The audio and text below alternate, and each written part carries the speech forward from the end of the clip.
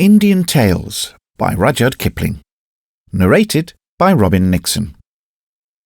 The finest story in the world. Or ever the knightly years were gone, with the old world to the grave, I was a king in Babylon, and you were a Christian slave. W. E. Henley.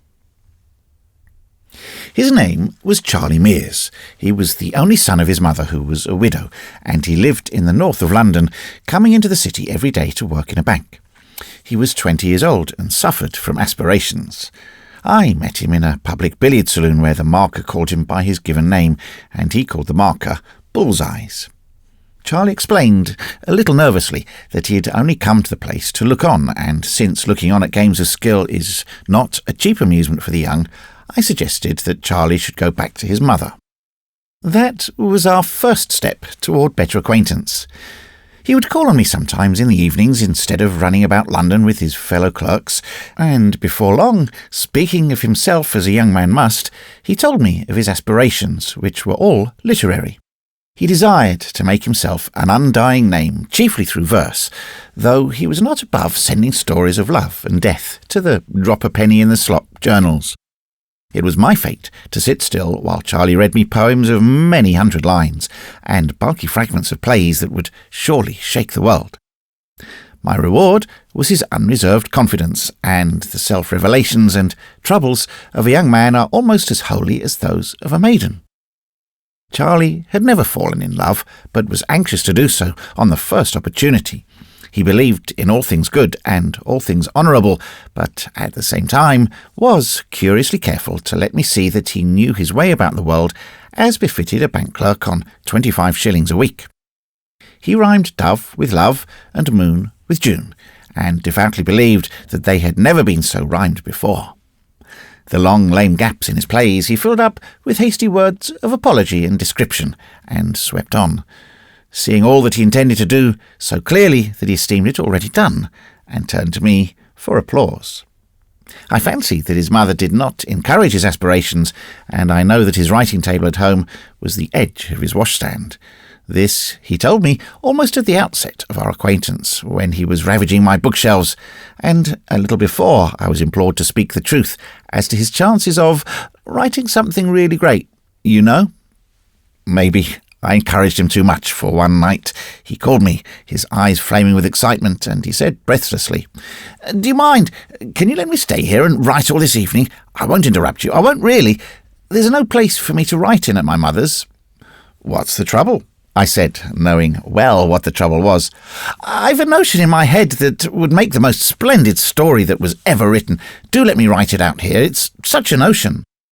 There was no resisting the appeal. I set him a table. He hardly thanked me, but plunged into the work at once. For half an hour the pen scratched without stopping. Then Charlie sighed and tugged his hair. The scratching grew slower. There were more erasures, and at last ceased. The finest story in the world would not come forth.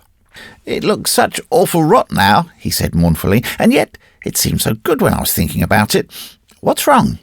I could not dishearten him by saying the truth, so I answered, "Perhaps you don't feel in the mood for writing."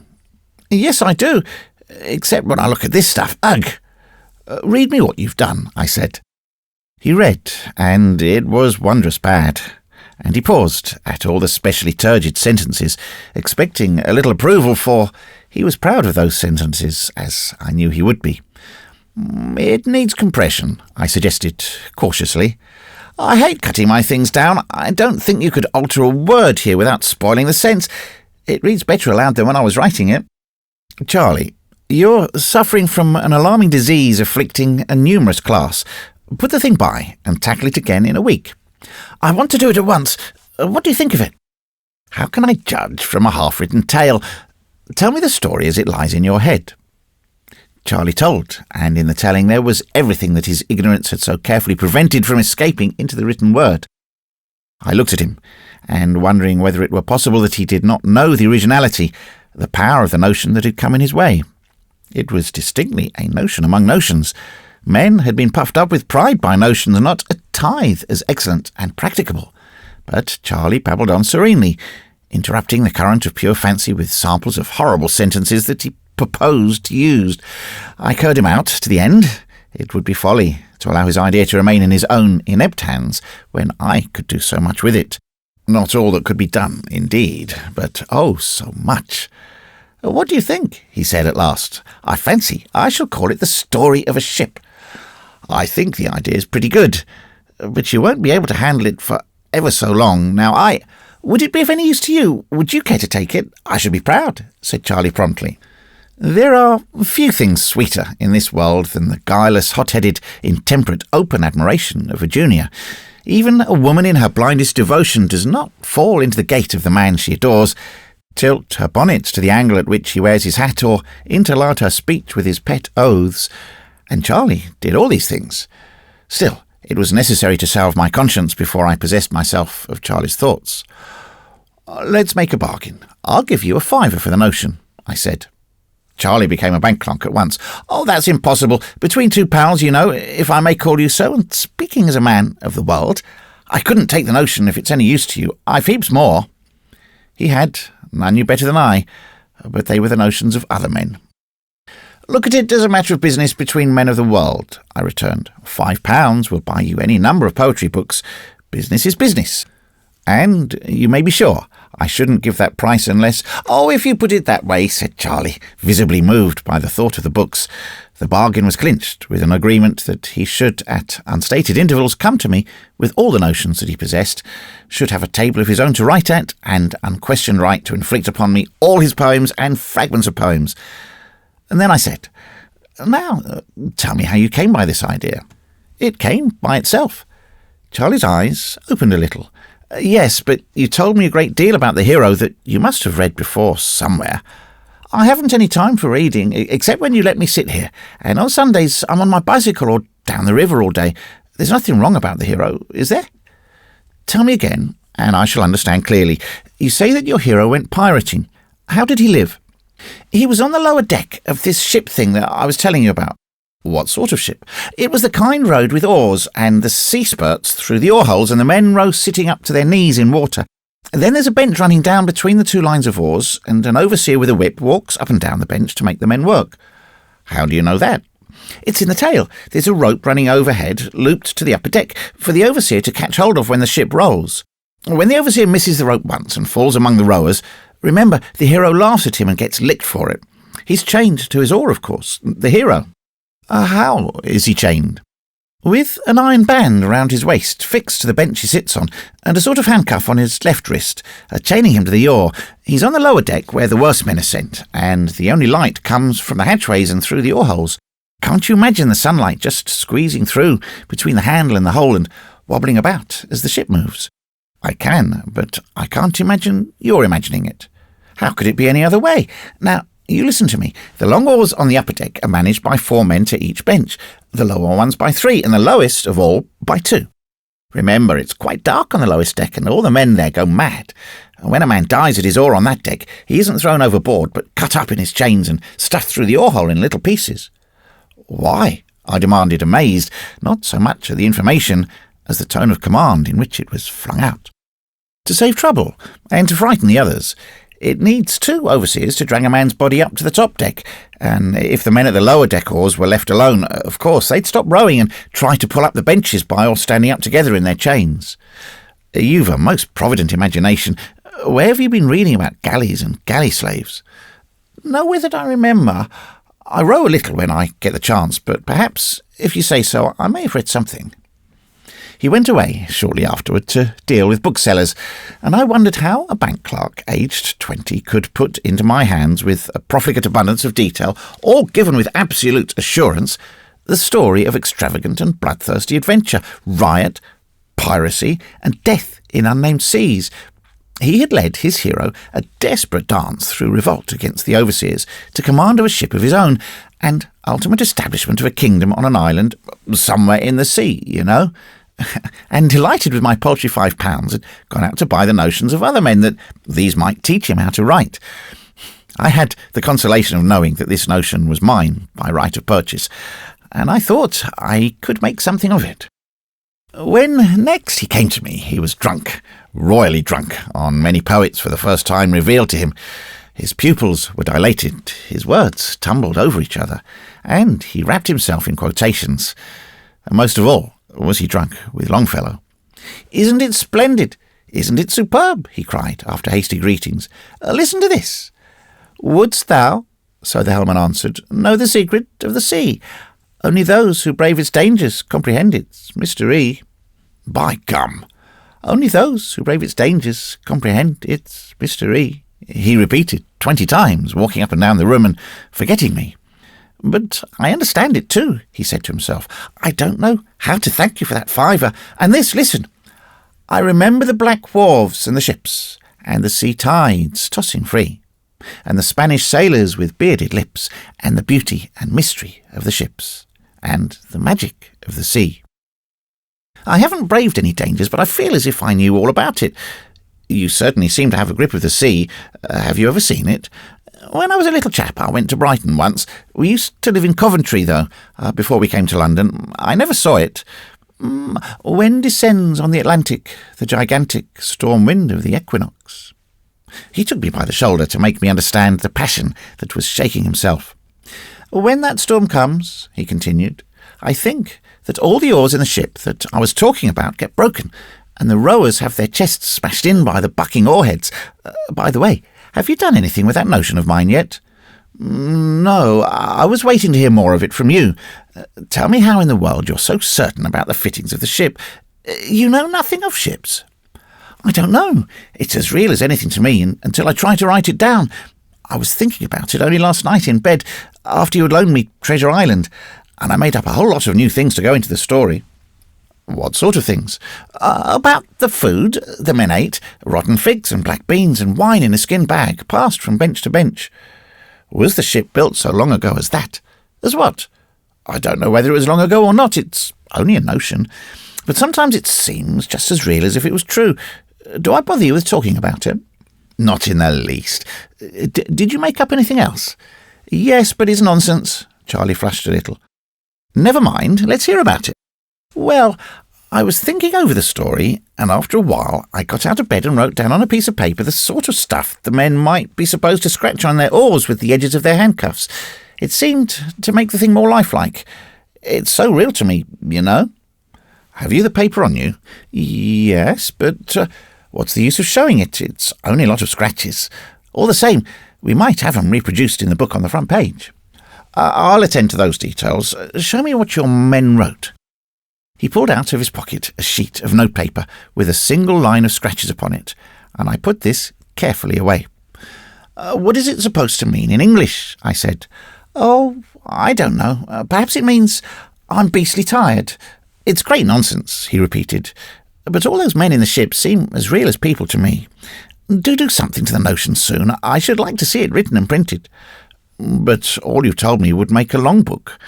"Make it then. You've only to sit down and write it out. Give me a little time. Have you any more notions?" "Not just now. I'm reading all the books I've bought. They're splendid." When he had left, I looked at the sheet of notepaper with the inscription upon it. Then I took my head tenderly between both hands to make certain that it was not coming off or turning round. But there seemed to be no interval between quitting my rooms and finding myself arguing with a policeman outside a door marked private in a corridor of the British Museum. All I demanded, as politely as possible, was the Greek antiquity man.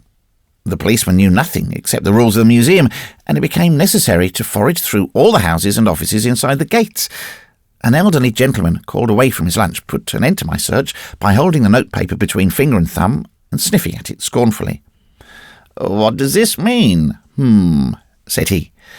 "So far as I can ascertain, it is an attempt to write extremely corrupt Greek on the part," here he glared at me with intention, "of an extremely illiterate person."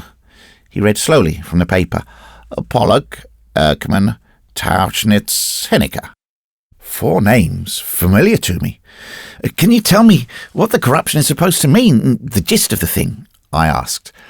"I have been many times overcome with weariness in this particular employment.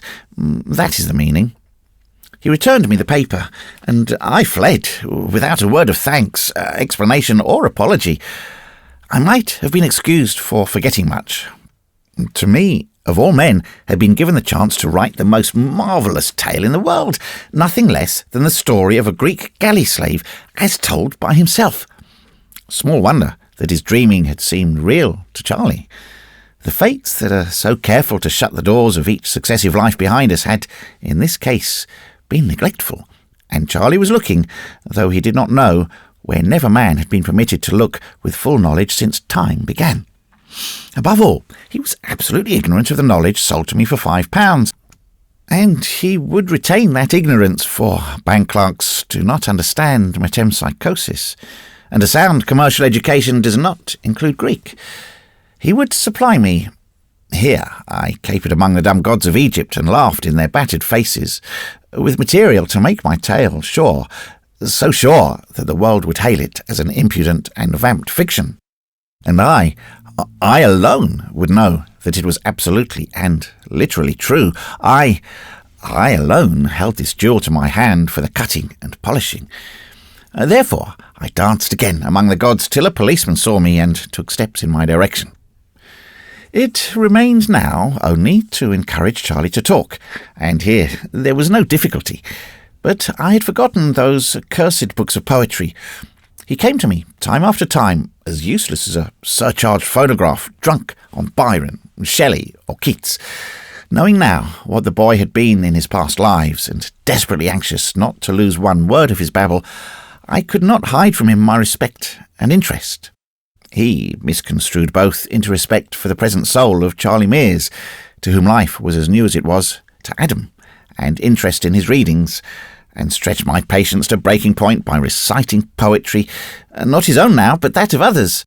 I wished every English poet blotted out of the memory of mankind. I blasphemed the mightiest names of song because they had drawn Charlie from the path of direct narrative, and would later spur him to imitate them. But I choked down my impatience until the first flood of enthusiasm should have spent itself, and the boy returned to his dreams. "What's the use of my telling you what I think, when these chaps wrote things for the angels to read?" he growled one evening. "Why don't you write something like theirs?" "I don't think you're treating me quite fairly," I said, speaking under strong restraint. "I've given you the story," he said shortly, replunging into Lara. "But I want the details."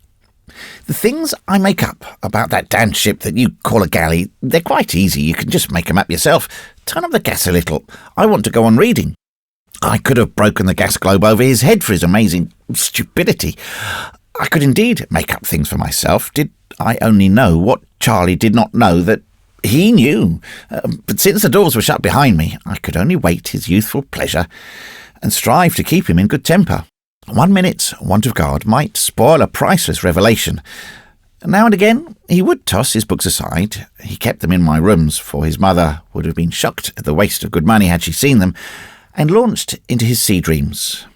Again I cursed all the poets of England. The plastic mind of the bank clerk had been overlaid, coloured and distorted by that which he had read, and the result, as delivered, was a confused tangle of other voices, most like the muttered song through a city telephone in the busiest part of the day. He talked of the galley, his own galley, had he but known it, with illustrations borrowed from The Bride of Abydos. He pointed the experiences of his hero with quotations from The Corsair, and threw in deep and desperate moral reflections from Cain and Manfred, expecting me to use them all. Only when the talk turned on Longfellow were the jarring cross-currents dumb, and I knew that Charlie was speaking the truth as he remembered it. "What do you think of this?" I said one evening, as soon as I understood the medium in which his memory worked best, and before he could expostulate, read him the whole of the saga of King Olaf. He listened open-mouthed, flushed, his hands drumming on the back of the sofa where he lay, till I came to the song of Einar Tamberskelver, and the verse, "Einar then, the arrow taking from the loosened string, answered, That was Norway breaking neath thy hand, O king." He gasped with pure delight of sound. "That's better than Byron, a little," I ventured. "Better? Why, it's true. How could he have known?" I went back and repeated, "What was that?" said Olaf, standing on the quarter-deck. "Something heard I like the stranding of a shattered wreck." How could he have known how ships crash and the oars rip out and go zip all along the line? Why, only the other night. But go back, please, and read The Scary of Shrieks again. No, I'm tired. Let's talk. What happened the other night? I had an awful nightmare about that galley of ours. I dreamed I was drowned in a fight. You see, we ran alongside another ship in harbour. The water was dead still, except where our oars whipped it up. You know, where I always sit in the galley.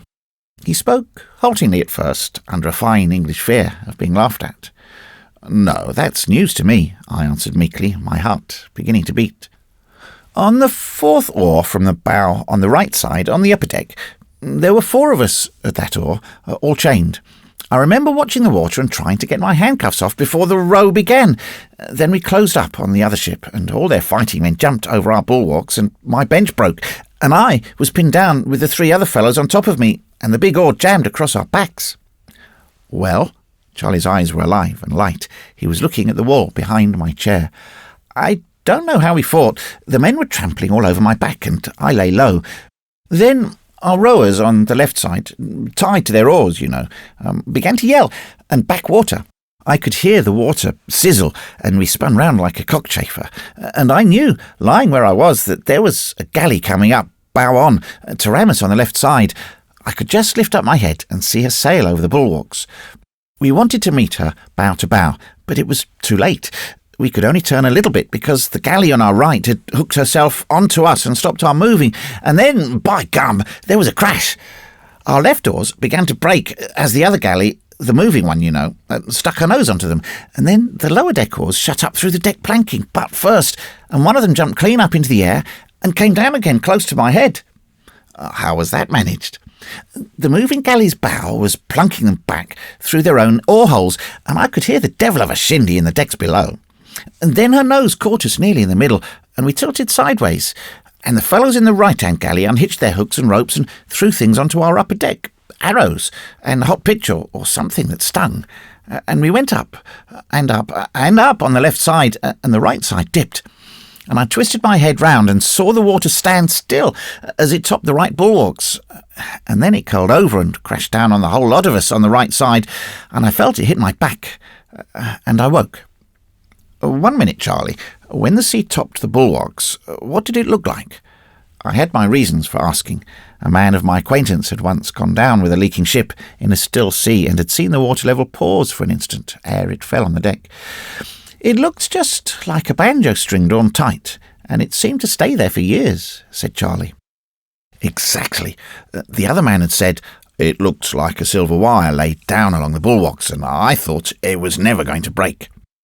He had paid everything except the bare life for this little valueless piece of knowledge, and I had travelled 10,000 weary miles to meet him and take his knowledge at second hand. But Charlie, the bank clerk on 25 shillings a week, he who had never been out of sight of a London omnibus, knew it all. It was no consolation to me that once in his lives he'd been forced to die for his gains. I also must have died scores of times, but behind me, because I could have used my knowledge, the doors were shut. "And then," I said, trying to put away the devil of envy. "The funny thing was, though, in all the mess, I didn't feel a bit astonished or frightened. It seemed as if I'd been in a good many fights, because I told my next man so when the row began. But that cad of an overseer on my deck wouldn't unloose our chains and give us a chance. He always said that we'd all be set free after the battle, but we never were. We never were." Charlie shook his head mournfully. "What a scoundrel! I should say he was. He never gave us enough to eat, and sometimes we were so thirsty that we used to drink salt water. I can taste that salt water still. Now, tell me something about the harbour where the fight was fought." "I didn't dream about that. I knew it was a harbour, though, because we were tied up to a ring on a white wall, and all the face of the stone under water was covered with wood to prevent our ram getting chipped when the tide made us rock." "That's curious. Our hero commanded the galley, did he?" "Didn't he just? He stood by the bows and shouted like a good 'un. He was the man who killed the overseer."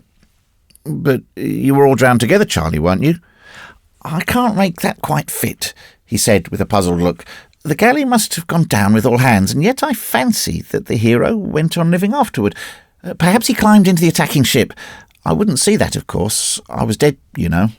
He shivered slightly and protested that he could remember no more. I did not press him further, but to satisfy myself that he lay in ignorance of the workings of his own mind, deliberately introduced him to Mortimer Collins' Transmigration, and gave him a sketch of the plot before he opened the pages. "What rot it all is," he said frankly at the end of an hour. "I don't understand his nonsense about the red planet Mars and the king and the rest of it. Chuck me the Longfellow again." I handed him the book and wrote out as much as I could remember of his description of the sea fight, appealing to him from time to time for confirmation of fact or detail. He would answer without raising his eyes from the book, as assuredly as though all his knowledge lay before him on the printed page. I spoke under the normal key of my voice, that the current might not be broken, and I knew that he was not aware of what he was saying, for his thoughts were out on the sea with Longfellow. "Charlie," I asked, "when the rowers on the galleys mutinied, how did they kill their overseers?" "Tore up the benches and brained them. That happened when a heavy sea was running. An overseer on the lower deck slipped from the centre plank and fell among the rowers. They choked him to death against the side of the ship with their chained hands, quite quietly, and it was too dark for the other overseer to see what had happened. When he asked, he was pulled down too and choked, and the lower deck fought their way up, deck by deck, with the pieces of the broken benches banging behind them. How they howled! And what happened after that?" "I don't know. The hero went away, red hair and red beard and all. That was after he had captured our galley, I think." The sound of my voice irritated him, and he motioned slightly with his left hand, as a man does when interruption jars. "You never told me he was red-bearded before, or that he captured your galley," I said, after a discreet interval. Charlie did not raise his eyes. "He was as red as a red bear," said he abstractedly. "He came from the north. They said so in the galley when he looked for rowers, not slaves, but free men.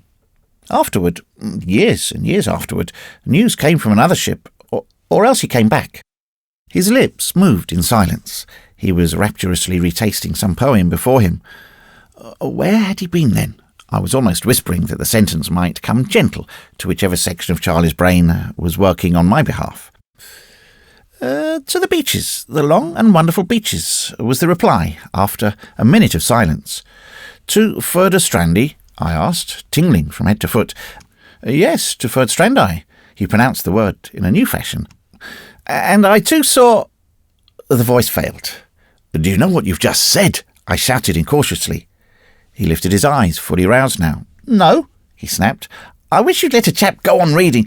Hark to this. But oh there, the old sea captain, he neither paused nor stirred, till the king listened, and then once more took up his pen and wrote down every word. And to the king of the Saxons, in witness of the truth, raising his noble head, he stretched his brown hand and said, Behold this walrus tooth. By Jove, what chaps those must have been to go sailing all over the shop without knowing where they'd fetch the land. Pah! Charlie, I pleaded, if you'll only be sensible for a minute or two, I'll make our hero in our tale every inch as good as Oh There. Longfellow wrote that poem. I don't care about writing things any more. I want to read. He was thoroughly out of tune now, and raging over my own ill luck, I left him. Conceive yourself at the door of the world's treasure house, guarded by a child, an idle, irresponsible child, playing knucklebones, on whose favour depends the gift of the key, and you will imagine one half of my torment. Till that evening, Charlie had spoken nothing that might not lie within the experiences of a Greek galley slave. But now, or there was no virtue in books, he had talked of some desperate adventure of the Vikings, of Thorfinn Karlsen's sailing to Wineland, which is America, in the 9th or 10th century. The battle in the harbour he had seen, and his own death he had described, but there was a much more startling plunge into the past. Was it possible that he had skipped half a dozen lives and was then dimly remembering some episode of 1,000 years later? It was a maddening jumble, and the worst of it was that Charlie Mears, in his normal condition, was the last person in the world to clear it up. I could only wait and watch, but I went to bed that night full of the wildest imaginings. There was nothing that was not possible if Charlie's detestable memory only held good. I might rewrite the saga of Thorfinn Karlsen as it had never been written before, might tell the story of the first discovery of America, myself the discoverer, But I was entirely at Charlie's mercy, and so long as there was a 3 and 6 penny bone volume within his reach, Charlie would not tell. I dared not curse him openly. I hardly dared jog his memory, for I was dealing with the experiences of 1,000 years ago, told through the mouth of a boy of today. And a boy of today is affected by every change of tone and gust of opinion, so that he lies even when he desires to speak the truth. I saw no more of him for nearly a week, and when next I met him it was in Gracechurch Street, with a billhook chained to his waist. Business took him over London Bridge, and I accompanied him. He was very full of the importance of that book, and magnified it. As we passed over the Thames, we paused to look at a steamer unloading great slabs of white and brown marble. A barge drifted under the steamer's stern, and a lonely cow in that barge bellowed. Charlie's face changed from the face of the bank clerk to that of an unknown, and, though he would not have believed this, a much shrewder man. He flung out his arm across the parapet of the bridge, and, laughing very loudly, he said, "When they heard our bulls below, the Skroelings ran away." I waited only for an instant, but the barge and the cow had disappeared under the bows of the steamer before I answered. "Charlie, what do you suppose are Skroelings?" "Never heard of him before. They sound like a new kind of seagull. What a chap you are for asking questions," he replied. "I have to go to the cashier of the omnibus company yonder. Will you wait for me, and we can lunch somewhere together? I've a notion for a poem." "No, thanks. I'm off. You're sure you know nothing about Skroelings?" "Not unless he's been entered for the Liverpool Handicap." He nodded and disappeared in the crowd. Now, it is written in the saga of Eric the Red, or that of Thorfinn Karlsen, that 900 years ago, when Karlsen's galleries came to Leif's booths, which Leif had erected in the unknown land called Markland, which may or may not have been Rhode Island, the Skroelings, and the Lord, he knows who these may or may not have been, came to trade with the Vikings, and ran away because they were frightened at the bellowing of the cattle which Thorfinn had brought with him in the ships. But what in the world could a Greek slave know of that affair? I wandered up and down among the streets, trying to unravel the mystery, and the more I considered it, the more baffling it grew. One thing only seemed certain, and that certainly took away my breath for the moment. If I came to full knowledge of anything at all, it would not be one life of the soul in Charlie Mears' body, but half a dozen, several, and separate existences spent on blue water in the morning of the world. Then I walked round the situation. Obviously, if I used my knowledge, I should stand alone and unapproachable until all men were as wise as myself. That would be something, but manlike, I was ungrateful. It seemed bitterly unfair that Charlie's memory should fail me when I needed it most. Great powers above, I looked up at them through the fog smoke. Did the lords of life and death know what this meant to me? Nothing less than eternal fame of the best kind that comes from one, and is shared by one alone. I would be content, and remembering Clive, I stood astounded at my own moderation, with the mere right to tell one story, to work out one little contribution to the light literature of the day. If Charlie were permitted full recollection for 1 hour, for 60 short minutes of existences that had extended over 1,000 years, I would forgo all profit and honour from all that I should make of his speech. I would take no share in the commotion that would follow through the particular corner of the earth that calls itself the world. The thing should be put forth anonymously. Nay, I would make other men believe that they had written it. They would hire bull-hided self-advertising Englishmen to bellow it abroad. Preachers would found a fresh conduct of life upon it, swearing that it was new and that they had lifted the fear of death from all mankind. Every Orientalist in Europe would patronize it discursively with Sanskrit and Pali texts. Terrible women would invent unclean variants of the men's belief for the elevation of their sisters. Churches and religions would war over it. Between the hailing and restarting of an omnibus, I foresaw the scuffles that would arise among half a dozen denominations, all professing the doctrine of the true metempsychosis as applied to the world and the new era, and saw too the respectable English newspapers shying, like frightened kine, over the beautiful simplicity of the tale. The mind leaped forward 100, 200, 1,000 years. I saw with sorrow that men would mutilate and garble the story, that Rival creeds would turn it upside down till at last the Western world, which clings to the dread of death more closely than the hope of life, would set it aside as an interesting superstition and stampede after some faith so long forgotten that it seemed altogether new. Upon this, I changed the terms of the bargain that I would make with the lords of life and death. Only let me know, let me write the story with sure knowledge that I wrote the truth, and I would burn the manuscript as a solemn sacrifice. 5 minutes after the last line was written, I would destroy it all, but I must be allowed to write it with absolute certainty.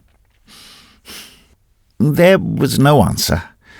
The flaming colours of an aquarium poster caught my eye, and I wondered whether it would be wise or prudent to lure Charlie into the hands of the professional mesmerist, and whether, if he were under his power, he would speak of his past lives. If he did, and if people believed him, but Charlie would be frightened and flustered, or made conceited by the interviews.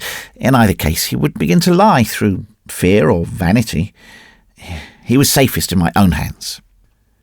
"They are very funny fools, your English," said a voice at my elbow, and turning round, I recognised a casual acquaintance, a young Bengali law student called Grish Chunder, whose father had sent him to England to become civilised. The old man was a retired naval official and, on an income of £5 a month, contrived to allow his son £200 a year, and the run of his teeth in a city where he could pretend to be the cadet of a royal house and tell stories of the brutal Indian bureaucrats who ground the faces of the poor. Grish Chunder was a young, fat, full-bodied Bengali, dressed with scrupulous care in frock coat, a tall hat, light trousers and tan gloves. But I had known him in the days when the brutal Indian government paid for his university education, and he contributed cheap sedition to Sashi Durpan and intrigued with the wives of his schoolmates. "That is very funny and very foolish," he said, nodding at the poster. "I am going down to the Northbrook Club. Will you come too?" I walked with him for some time. "You are not well," he said. "What is there on your mind? You do not talk." "Grish Chunder, you've been too well educated to believe in a god, haven't you?" "Oh, yes, here, but when I go home I must conciliate popular superstition and make ceremonies of purification, and my women will anoint idols." "And hang up Tulsi and feast the Purahit and take you back into caste again and make a good country of you again, you advanced social freethinker. And you'll eat desi food and like it all, from the smell in the courtyard to the mustard oil over you." "I shall very much like it," said Grish Chunder unguardedly. "Once a Hindu, always a Hindu, but I like to know what the English think they know. I'll tell you something that one Englishman knows. It's an old tale to you." I began to tell the story of Charlie in English, but Grish Chunder put a question in the vernacular, and the history went forward naturally in the tongue best suited for its telling. After all, it could never have been told in English. Grish Chunder heard me, nodding from time to time, and then came up to my rooms before I finished the tale. "Bishak," he said philosophically, "lekin Dawarza Bantai." "Without doubt, but the door is shut." "I have heard of this, remembering of previous existences among my people. It is, of course, an old tale with us, but to happen to an Englishman, a cow-fed Malech, an outcast, by Jove, that is most peculiar." "Outcast yourself, Grish Chunder, you eat cow beef every day." "Let's think the thing over. The boy remembers his incarnations." "Does he know that?" said Grish Chunder, quietly swinging his legs as he sat on my table. He was speaking in English now. "He does not know anything. Would I speak to you if he did? Go on." "There is no going on at all. If you tell that to your friends, they will say you are mad and put it in the papers. Suppose now you prosecute for libel." "Let's leave that out of the question entirely. Is there any chance of his being made to speak?" "There is a chance, oh yes. But if he spoke, it would mean that all this world would end now, instant, or fall down on your head. These things are not allowed, you know. As I said, the door is shut." "Not a ghost of a chance?" "How can there be? You are a Christian, and it is forbidden to eat in your books of the tree of life, or else you would never die. How shall you all feel death if you all know what your friend does not know that he knows? I'm afraid to be kicked, but I'm not afraid to die, because I know what I know. You are not afraid to be kicked, but you are afraid to die. If you were not, by God, you English would be all over the shop in an hour, upsetting the balances of power and making commotions. It would not be good. But no fear. He will remember a little and a little less, and he will call it dreams. and then he will forget altogether. When I passed my first arts examination in Calcutta, that was all in the cram book on Wordsworth. Trailing clouds of glory, you know. This seems to be an exception to the rule. There are no exceptions to the rules. Some are not so hard-looking as others, but they are all the same when you touch. If this friend of yours said so-and-so and so-and-so, indicating that he remembered all his lost lives, or one piece of a lost life, he would not be in the bank another hour. He would be what you call sack, because he was mad, and they would send him to an asylum for lunatics. You can see that, my friend? Of course I can, but I wasn't thinking of him. His name need never appear in the story. Ah, I see. That story will never be written. You can try. I'm going to. For your own credit, and for the sake of money, of course. No, for the sake of writing the story. On my honour, that will be all. Even then, there is no chance. You cannot play with the gods. It is a very pretty story now. As they say, let it go on that. I mean, at that. Be quick. He will not last long. How do you mean? What I say. He has never so far thought about a woman. Hasn't he, though? I remembered some of Charlie's confidences. I mean, no woman has thought about him. When that comes, Buzz, hog you all up. I know, there are millions of women here, housemaids, for instance. I winced at the thought of my story being ruined by a housemaid, and yet nothing was more probable. Grish Chunder grinned. Yes, also pretty girls. Cousins of his house, and perhaps not of his house. One kiss that he gives back again and remembers will cure all this nonsense, or else... Or else what? Remember, he does not know that he knows. I know that. Or else, if nothing happens, he will become immersed in the trade and the financial speculations like the rest. It must be so. You can see that it must be so. But the women will come first, I think. There was a rap at the door, and Charlie charged in impetuously. He had been released from office, and by the look in his eyes I could see that he'd come over for a long talk. Most probably with poems in his pockets. And Charlie's poems were very wearying, but sometimes they led him to talk about the galley. Grish Chunder looked at him keenly for a minute. I beg your pardon, Charlie said uneasily. I didn't know you had anyone with you. I am going, said Grish Chunder. He drew me into the lobby as he departed. That is your man, he said quickly. I tell you, he will never speak all you wish. That is rot. Bosh! But he would be most good to make to see things. Suppose, now, we pretend that it was only play. I had never seen Grish Chunder so excited. And pour the ink pool into his hand. What do you think? I tell you that he could see anything that a man could see. Let me get the ink and the camphor. He is a seer, and he will tell us very many things. He may be all you say, but I'm not going to trust him to your gods and devils. It will not hurt him. He will only feel a little stupid and dull when he wakes up. You have seen boys look into the ink pool before? That is the reason why I'm not going to see it any more. You'd better go, Grish Chunder. He went, declaring far down the staircase that it was throwing away my only chance of looking into the future. This left me unmoved, for I was concerned for the past, and no peering of hypnotised boys into mirrors and ink pools would help me to that. But I recognised Grish Chunder's point of view, and sympathised with it. What a big black brute that was, said Charlie, when I returned to him. Well, look here, I've just done a poem. Did it instead of playing dominoes after lunch. May I read it? Let me read it to myself. Then you miss the proper expression. Besides, you always make my things sound as if the rhymes are all wrong. Read it aloud, then. You're like the rest of them. Charlie mouthed me his poem, and it was not much worse than the average of his verses. He had been reading his books faithfully, but he was not pleased when I told him that I preferred my Longfellow undiluted with Charlie. Then we began to go through the manuscript line by line, Charlie parrying every objection and correction with, yes, that may be better, but you don't catch what I'm driving at.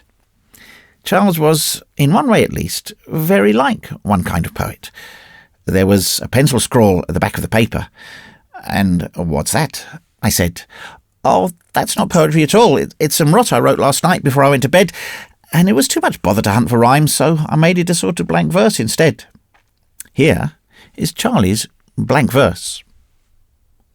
We pulled for you when the wind was against us and the sails were low.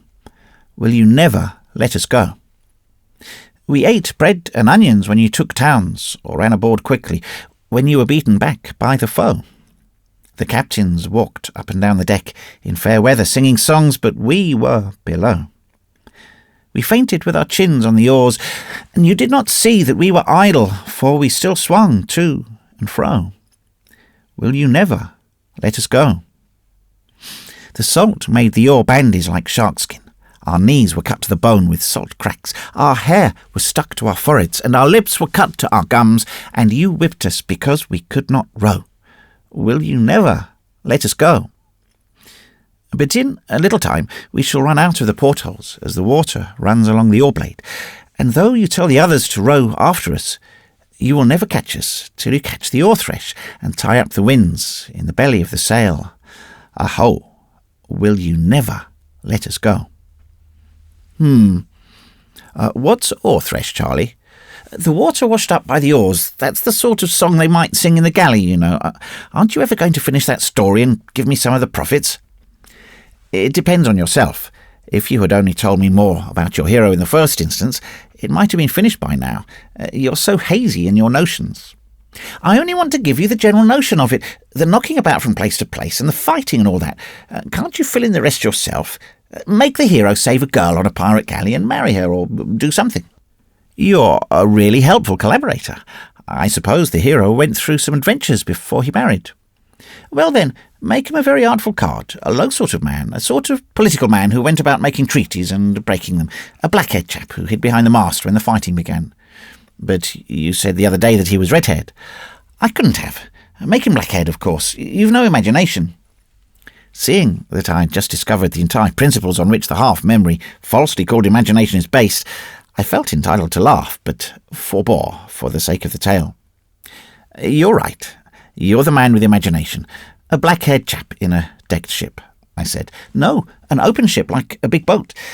This was maddening. Your ship has been built and designed, closed and decked in. You said so yourself, I protested. No, not that ship. That was open or half-decked because, by Jove. You're right. You made me think of the hero as a red-haired chap. Of course, if he were red, the ship would be an open one with painted sails.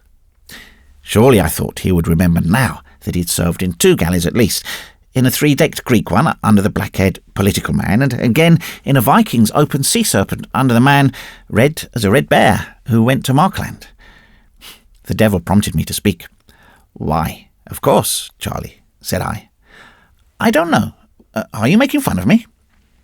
The current was broken for the time being. I took up a notebook and pretended to make many entries in it. It's a pleasure to work with an imaginative chap like yourself, I said after a pause. The way that you've brought out the character of the hero is simply wonderful. Do you think so? He answered with a pleased flush. I often tell myself that there's more in me than people think. There's an enormous amount in you. Then won't you let me send you an essay on the ways of bank clerks to titbits and get the guinea prize? That wasn't exactly what I meant, old fellow. Perhaps it would be better to wait a little and go ahead with the galley story. Ah, but I shan't get the credit of that. Titbits would publish my name and address if I win. What are you grinning at? They would. I know it. Suppose you go for a walk. I want to look through my notes about our story. Now, this reprehensible youth who left me, a little hurt, and put back, might, for aught he or I knew, have been one of the crew of the Argo, had been certainly slave or comrade to Thorfinn Karlsson. Therefore he was deeply interested in guinea competitions. Remembering what Grish Chunder had said, I laughed aloud. The Lords of Life and Death would never allow Charlie Mears to speak with full knowledge of his pasts, and I must even piece out what he had told me with my own poor inventions, while Charlie wrote of the ways of bank clerks. I got together and placed on one file all my notes, and the net result was not cheering. I read them a second time. There was nothing that might not have been compiled at second hand from other people's books, except, perhaps, the story of the fight in the harbour. The adventures of a Viking have been written many times before. The history of a Greek galley slave was no new thing, and though I wrote both, who could challenge or confirm the accuracy of my details? I might as well tell a tale of 2,000 years hence. The Lords of Life and Death were as cunning as Grish Chunder had hinted. They would allow nothing to escape that might trouble or make easy the minds of men. Though I was convinced of this, yet I could not leave the tale alone. Exultation followed reaction, not once but 20 times in the next few weeks. My moods varied with the March sunlight and the flying clouds. By night, or in the beauty of a spring morning, I perceived that I could write that tale and shift continents thereby. In the wet, windy afternoons, I saw that the tale might indeed be written, but would be nothing more than a faked, false, varnished, shame-rusted piece of Wardour Street work at the end. And then I blessed Charlie in many ways. Though it was no fault of his, he seemed to be busy with prize competitions, and I saw less and less of him as the weeks went by, and the earth cracked and grew ripe to spring, and the buds swelled in their sheaths. He did not care to read or talk of what he had read, and there was a new ring of self-assertion in his voice. I hardly cared to remind him of the galley when we met, but Charlie alluded to it on every occasion, always as a story from which money was to be made. "I think I deserve 25%, don't I? At least," he said with beautiful frankness. "I supplied all the ideas, didn't I?" This greediness for silver was a new side in his nature. I assumed that it had been developed in the city, where Charlie was picking up the curious nasal drawl of the underbred city man. "When the thing's done, we'll talk about it. I can't make anything of it at present. Red-haired or black-haired hero are equally difficult." He was sitting by the fire staring at the red coals. "I can't understand what you find so difficult. It's as clear as mud to me," he replied. A jet of gas puffed out between the bars, took light, and whistled softly. "Suppose we take the red-haired hero's adventures first, from the time that he came south to my galley and captured it and sailed to the beaches." I knew better now than to interrupt Charlie. I was out of reach of pen and paper and dared not move to get them, lest I should break the current. The gas jet puffed and whinnied. Charlie's voice dropped almost to a whisper, and he told a tale of the sailing of an open galley to Furdurstrandi, of sunsets on the open sea, seen under the curve of the one sail evening after evening, when the galley's beak was notched into the centre of the sinking disk, and "we sailed by that, for we had no other guide," quoth Charlie.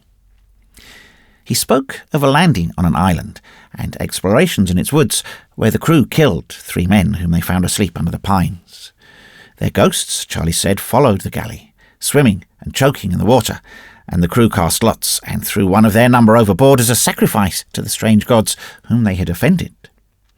Then they ate seaweed when their provisions failed, and their legs swelled, and their leader, the red-haired man, killed 2 rowers who mutinied, and after a year spent among the woods, they set sail for their own country, and a wind that never failed carried them back so safely that they all slept at night.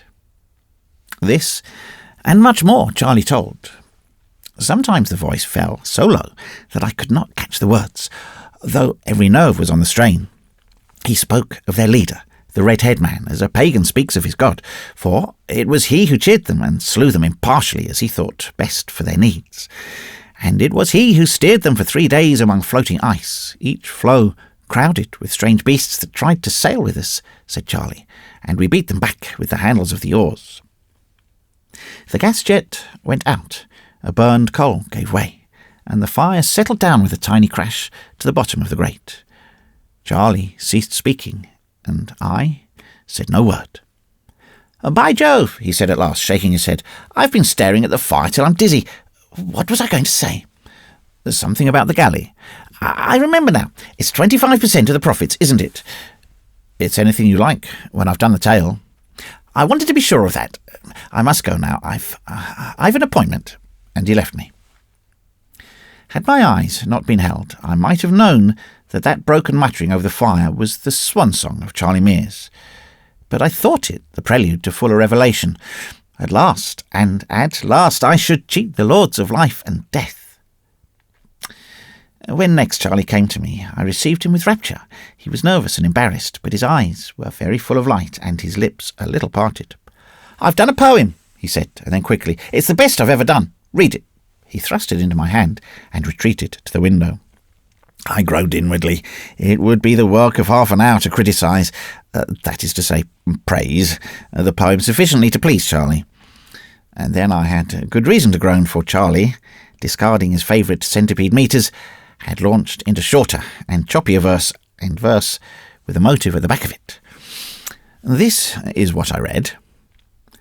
The day is most fair, the cheery wind halloos behind the hill, where he bends the wood as seemeth good, and the sapling to his will. Riot, O wind, there is that in my blood that would not have thee still. She gave me herself, O earth, O sky, grey sea, she is mine alone. Let the sullen boulders hear my cry, and rejoice though they be but stone. Mine, I have won her, O good brown earth, make merry, 'tis hard on spring. Make merry, my love is doubly worth all worship your fields can bring. Let the hind that tills you feel my mirth at the early harrowing. Yes, it's the early harrowing past a doubt, I said, with a dread at my heart. Charlie smiled, but did not answer. Red of the sunset, tell it abroad, I am victor, greet me, O sun, dominant master and absolute lord over the soul of one. Well, said Charlie, looking over my shoulder. I thought it far from well, and very evil indeed, when he silently laid a photograph on the paper, the photograph of a girl with a curly head and a foolish slack mouth. Isn't it wonderful? He whispered, pink to the tips of his ears, wrapped in the rosy mystery of first love. I didn't know, I didn't think. It came like a thunderclap. Yes, it comes like a thunderclap. Are you very happy, Charlie? My God, she loves me. He sat down, repeating the last words to himself. I looked at the hairless face, the narrow shoulders already bowed by desk work, and wondered when, where, and how he had loved in his past lives. What will your mother say? I asked, cheerfully. I don't care a damn what she says. At 20, the things for which one does not care a damn should properly be many, but one must not include mothers in the list. I told him this gently, and he described her, even as Adam must have described to the newly named beasts the glory and tenderness and beauty of Eve. Incidentally, I learned that she was a tobacconist's assistant with a weakness for pretty dress, and had told him 4 or 5 times already that she had never been kissed by a man before. Charlie spoke on and on, while I, separated from him by thousands of years, was considering the beginnings of things. And now I understood why the lords of life and death shut the doors so carefully behind us. It is that we may not remember our first wooings. Were it not so, our world would be without inhabitants in 100 years. Now, about that galley story, I said, still more cheerfully, in a pause in the rush of speech. Charlie looked up as though he'd been hit. The galley? What galley? Good heavens, don't joke, man, this is serious. You don't know how serious it is. Grish Chunder was right. Charlie had tasted the love of woman that kills remembrance, and the finest story in the world would never be written.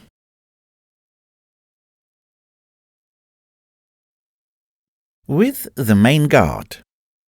De jongere ulanen sit round mit open mouth, while Brightman tell them stories of fighting in the south, and give them moral lessons how before their battle pops, take a little prayer to Himmel, and a good long drink of schnapps.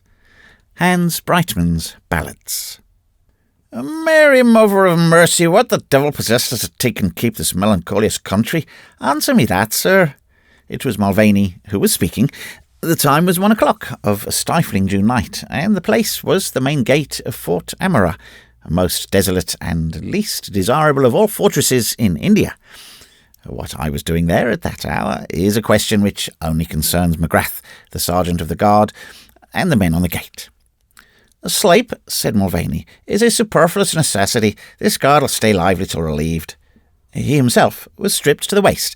Leroyd, on the next bedstead, was dripping from the skinful of water which Otheris, clad only in white trousers, had just sluiced over his shoulders, and a 4th private was muttering uneasily as he dozed open-mouthed in the glare of the great guard lantern.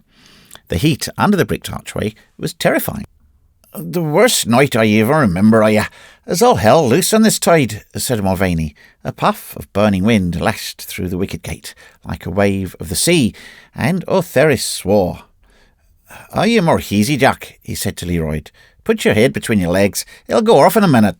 I don't care, I wouldn't care, but my heart is playing tivy-tavy on my ribs. Let me die, oh, leave me die, groaned the huge man, who was feeling the heat acutely, being of a fleshly build. The sleeper under the lantern roused for a moment and raised himself on his elbow. Oh, die and be damned then, he said. I'm damned and I can't die. Who's that? I whispered, for the voice was new to me. Gentleman born, said Mulvaney. Corporal 1 year, sergeant next. Red hot in his commission, but drinks like a fish. He'll be gone before the cold weather's here, so. He slipped his boot, and with a naked toe, just touched the trigger of his martini. Ortheris misunderstood the movement, and the next instant the Irishman's rifle was dashed aside, while Ortheris stood before him, his eyes blazing with reproof. You, said Ortheris. My God, you! If it was you, what would we do? Keep quiet, little man, said Mulvaney, putting him aside, but very gently. 'Tis not me, nor will it be me, while doing a shots here. I was but showing something. Leroy bowed on his bedstead, groaned, and the gentleman rank aside in his sleep. Ortheris took Mulvaney's tended pouch, and we three smoked gravely for a space, while the dust devils danced on the glasses and scoured the red-hot plain. Pop, said Ortheris, wiping his forehead, don't tantalise me with drinking of drink, and I'll stuff you into your own breech block and fire you off, grunted Mulvaney. Ortheris chuckled, and from a niche in the veranda produced 6 bottles of ginger ale. Where'd you get it, you Machiavel? Said Mulvaney. 'Tis no bazaar, Pop. How do I know what the officers drink? Answered Ortheris. Ask the mess man. You'll have a district court-martial sitting on me yet, son, said Mulvaney. But, he opened the bottle, I will not report you this time, for what's in the mess kit is meant for the bally, as they say, especially when the mate is drunk. Here's luck. A bloody war, I know. We got the sickly season worth then. He waved the innocent Pop to the 4 quarters of heaven. A bloody war. North, east, south and west. Jock ye quake and hayrick, come and drink. But Leroy, half mad with the fear of death, presaged in the swelling veins of his neck, was pegging his maker to strike him dead, and fighting for more air between his prayers. A second time Ortheris drenched the quivering body with water, and the giant revived. And I didn't see that a man is fettled for grooving unto love, and I didn't see that there's out for living here. Here now, my lads, I'm tired. There's no but water in me bones. Let me die. The hollow of the arch gave back Leroy's broken whisper in a bass boom. Mulvaney looked at me hopelessly, but I remembered how the madness of despair had once fallen upon Ortheris that weary afternoon in the banks of the Camy River, and how it had been exercised by the skilful magician Mulvaney. Talk, Terence, I said, or we shall have Leroy slinging loose, and he'll be worse than Ortheris was. Talk, he'll answer to your voice. Almost before Ortheris had deftly thrown all the rifles of the guard on Mulvaney's bedstead, the Irishman's voice was uplifted as that of one in the middle of a story, and, turning to me, he said, "In barracks are out of it, as you say, sir. An Irish regiment is the devil and more. 'Tis only fit for a young man with educated fistuses. Oh, the crime of disruption is an Irish regiment, and ripping and tearing and raging scatterers in the field of war. Me first regiment was Irish Fenians and rebels to the heart of their marrow was they, and so they fought for the widdy better than most, being contrary Irish. They was the Black Tyrone. You've heard of them, sir?" Heard of them? I knew the Black Tyrone for the choicest collection of unmitigated blackguards, dog-stealers, robbers of hen roosts, assaulters of innocent citizens, and recklessly daring heroes in the army list. Half Europe and half Asia has had cause to know the Black Tyrone. Good luck be with their tattered colours, as glory has ever been. They was hot pickles and ginger. I cut a man's head too deep with my belt in the days of my youth, and after some circumstances which I will obliterate, I came to the old regiment, bearing the character of a man, with hands and feet. But I was going to tell ye, I fell across the Black Tyrone again one day when we wanted the powerful bad, or 'twas me son. What was the name of that place where they sent one company of us and one of the Tyrone round a hill and down again, all for the tash of the pathans, something they'd never learned before. After guns it was. I don't know what the blooming pathans called it. We called it Silver's Theatre. You know that, sure. Silver's Theatre, so it was. A gut between the hulls, as black as a bucket, and as thin as a girl's waist. There was over many pathans for our convenience in the gut and begad, and they called themselves a reserve, being impotent by nature. Our Scotches and lashings of Gurkies was pounding into some Pathan regiments, I think it was. Scotches and Gurkies are twins because they're so unlike, and they get drunk together when God pleases. As I was saying, they sent one company of the Old and Wan of the Tyrone to double up the hill and clean out the Pathan reserve. Orifices was scarce in them days, what with dysentery and not taking care of themselves, and we was sent out with only one officer for the company, and he was a man that had his feet beneath him and all his teeth in their sockets. Who was he? I asked. Captain O'Neill, old Crook na Boleyn him. That I told you, a tale when he was in Berber. He was a man. The Tyrone took a little officer boy, but devil a bit was he in command, as I'll demonstrate presently. We and they came over the brow of the hill, one on each side of the gut, and there was an Odescent reserve waiting down below like rats in a pit. "Hold on, men," says Crook. "I took a mother's care of us always. Roll some rocks on them by the way of visiting Kiarts. We hadn't rolled more than 20 boulders, and the Pathans was beginning to swear tremendous when the little officer boy of the Tyrone squeaks eyed across the valley. For what the devil and all are you doing for spoiling the fun of my men? Do you not see they'll stand?" "Faith, that's a rare plucked one," says Crook. "Never mind the rocks, men. Come along nine and take a tea with them." "There's damn little sugar in it," says me rear rank man, but Crook heard. "Have you not all got spoons?" says he, laughing, and down we went as fast as we could. Leroy being sick at the base, he of course was not there. "It's a lie," said Leroy, dragging his bedstead nearer. "I got thee there, and you know it, Mulvaney." He threw up his arms, and from the right armpit ran, diagonally through the fall of his chest, a thin white line terminating near the fourth left rib. "Oh, my mind's going," said Mulvaney, the unabashed. "You were there. What was I thinking of? 'Twas another man, of course. Well, you remember, then, Jock, how we and Tyrone met with a bang at the bottom and got jammed past all moving among the Pathans?" "Ow, it was a tight hole. I was squeezed till I thought I'd bloomin' well bust," said Ortheris, rubbing his stomach meditatively. "'Twas no place for a little man, but one little man," Mulvaney put his hand on Ortheris' shoulder, "saved the life of me. There we stuck for devil a bit. Did the Pathans flinch, and devil a bit there were we, our business being to clear 'em out. And the most extraordinary thing of all was that they just rushed into each other's arms, and there was no firing for a long time. Nothing but knife and bayonet, when we could get our hands free, and that was not often. We was pressed onto them, and the Tyrone was helping behind us of the way. I didn't see the leading at first, but I knew later, and so did the Pathans." And nay, sings out Crook, with a laugh. When the rush of our coming into the gut stopped, and he was hugging a hairy great Pathan, neither being able to do anything to the other, though both was wishful. "Breast to breast," he says, as the Tyrone was pushing us forward closer and closer. "And hand over back," says the sergeant that was behind. I saw a sword like out past Crook's ear, and the Pathan was tucking the apple of his throat like a pig at drumming fair. "Thank ye, brother in a guard," says Crook, cool as a cucumber without salt. "I wanted that room."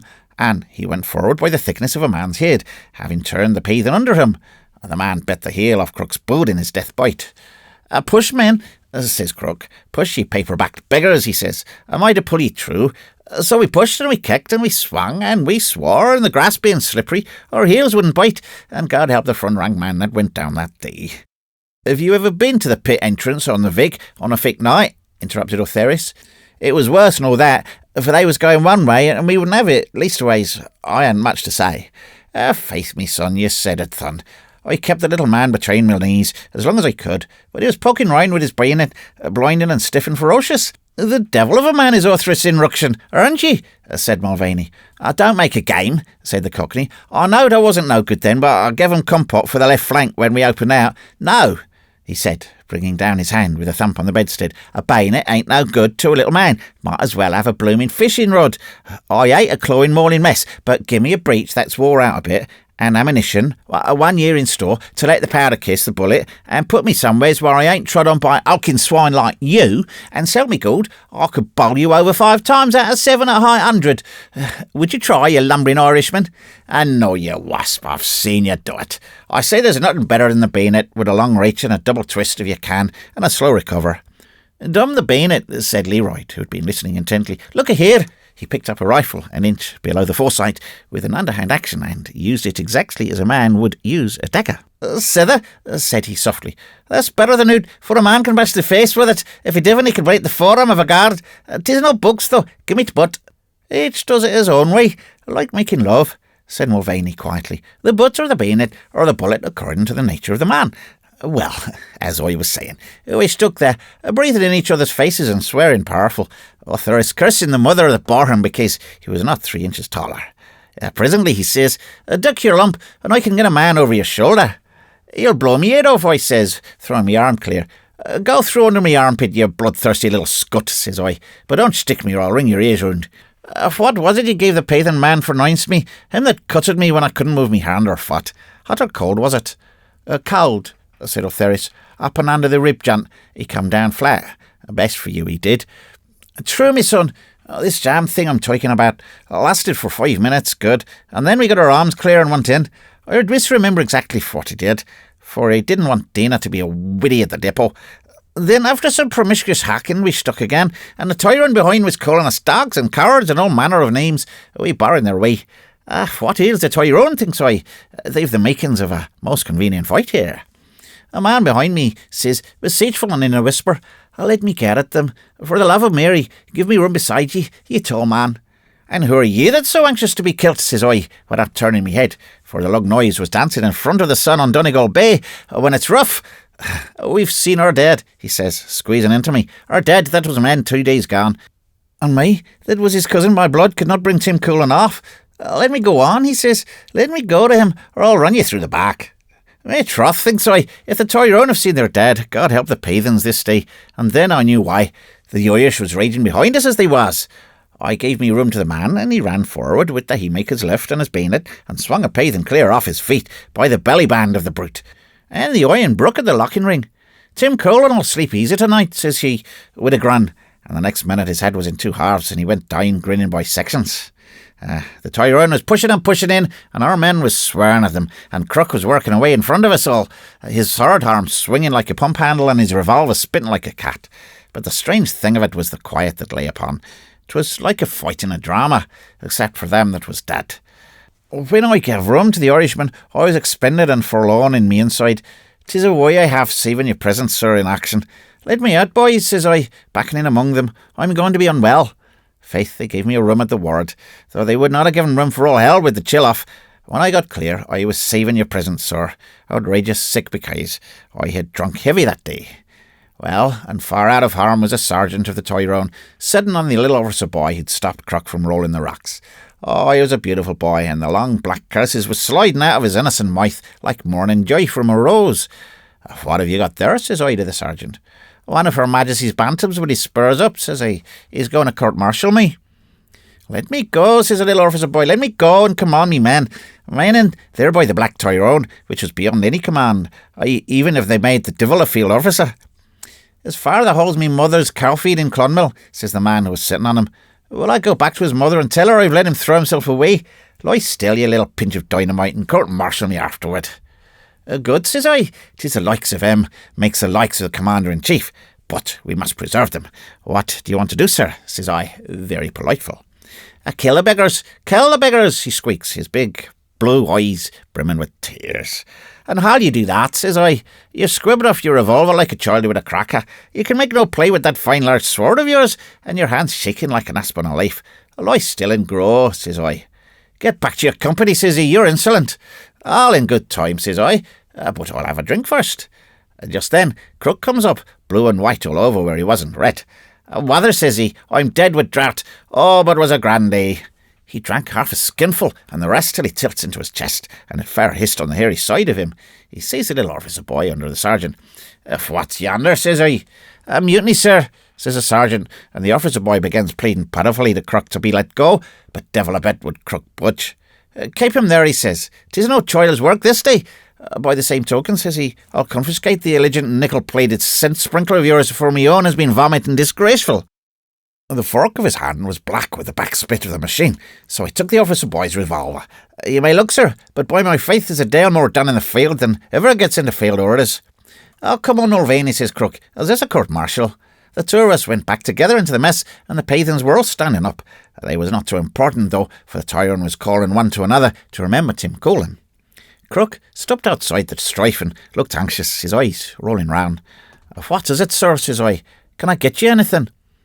"Where's a bugler?" says he. I went into the crowd. Our men was drawing breath behind the Tyrone, who was fighting like souls in torment. And presently I came across little Frayin, our bugler boy, a poking round among the best with a rifle and bayonet. "Is amusing yourself what you're paid for, you limb?" says I, catching him by the scruff.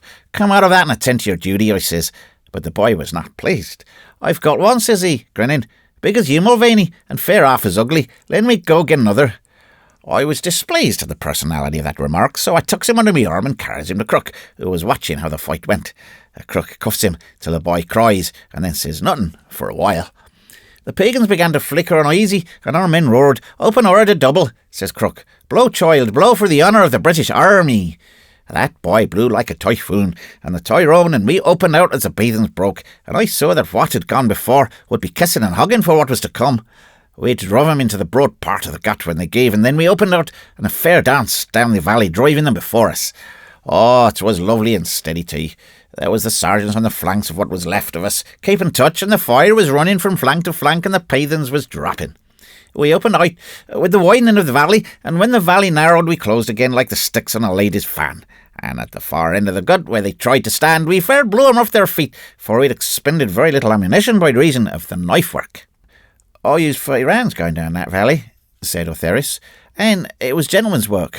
I might have done it in a white handkerchief and pink silk stockings, that part. I was on in that piece."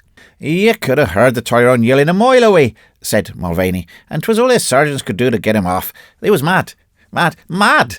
Crook sits down in the quiet that fell when he'd gone down the valley and covers his face with his hands. Presently we all came back again according to our natures and dispositions, for they, mark ye, show through the hide of a man in that hour. Boys, says Crook to himself, I misdoubt we could have engaged at long range and saved better men than me." He looked at our dead and said no more. "Captain dear," says a man of the Tyrone, coming up with his mouth bigger than ever his mother kissed it, spitting blood like a whale.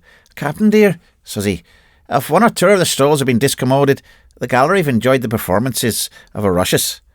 Then I knew that man for the Dublin duckrat he was, one of the boys that made the Leslie and Silva's Theatre grey before his time, with tearing out the bowls and the branches and throwing them into the pat. So I passed the word that I knew when I was in the Tyrone and we lay in Dublin.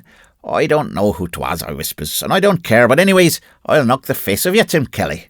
"Yeah," says the man, "was ye there too? We'll call it Silva's Theatre. Half the Tyrone knowing that old place took it up, so we call it Silva's Theatre."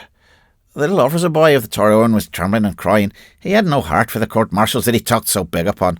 "You'll do well later," says Crook, very quiet, "for not being allowed to kill yourself for amusement." "I'm a disgraced man," says the little officer boy.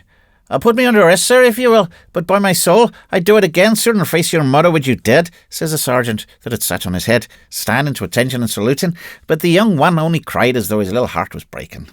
Then another man of the Tyrone came up with the fog of fighting on him. "The what, Mulvaney?" "A fog of fighting, you know, sir, that like making love, it takes each man different. No, I can't help being powerful sick when I'm in action.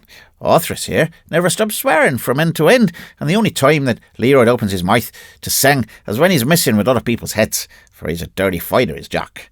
A recruit is sometimes cry, and sometime they don't know what they do, and sometime they're all for cutting throats and such like dirtiness. But some men get heavy dead drunk on the fighting. This man was. He was staggering, and his eyes were half shut, and we could hear him draw breath 20 yards away.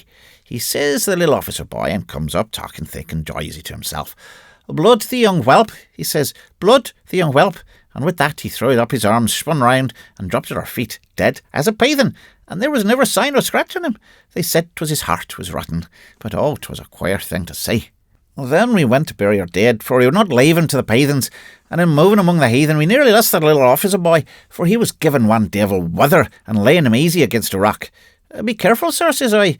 "A wounded paythan's worse than a live one." My troth, before the words was out of my mouth, the man on the ground fires at the officer boy leaning over him, and I saw the helmet fly. I dropped the butt on the face of the man and took his pistol. The little officer boy turned very white, for the hair of half his head was singed away. "I told you, sir," says I, and after that, when he wanted to help a paythan, I stood with the muzzle contagious to the ear. They dare not do anything but curse. The Tyrone was growling like dogs over a bone that had been taken away too soon, for they had seen their dead and they wanted to kill every soul on the ground. Crook told them that he'd blown the hide off any man that misconducted himself, but saying that it was the first time the Tyrone had ever seen the dead, I do not wonder that they were on the sharp. 'Tis a shameful sight. When I first saw it, I would never have given a quarter to any man north of the Khyber. No, nor women either, for the women used to come out after dark. Well, eventually we buried our dead and took away our wounded, and come over the brow of the hills to see the Scotches and the Gurkies tucking tea with the Pathans in bucketfuls. We were a gang of dissolute ruffians, for the blood had caked the dust and the sweat had cut the cake, and our bayonets was hanging like butcher's steels between our legs, and most of us were mocked one way or another. A staff officer man clean as a new rifle rides up and says, "What damn scarecrows are ye?" "A company of Her Majesty's Black Tyrone, and one of the old regiment," says Crook, very quiet, giving our visitors the floor as it was. "Oh," says the staff officer, "did ye dislodge that reserve?" "No," says Crook, and the Tyrone laughed. "Then what the devil have you done?" "Destroyed it," says Crook, and he took us on, but not before Toomey that was in the Tyrone says aloud, his voice somewhere in his stomach, "What in the name of misfortune does this part without the tail mean by stopping the road of his betters?" The staff officer went blue, and Toomey makes him pink by changing to the voice of a Minardran woman and saying, "Come and kiss me, Major dear, for me husband's at the wars and I'm all alone in the depot." The staff officer went wee, and he could see the Crook's shoulders shaking. His corporal checks Toomey. "Leave me alone," says Toomey, without a wink. "I was his Batman before he was married, and he knows what I mean. If you don't, there's nothing like living in the height of society. Do you remember that, Orthris?" "I do. And Toomey, he died in hospital next week it was, 'cause I bought half his kit, and I remember after that." "God, turn out." The relief had come. It was 4 o'clock.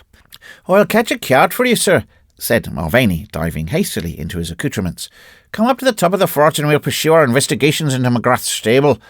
The relieved guard strolled round the main bastion on its way to the swimming bath, and Leroy grew almost talkative. Ortheris looked into the fort ditch and across the plain. "Oh, it's weary waiting for Mary," he hummed, "but I'd like to kill some more blooming Pathans before me time's up. War, bloody war, north, east, south, and west." "Amen," said Leroy slowly. "What's here?" said Mulvaney, checking at a blur of white by the foot of the old sentry box. He stooped and touched it. "That's Nora McTaggart. Why, Nonny, darling, what you doing out of your mother's bed at this time?" The 2-year-old child of Sergeant McTaggart must have wandered for a breath of cool air on to the very verge of the parapet of the fort ditch. Her tiny night shift was gathered into a wisp around her neck, and she moaned in her sleep. "See there," said Mulvaney, "poor lamb. Look at the heat rash on the innocent skin of her. 'Tis hard, cruel hard even for us. What must it be for these? Oh, wake up, Nonny. Your mother will be wild about ye. Begad, the child must have fallen into the ditch." He picked her up in the growing light and set her on his shoulder, and her fair curls touched the grizzled stubble of his temples. Ortheris and Leroy followed, snapping their fingers, while Nora smiled at them, a sleepy smile. Then caroled Mulvaney, clear as a lark, dancing the baby on his arm. "If any young man should marry you, say nothing about the joke, that ever you slip in a sentry box wrapped up in a soldier's cloak." "Though, on me soul, Nonny," he said gravely, "there was not much cloak about ye. Never mind, you won't dress like this 10 years to come. Kiss your friends and run along to your mother." Nonny sat down close to the married quarters, nodded with the quiet obedience of the soldier's child, but ere she pattered over the flagged path, held up her lips to be kissed by the 3 musketeers. Ortheris wiped his mouth with the back of his hand and swore sentimentally. Leroy turned pink, and as the 2 walked away together, he lifted up his voice and gave in thunder the chorus of the sentry box, while Ortheris piped at his side. "Been to a blooming sing-song, you 2, said the artilleryman, who was taking his cartridge down to the morning gun. "You're over merry for these dashed days." "I bid you take care of the brat," said he, "for it comes of a noble race." Leroy bellowed, and the voices died out in the swimming bath. "Oh, Terence," I said, dropping into Mulvaney's speech when we were alone, "it's you that have the tongue." He looked at me wearily. His eyes were sunk in his head, and his face was drawn and white. "Yeah," said he, "I've bland-handed them through the night somehow, but can them that helps others help themselves? Answer me that, sir." And over the bastions of Fort O'Mara broke the pitiless day.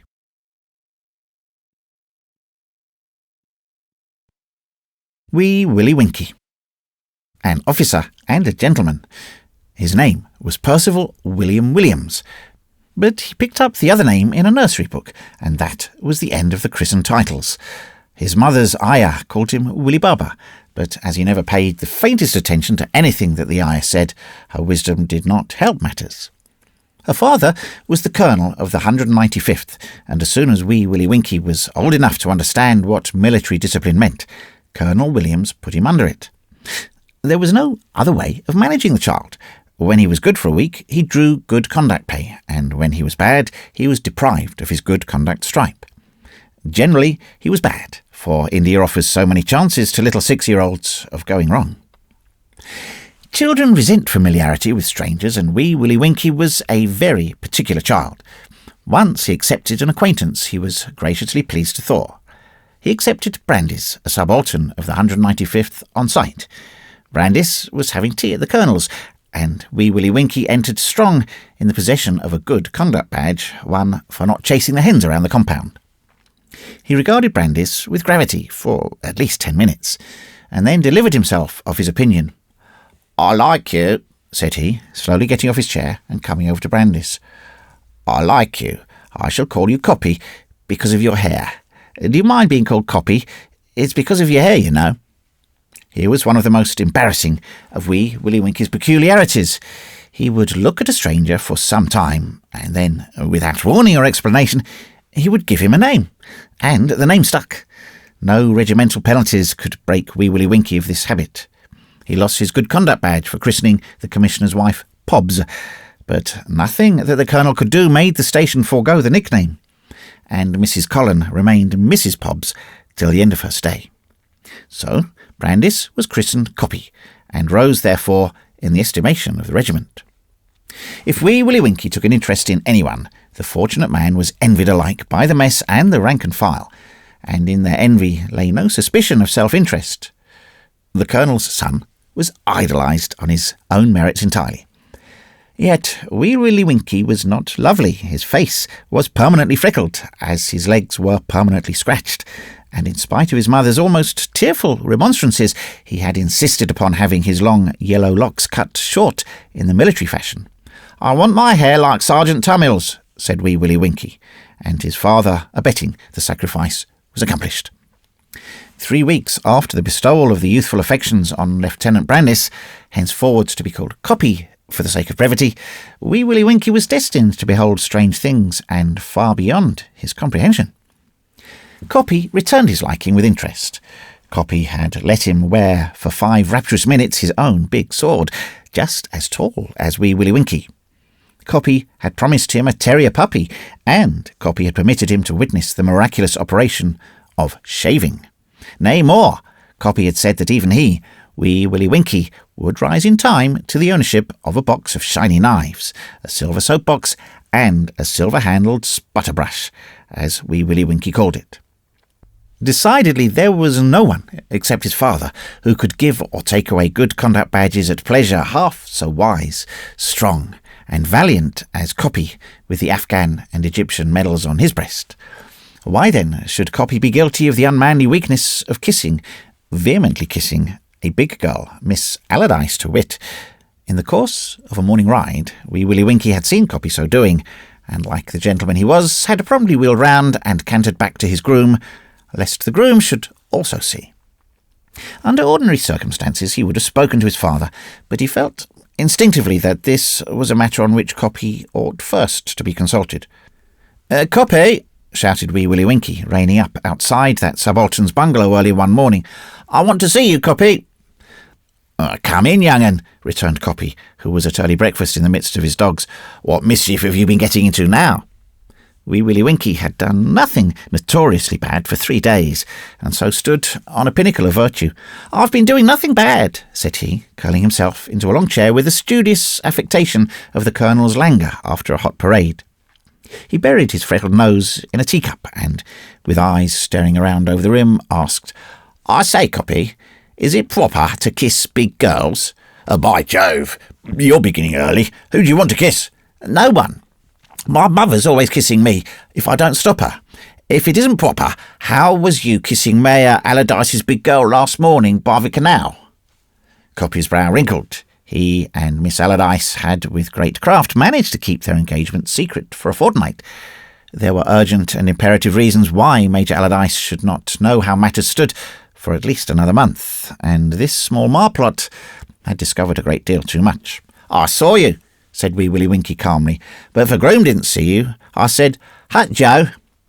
"Oh, you had that much sense, you young rip," mourned poor Coppy, half amused and half angry. "And how many people may you have told about it?" "Only me myself. You didn't tell when I tried to ride with Buffalo when my pony was lame, and I thought you wouldn't like."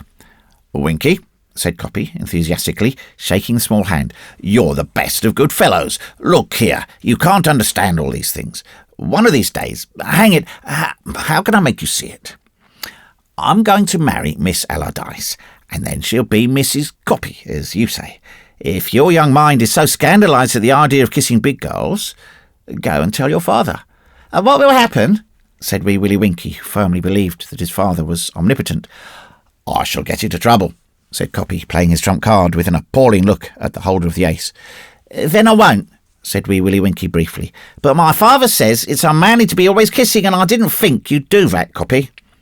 "I'm not always kissing, old chap. It's only now and then. And when you're bigger, you'll do it too. Your father meant it's not good for little boys." "Ah," said Wee Willie Winkie, now fully enlightened. "It's like with Splutterbrush." "Exactly," said Coppy gravely. "But I don't think I'll ever want to kiss big girls, nor no one, except my mother. And I must, you know." There was a long pause, broken by Wee Willie Winkie. "Are you fond of this big girl, Coppy?" "Awfully," said Coppy. "Fonder than you are of Belle, or the butcher, or me?"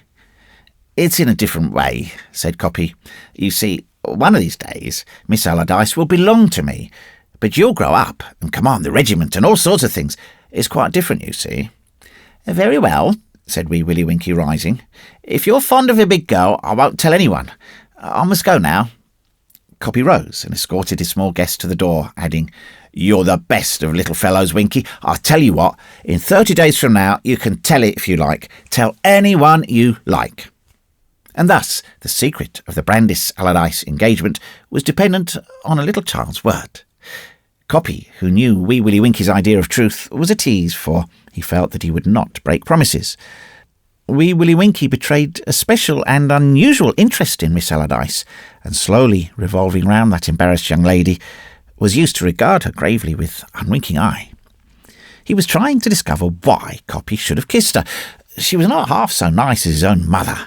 On the other hand, she was Coppy's property, and would in time belong to him. Therefore it behoved him to treat her with as much respect as Coppy's big sword or shiny pistol.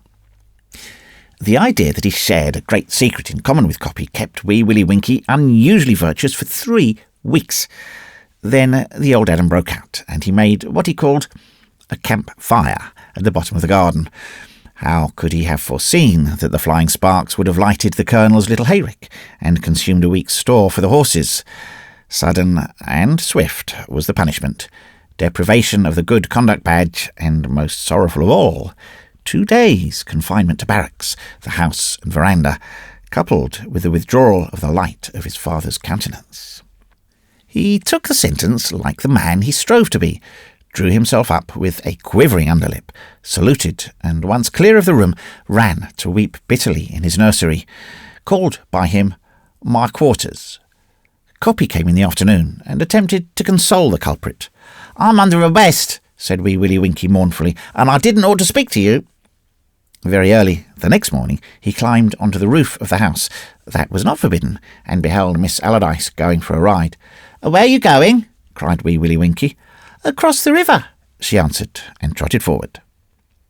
Now, the cantonment in which the 195th lay was bounded on the north by a river, dry in the winter. From his earliest years, Wee Willie Winkie had been forbidden to go across the river, and had noted that even Coppy, the almost almighty Coppy, had never set foot beyond it. Wee Willie Winkie had once been read to, out of a big blue book, the history of the Princess and the Goblins. A most wonderful tale of a land where the goblins were always warring with the children of men until they were defeated by one Curdie. Ever since that day, it seemed to him that the bare, black and purple hills across the river, in truth, everyone had said that there lived the bad men. Even in his own house, the lower halves of the windows were covered with green paper, on account of the bad men who might, if allowed clear view, fire into peaceful drawing rooms and comfortable bedrooms. Certainly, beyond the river, which was the end of all the earth, lived the bad men. And here was Major Allardyce's big girl, Copy's property, preparing to venture into their borders. What would Copy say if anything happened to her? If the goblins ran off with her, as they did with Curdie's princess, she must at all hazards be turned back. The house was still. Wee Willie Winkie reflected for a moment on the very terrible wrath of his father, and then broke his arrest.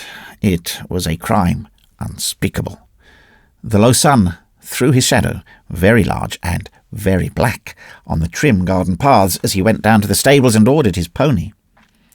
It seemed to him, in the hush of the dawn, that all the big world had been bidden to stand still and look at Wee Willie Winkie guilty of mutiny.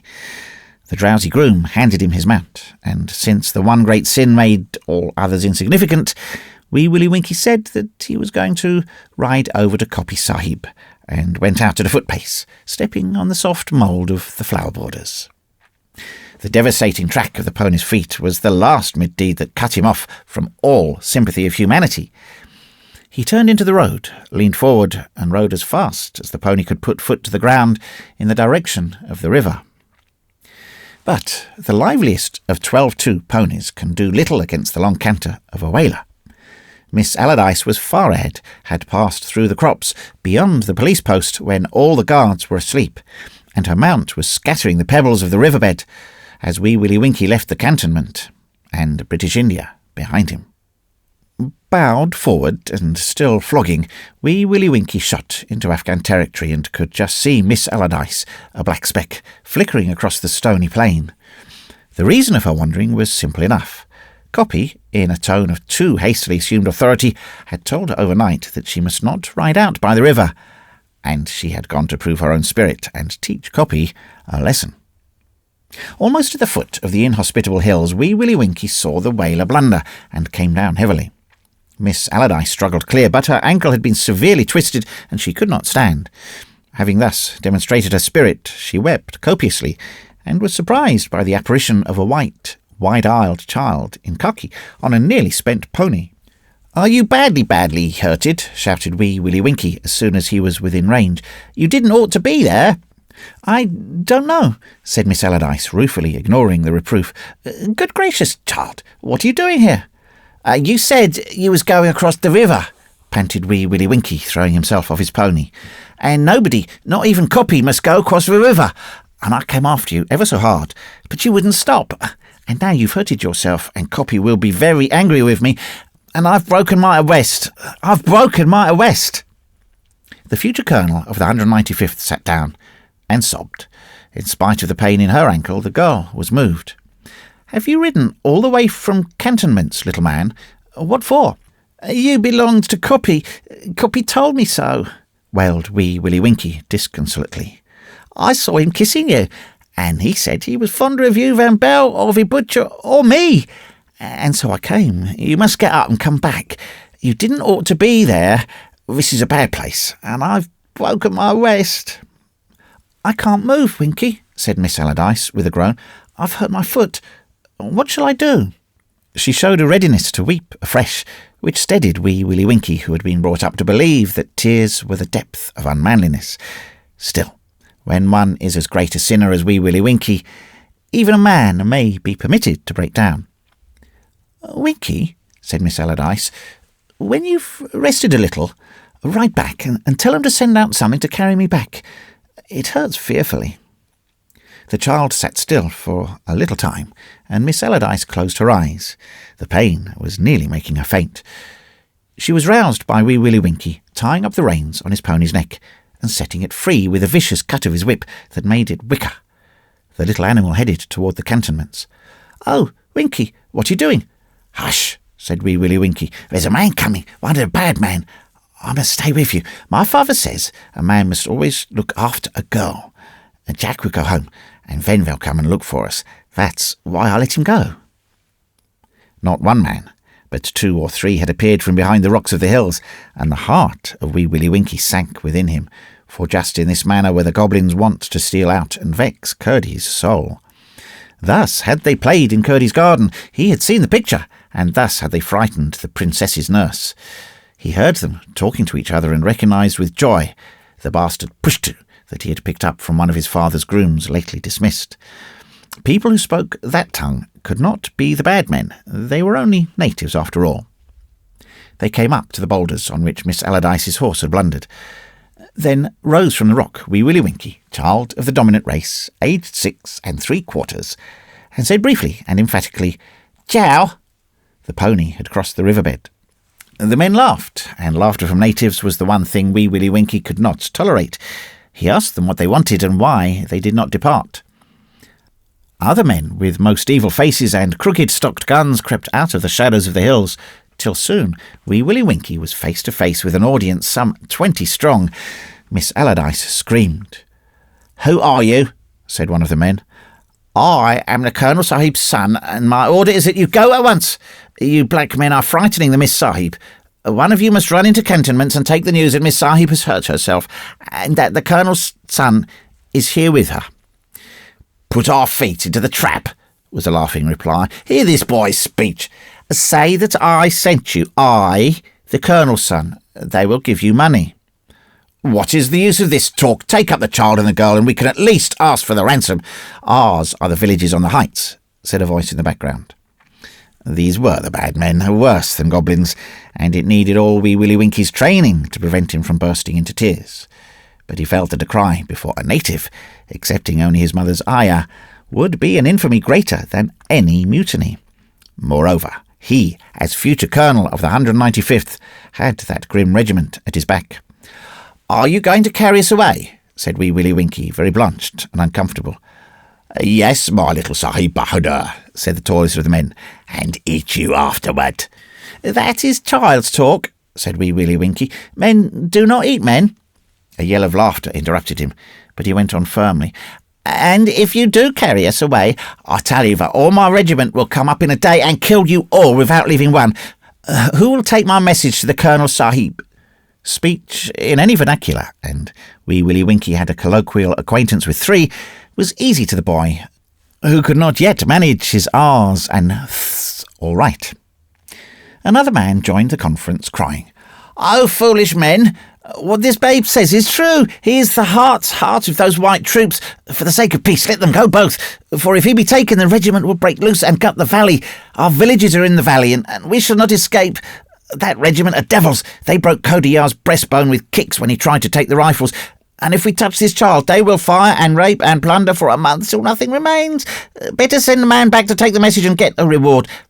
I say that this child is their god, and that they will spare none of us, nor our women, if we harm him." It was Din Mohammed, the dismissed groom of the colonel, who made the diversion, and an angry and heated discussion followed. Wee Willie Winkie, standing over Miss Allardyce, waited the upshot. Surely his regiment, his own regiment, would not desert him if they knew of his extremity. The riderless pony brought the news to the 195th, though there had been consternation in the colonel's household for an hour before. The little beast came in through the parade ground in front of the main barracks, where the men were settling down to play Spoil 5 till the afternoon. Devlin, the colour sergeant of E Company, glanced at the empty saddle and tumbled through the barrack rooms, kicking up each room corporal as he passed. "Up, ye beggars! There's something happened to the colonel's son," he shouted. "He couldn't fall off. He couldn't fall off," blubbered a drummer boy. "Go and hunt across the river. He's over there if he's anywhere. Maybe those Pathans have got him. For the love of God, don't look for him in the nullahs. Let's go over the river." "There's no sense in Mott yet," said Devlin. "E Company, double out to the river, sharp." So, E Company, in its shirt sleeves mainly, doubled for dear life, and in the rear toiled the perspiring sergeant, adjuring it to double yet faster. The cantonment was alive with the men of the 195th hunting for Wee Willie Winkie, and the colonel finally overtook E Company, far too exhausted to swear, struggling in the pebbles of the riverbed. Up the hill, under which Wee Willie Winkie's bad men were discussing the wisdom of carrying off the child and the girl, a lookout fired 2 shots. "What have I said?" shouted Din Mohammed. "There's the warning. The Paulton are out ready and are coming across the plain. Get away! Let us not be seen with the boy." The men waited for an instant, and then, as another shot was fired, withdrew into the hills, silently as they had appeared. "The regiment is coming," said Wee Willie Winkie confidently to Miss Allardyce, "and it's all right. Don't cry." He needed the advice himself, for 10 minutes later, when his father came up, he was weeping bitterly with his head in Miss Allardyce's lap. And the men of the 195th carried him home with shouts and rejoicings, and Copy, who had ridden a horse into a lather, met him, and, to his intense disgust, kissed him openly in the presence of the men. But there was balm for his dignity. His father assured him that not only would the breaking of arrest be condoned, but that the good conduct badge would be restored as soon as his mother could sew it on his blouse sleeve. Miss Allardyce had told the Colonel a story that made him proud of his son. "She belonged to you, Copy," said Wee Willie Winkie, indicating Miss Allardyce with a grimy forefinger. "I knew she didn't ought to go across the river, and I knew the regiment would come to me if I sent Jack home." "You're a hero, Winkie," said Copy, "a pucker hero." "I don't know what that means," said Wee Willie Winkie, "but you mustn't call me Winkie any no more. I'm Percival William Williams." And in this manner did Wee Willie Winkie enter into his manhood.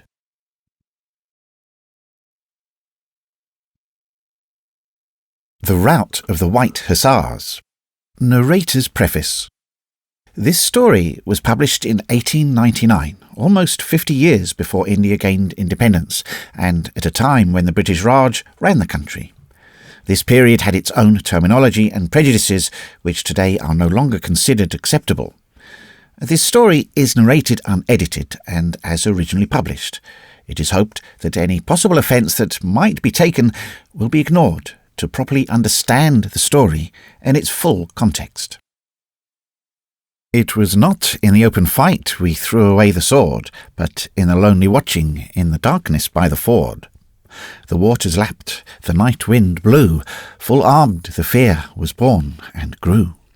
And we were flying ere we knew from panic in the night. Beoni Bar. Some people hold that an English cavalry regiment cannot run. This is a mistake. I have seen 437 sabres flying over the face of the country in abject terror, have seen the best regiment that ever drew bridle wiped off the army list for the space of 2 hours.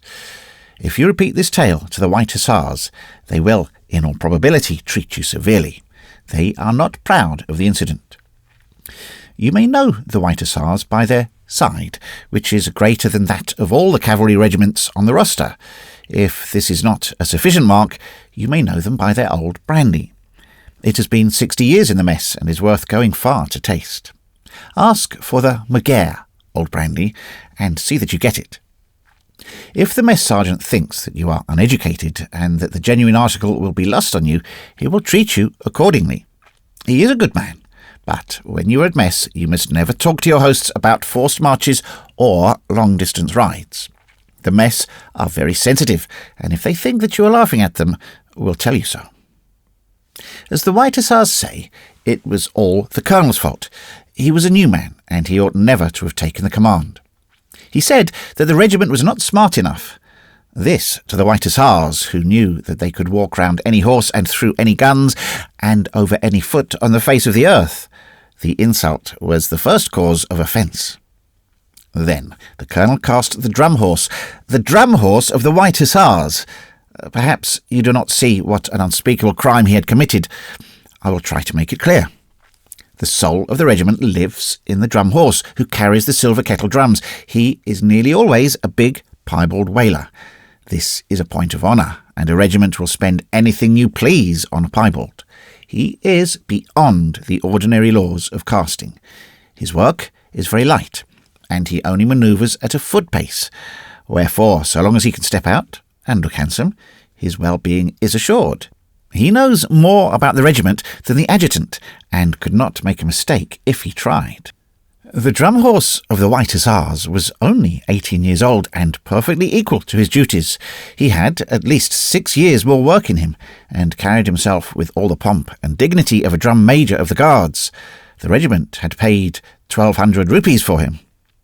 But the Colonel said that he must go, and he was cast in due form and replaced by a washy bay-beast, as ugly as a mule, with a ewe-neck, a rat-tail, and cow-hocks.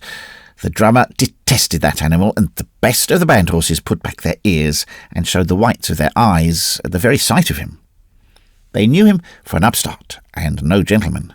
I fancy that the Colonel's ideas of smartness extended to the band, and that he wanted to make it take part in the regular parade movements. A cavalry band is a sacred thing. It only turns out for commanding officers' parades, and the bandmaster is 1 degree more important than the Colonel. He is a high priest, and the Keel Row is his holy song. The Keel Row is the cavalry trot, and the man who has never heard that tune rising high and shrill above the rattle of the regiment going past the saluting base has something yet to hear and understand. When the Colonel cast the drum horse of the White Hussars, there was nearly a mutiny. The officers were angry, the regiment were furious, and the band's men swore like troopers. The drum horse was going to be put up to auction, public auction, to be bought perhaps by a Parsee and put into a cart. It was worse than exposing the inner life of the regiment to the whole world, or selling the mess plate to a Jew, a black Jew. The Colonel was a mean man and a bully. He knew what the regiment thought about his action, and when the troopers offered to buy the drum horse, he said that their offer was mutinous and forbidden by the regulations.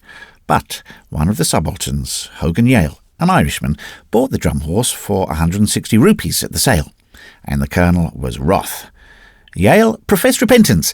He was unnaturally submissive, and said that as he had only made the purchase to save the horse from possible ill-treatment and starvation, he would now shoot him and end the business. This appeared to soothe the Colonel, for he wanted the drum horse disposed of. He felt that he had made a mistake, and would not, of course, acknowledge it. Meantime, the presence of the drum horse was an annoyance to him. Yale took to himself a glass of the old brandy, 3 cheroots, and his friend Martin, and they all left the mess together. Yale and Martin conferred for 2 hours in Yale's quarters, but only the bull terrier who keeps watch over Yale's boot trees knows what they said. A horse, hooded and sheeted to his ears, left Yale's stables and was taken very unwillingly into the civil lines. Yale's groom went with him. 2 men broke into the regimental theatre and took several paint pots and some large scenery brushes. Then the night fell over the cantonments, and there was a noise as of a horse kicking his loose box to pieces in Yale's stables. Yale had a big, old white Whaler trap horse. The next day was a Thursday, and the men, hearing that Yale was going to shoot the drum horse in the evening, determined to give the beast a regular regimental funeral. A finer one than they would have given the Colonel had he died just then. They got a bullock cart and some sacking, and mounds of roses, and the body, under sacking, was carried out to the place where the anthrax cases were cremated, 2/3 of the regiment following. There was no band, but they all sang "The Place Where the Old Horse Died" as something respectful and appropriate to the occasion. When the corpse was dumped into the grave and the men began throwing down armfuls of roses to cover it, the farrier sergeant ripped out an oath and said aloud, "Why, it ain't the drum horse any more than it's me." The troop sergeant majors asked him whether he had left his head in the canteen. The farrier sergeant said that he knew the drum horse's feet as well as he knew his own, but he was silenced when he saw the regimental number burned in on the poor stiff, upturned near 4. Thus was the drum horse of the White Hussars buried, the farrier sergeant grumbling. The sacking that covered the corpse was smeared in places with black paint, and the farrier sergeant drew attention to this fact, but the troop sergeant major of E Troop kicked him severely on the shin and told him that he was undoubtedly drunk. On the Monday following the burial, the Colonel sought revenge on the White Hussars. Unfortunately, being at that time temporarily in command of the station, he ordered a brigade field day. He said that he wished to make the regiment sweat for their damned insolence, and he carried out his notion thoroughly. That Monday was one of the hardest days in the memory of the White Hussars. They were thrown against a skeleton army and pushed forward and withdrawn and dismounted and scientifically handled in every possible fashion over dusty country till they sweated profusely. Their only amusement came late in the day when they fell upon the battery of horse artillery and chased it for 2 miles. This was a personal question, and most of the troopers had money on the event, the gunners saying openly that they had the legs of the White Hussars. They were wrong. A march past concluded the campaign, and when the regiment got back to their lines, the men were coated with dirt from spur to chinstrap. The White Hussars have one great and peculiar privilege. They won it at Fontenoy, I think. Many regiments possess special rights, such as wearing collars with undress uniform, or a bow of riband between the shoulders, or red and white roses in their helmets on certain days of the year. Some rights are connected with the regimental saints, and some with regimental successes. All are valued highly, but none so highly as the right of the White Hussars to have the band playing when their horses are being watered in the lines. Only one tune is played, and that tune never varies. I don't know its real name, but the White Hussars call it "Take Me to London Again." It sounds very pretty. The regiment would sooner be struck off the roster than forego their distinction. After the dismiss was sounded, the officers rode off home to prepare for stables, and the men filed into the lines riding easy. That is to say, they opened their tight buttons, shifted their helmets, and began to joke, or to swear as the humour took them. The more careful slipping off and easing girths and curbs. A good trooper values his mount exactly as much as he values himself, and believes, or should believe, that the two together are irresistible where women or men, girls or guns are concerned. Then the orderly officer gave the order, "Water, horses," and the regiment loafed off to the squadron troughs, which were in the rear of the stables and between these and the barracks. There were 4 huge troughs, one for each squadron, arranged on echelon so that the whole regiment could water in 10 minutes if it liked. But it lingered for 17, as a rule, while the band played. The band struck up as the squadrons filed off to the troughs, and the men slipped their feet out of the stirrups and chaffed each other. The sun was just setting in a big, hot bed of red cloud, and the road to the civil line seemed to run straight into the sun's eye. There was a little dot on the road. It grew, and grew till it showed as a horse, with a sort of gridiron thing on his back. The red cloud glared through the bars of the gridiron. Some of the troopers shaded their eyes with their hands and said, "What's the mischief has that there horse got on him?" In another minute they heard a neigh that every soul, horse and man, in the regiment knew and saw, heading straight toward the band, the dead drum horse of the White Hussars. On his withers banged and bumped the kettle drums draped in crape, and on his back, very stiff and soldierly, sat a bare-headed skeleton. The band stopped playing, and for a moment there was a hush. Then someone in E Troop, men said it was the troop sergeant major, swung his horse round and yelled. No one can account exactly for what happened afterward, but it seems that at least one man in each troop set an example of panic, and the rest followed like sheep. The horses that had barely put their muzzles into the troughs reared and capered, but as soon as the band broke, which it did, when the ghost of the drum horse was about a furlong distant, all hooves followed suit, and the clatter of the stampede, quite different from the orderly throb and roar of a movement on parade or the rough horseplay of watering in camp, made them only more terrified. They felt that the men on their backs were afraid of something. When horses once know that, all is over, except the butchery. Troop after troop turned from the troughs and ran, anywhere and everywhere, like spilled quicksilver. It was a most extraordinary spectacle, for men and horses were in all stages of easiness, and the carbine buckets, flopping against their sides, urged the horses on. Men were shouting and cursing and trying to pull clear of the band, which was being chased by the drum horse, whose rider had fallen forward and seemed to be spurring for a wager. The colonel had gone over to the mess for a drink. Most of the officers were with him, and the subaltern of the day was preparing to go down to the lines and receive the watering reports from the troop sergeant-majors. When "Take Me to London Again" stopped after 20 bars, everyone in the mess said, "What on earth has happened?"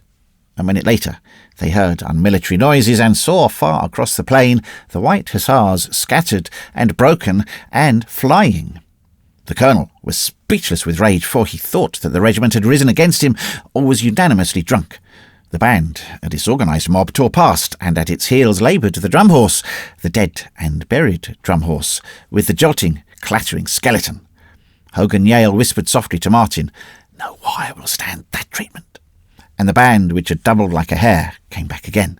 But the rest of the regiment was gone, was rioting all over the province, for the dusk had shut in, and each man was howling to his neighbour that the drum horse was on his flank. Troop horses are far too tenderly treated as a rule.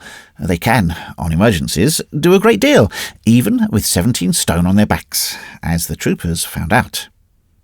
How long this panic lasted, I cannot say. I believe that when the moon rose, the men saw they had nothing to fear, and by twos and threes and half-troops crept back into the cantonments, very much ashamed of themselves.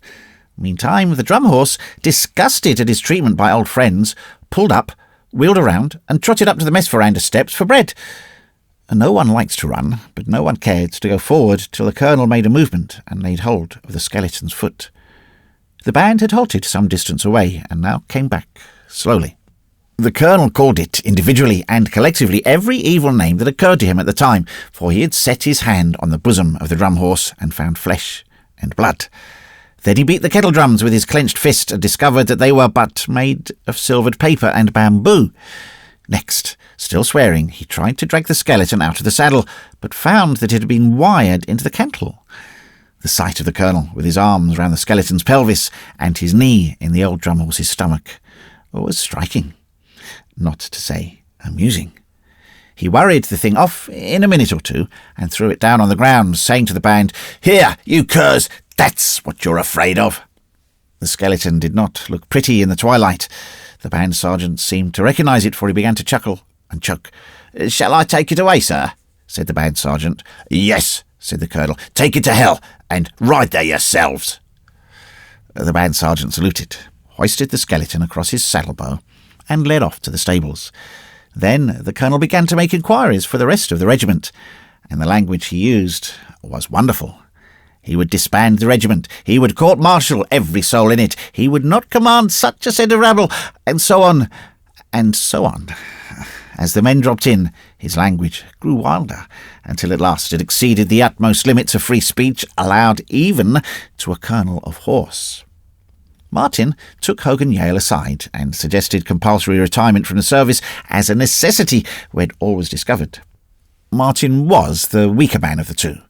Hogan Yale put up his eyebrows and remarked, firstly, that he was the son of a lord, and secondly, that he was as innocent as the babe unborn of the theatrical resurrection of the drum horse.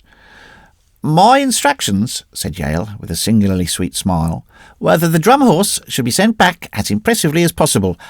I ask you, am I responsible if a mule-headed friend sends him back in such a manner as to disturb the peace of mind of a regiment of Her Majesty's cavalry?" Martin said, "You are a great man, and will in time become a general, but I'd give my chance of a troop to be safe out of this affair." Providence saved Martin and Hogan Yale. The second-in-command led the colonel away to the little curtained alcove wherein the subalterns of the White Hussars were accustomed to play poker of nights, and there, after many oaths on the colonel's part, they talked together in low tones. I fancy that the second-in-command must have represented the scare as the work of some trooper whom it would be hopeless to detect, and I know that he dwelt upon the sin and the shame of making a public laughing-stock of the scare. "They will call us," said the second-in-command, who had really a fine imagination, "they will call us the fly-by-nights. They will call us the ghost hunters. They will nickname us from one end of the army list to the other. All the explanation in the world won't make outsiders understand that the officers were away when the panic began. For the honour of the regiment and for your own sake, keep this thing quiet." The colonel was so exhausted with anger that soothing him down was not so difficult as might be imagined. He was made to see, gently and by degrees, that it was obviously impossible to court-martial the whole regiment, and equally impossible to proceed against any subaltern who, in his belief, had any concern in the hoax. "But the beast's alive! He's never been shot at all!" shouted the colonel. "It's flat, flagrant disobedience. I've known a man broke for less, damn sight less. They're mocking me, I tell you, McMahon, they're mocking me." Once more, the second-in-command set himself to soothe the colonel and wrestled with him for half an hour. At the end of that time, the regimental sergeant-major reported himself. The situation was rather novel to him, but he was not a man to be put out by circumstances. He saluted and said, "Regiment all come back, sir." Then, to propitiate the council, "And none of the horses any the worse, sir." The colonel only snorted and answered, "You'd better tuck the men into their cots then, and see they don't wake up and cry in the night." The sergeant withdrew. His little stroke of humour pleased the Colonel, and further, he felt slightly ashamed of the language he'd been using. The second-in-command worried him again, and the two sat talking far into the night. Next day but one, there was a commanding officers' parade, and the Colonel harangued the White Hussars vigorously. The pith of his speech was that since the drum horse in his old age had proved himself capable of cutting up the whole regiment, he should return to his post of pride at the head of the band. But the regiment were a set of ruffians with bad consciences. The White Hussars shouted and threw everything movable about them into the air, and when the parade was over, they cheered the Colonel till they couldn't speak. No cheers were put up for Lieutenant Hogan Yale, who smiled very sweetly in the background. Said the second-in-command to the Colonel, unofficially, "These little things ensure popularity and do not the least affect discipline." "But I went back on my word," said the Colonel. "Never mind," said the second-in-command. "The White Hussars will follow you anywhere from today. Regiments are just like women. They will do anything for trinketry." A week later, Hogan Yale received an extraordinary letter from someone who signed himself Secretary, Charity and Zeal 3709 EC, and asked for the return of our skeleton, which we have reason to believe is in your possession. "Who the deuce is this lunatic who trades in bones?" said Hogan Yale. "Beg your pardon, sir," said the band sergeant, "but the skeleton is with me, and I'll return it if you'll pay the carriage into the civil lines. There's a coffin with it, sir." Hogan Yale smiled and handed 2 rupees to the band sergeant, saying, "Write the date on the skull, will you?" If you doubt this story, and know where to go, you can see the date on the skeleton, but don't mention the matter to the White Hussars. I happen to know something about it because I prepared the drum horse for his resurrection. He did not take kindly to the skeleton at all.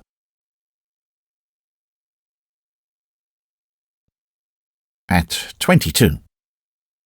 Narrow as the womb, deep as the pit, and dark as the heart of a man. Sunthorn Miner's proverb. A weaver went out to reap, but stayed to unravel the cornstalks. Ha, ha, ha! Is there any sense in a weaver? Janky Me glared at Kundu, but as Janky Me was blind, Kundu was not impressed. He had come to argue with Janky Me, and, if chance favoured, to make love to the old man's pretty young wife. This was Kundu's grievance, and he spoke in the name of all the 5 men who, with Janky Me, composed the gang in number 7 gallery of 22. Janky Me had been blind for the 30 years during which he'd served the Jimahari collieries with pick and crowbar. All through those 30 years he had regularly, every morning before going down, drawn from the overseer his allowance of lamp oil, just as if he'd been an eyed miner. What Kundu's gang resented, as hundreds of gangs had resented before, was Janky Me's selfishness. He would not add the oil to the common stock of his gang, but would save and sell it. "I know these workings before you were born," Janky Me used to reply. "I don't want the light to get my coal out by, and I'm not going to help you. The oil is mine, and I intend to keep it." A strange man, in many ways, was Janky Me, the white-haired, hot-tempered, sightless weaver who had turned pitman. All day long, except on Sundays and Mondays, when he was usually drunk, he worked in the 22 shaft of the Jimahari colliery, as cleverly as a man with all the senses. At evening he went up in the great steam-hauled cage to the pit bank, and there called for his pony, a rusty, coal-dusty beast, nearly as old as Janky Me. The pony would come to his side, and Janky Me would clamber onto its back and be taken at once to the plot of land which he, like the other miners, received from the Jimahari Company.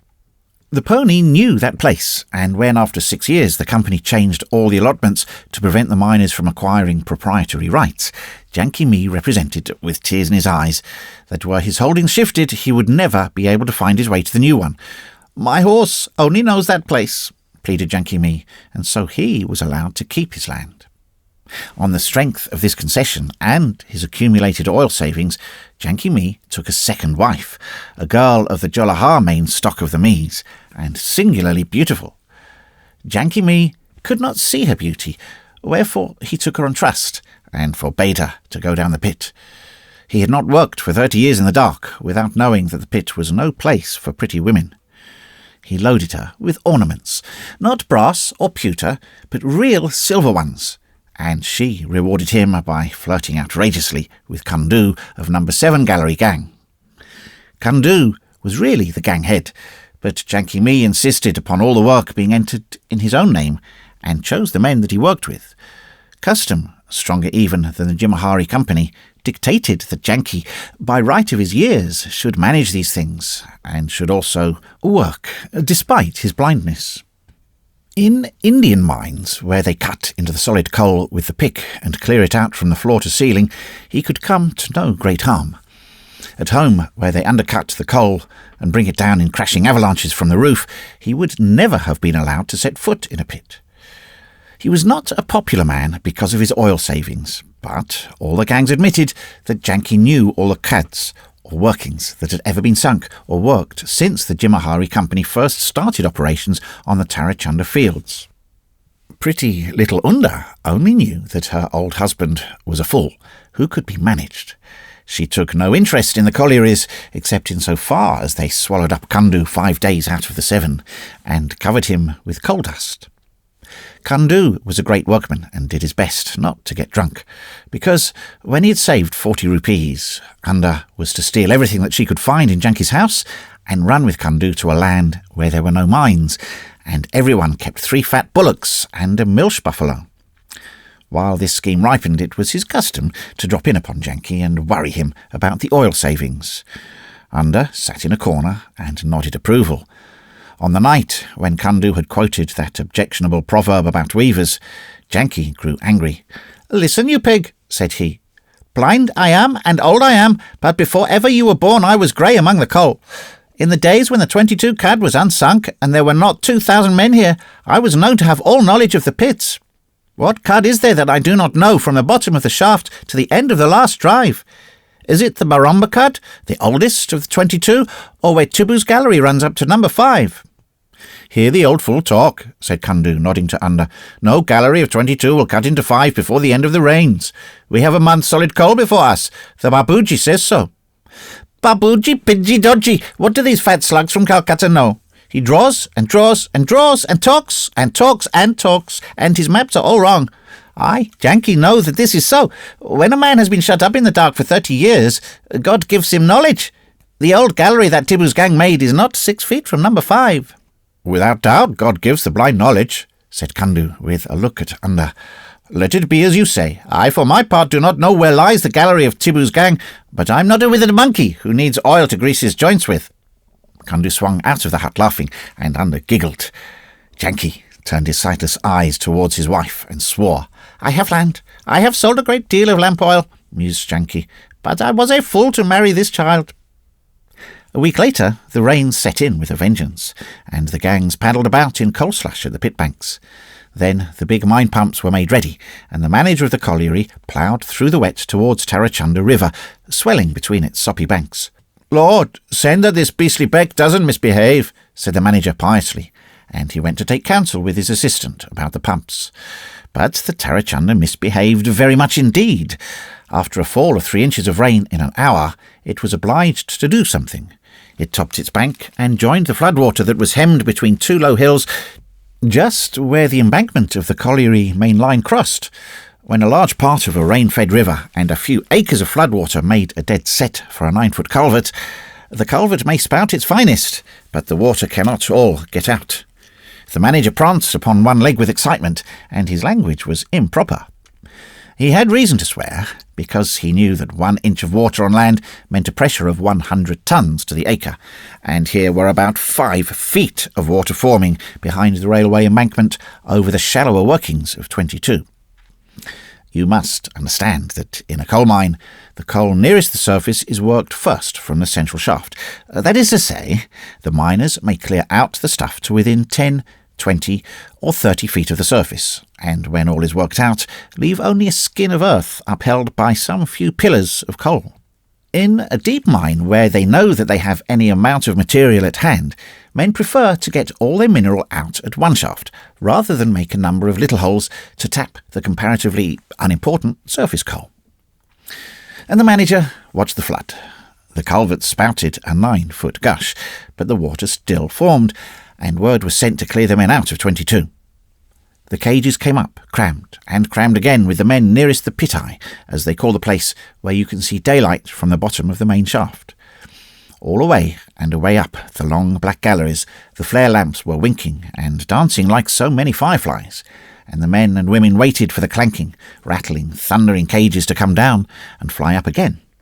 But the outworkings were very far off, and word could not be passed quickly, though the heads of the gangs and the assistants shouted and swore and tramped and stumbled. The manager kept one eye on the great troubled pool behind the embankment and prayed that the culvert would give way and let the water through in time. With the other eye he watched the cages come up and saw the headmen counting the roll of the gangs. With all his heart and soul he swore at the winder who controlled the iron drum that wound up the wire rope on which hung the cages. In a little time there was a downdraw in the water behind the embankment, a sucking whirlpool, all yellow and yeasty. The water had smashed through the skin of the earth and was pouring into the old shallow workings of 22.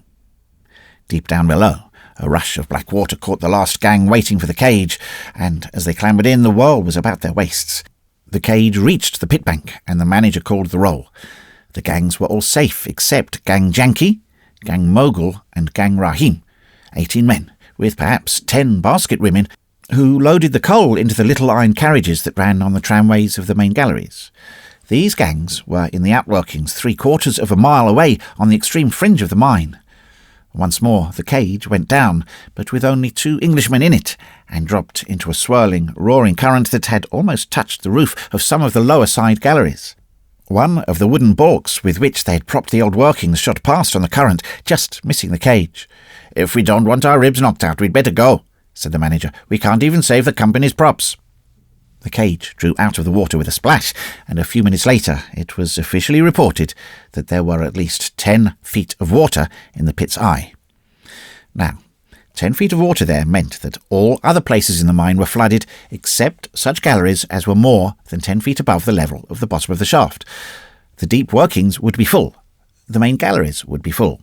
But in the high workings reached by inclines from the main roads, there would be a certain amount of air, cut off, so to speak, by the water and squeezed up by it.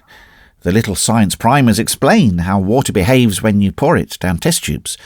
The flooding of 22 was an illustration on a large scale. "By the Holy Grove, what has happened to the air?" It was a Sonthal gangman of Gang Mogul in number 9 gallery, and he was driving a 6-foot way through the coal.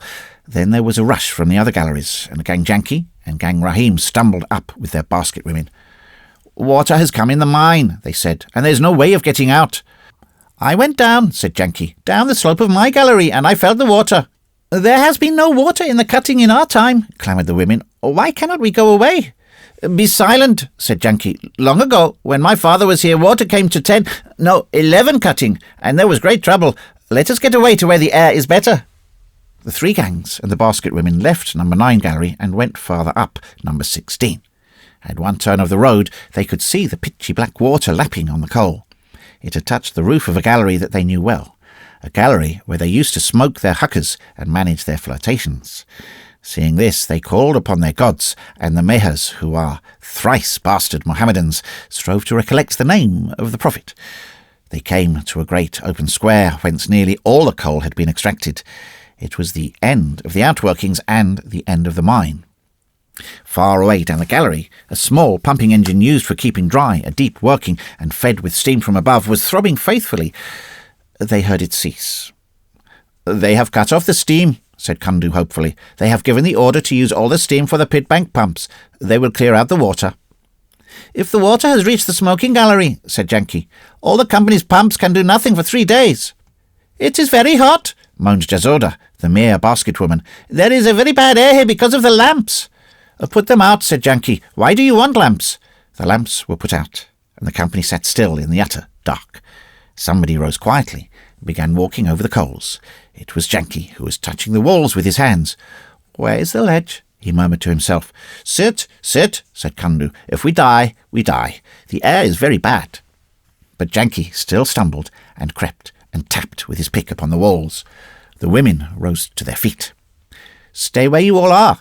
Without the lamps you cannot see, and I am always seeing," said Janki. Then he paused and called out, "Oh, you, who have been in the cutting more than 10 years, what is the name of this open place? I am an old man, and I have forgotten." "Bullier's room," answered the Sunthal, who had complained of the vileness of the air.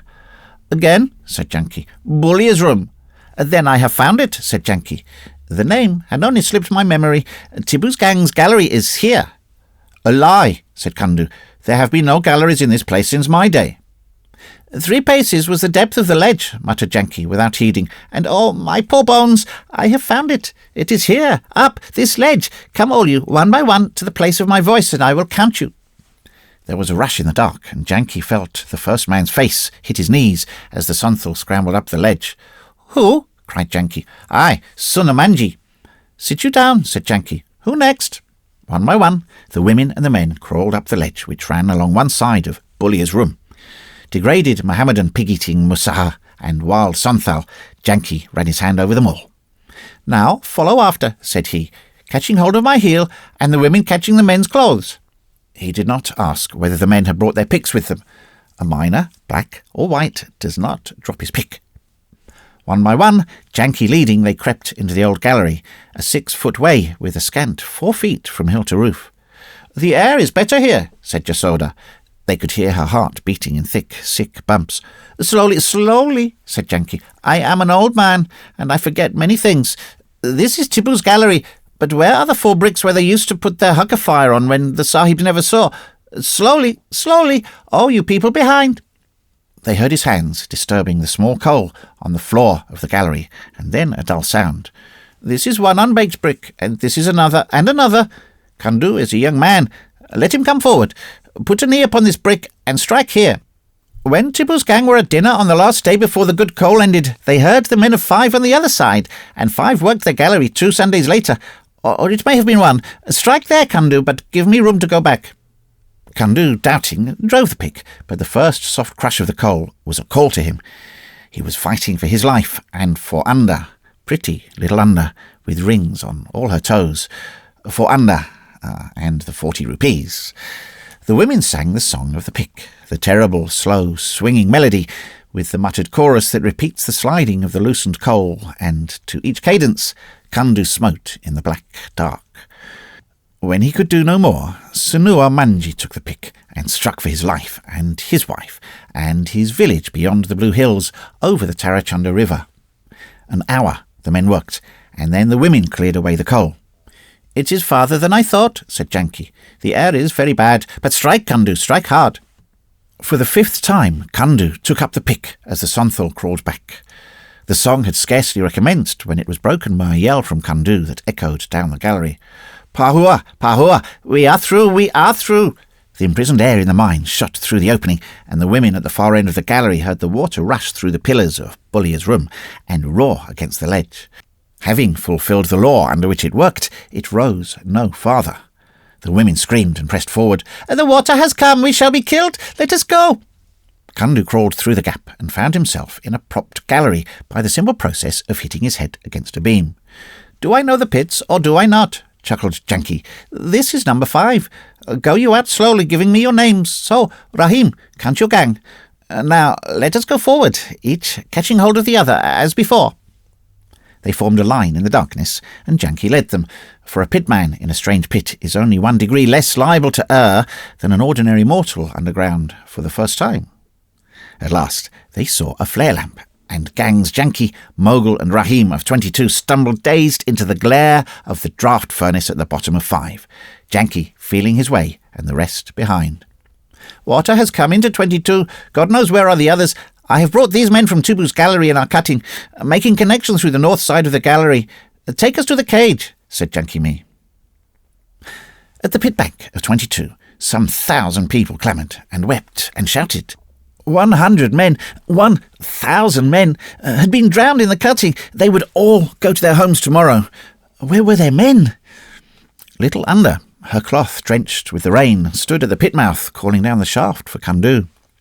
They had swung the cages clear of the mouth, and her only answer was the murmur of the flood in the pit's eye, 260 feet below.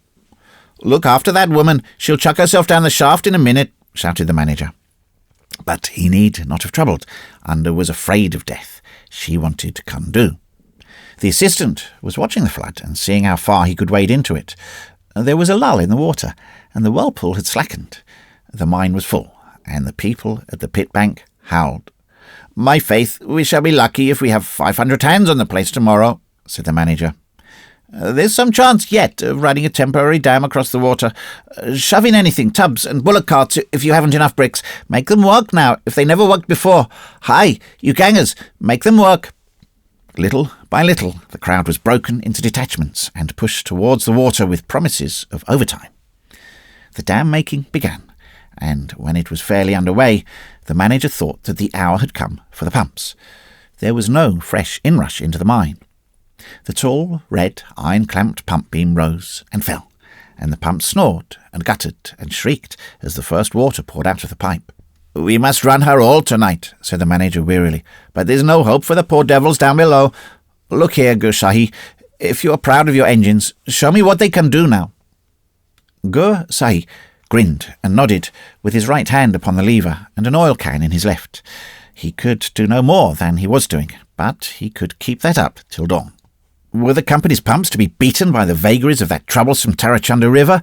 Never, never! And the pumps sobbed and panted. Never, never! The manager sat in the shelter of the pit bank roofing, trying to dry himself by the pump boiler fire, and in the dreary dusk he saw the crowds on the dam scatter and fly. "Oh, that's the end," he groaned. "'Twill take us 6 weeks to persuade 'em that we haven't tried to drown their mates on purpose. Oh, for a decent, rational Geordie." But the flight had no panic in it. Men had run over from 5 with astounding news, and the foremen could not hold their gangs together. Presently, surrounded by a clamorous crew, gangs Rahim, Mogul and Janki and 10 basket women walked up to report themselves, and pretty little Anda stole away to Janki's hut to prepare his evening meal. "Alone, I found the way," explained Janki me, "and now will the company give me a pension?"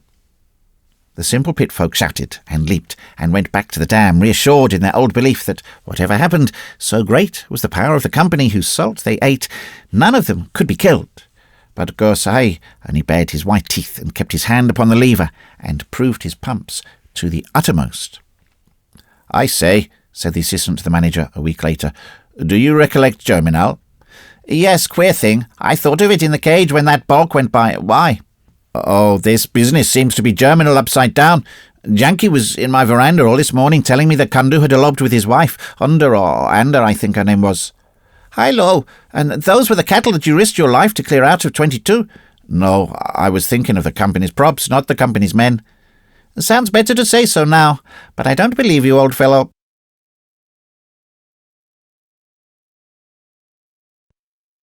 The Courting of Dinah Shadd. What did the Colonel's lady think? Nobody ever knew. Somebody asked the sergeant's wife, and she told him true. When you get to a man in the case, they're like a row of pins, for the Colonel's lady and Judy O'Grady are sisters under their skins. Barrack Room Ballad.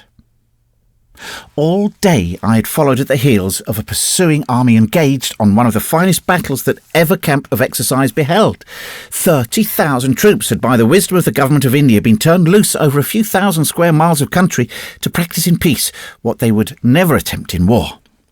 Consequently, cavalry charged unshaken infantry at the trot.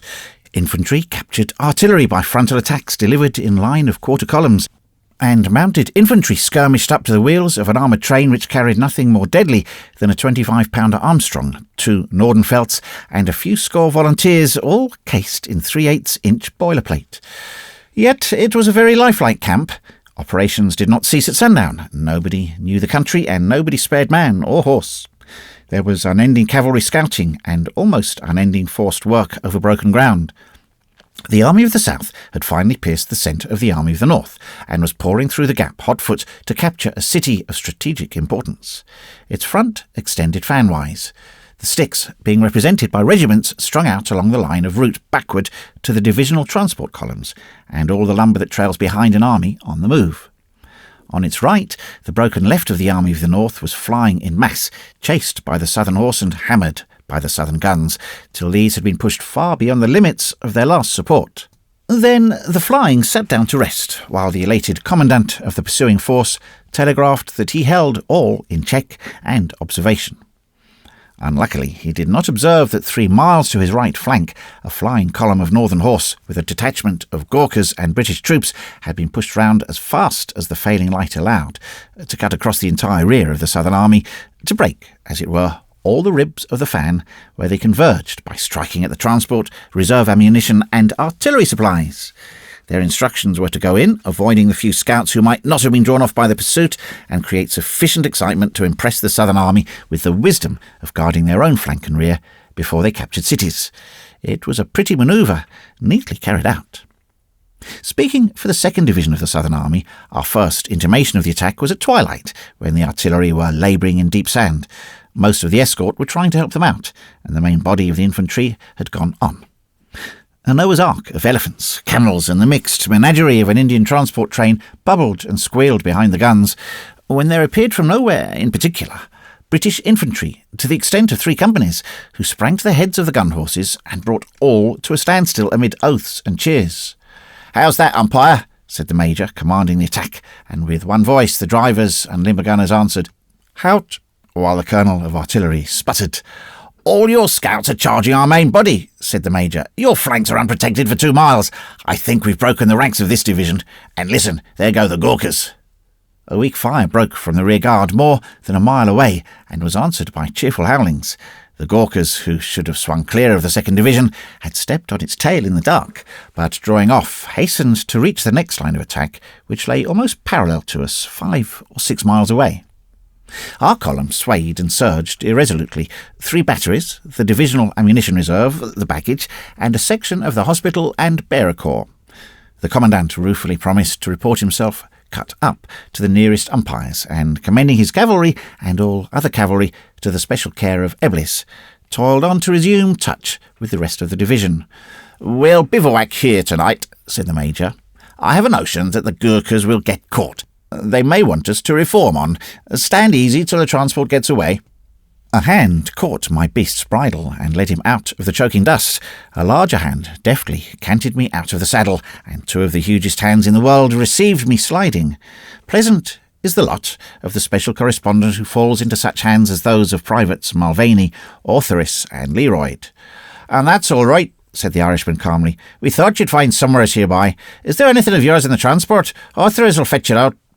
Ortheris did fetch it out from under the trunk of an elephant in the shape of a servant, and an animal both laden with medical comforts. The little man's eyes sparkled. "If the brutal and licentious soldiery of these parts get sight of the thruck," said Mulvaney, making practised investigation, "they'll loot everything. They're being fed on iron foilings and duck biscuit these days, but glory's no compensation for bellyache. Praise be, we're here to protect you, sir. Beer, sausage, bread, soft, and that's a curiosity. Soup in a tin. Whiskey, by the smell of it, and fowls. Mother of Moses, but you take the field like a confectioner. 'Tis scandalous." "Here's a officer," said Ortheris significantly. "When the sergeant's done lushing, the privet may clean the pot." I bundled several things into Mulvaney's haversack before the Major's hand fell on my shoulder, and he said, tenderly, "A requisition for the Queen's service. Wolsey was quite wrong about special correspondents. They are the soldiers' best friends. Come and take pot luck with us tonight." And so it happened, amid laughter and shoutings, that my well-considered commissariat melted away to reappear later at the mess table, which was a waterproof sheet spread on the ground.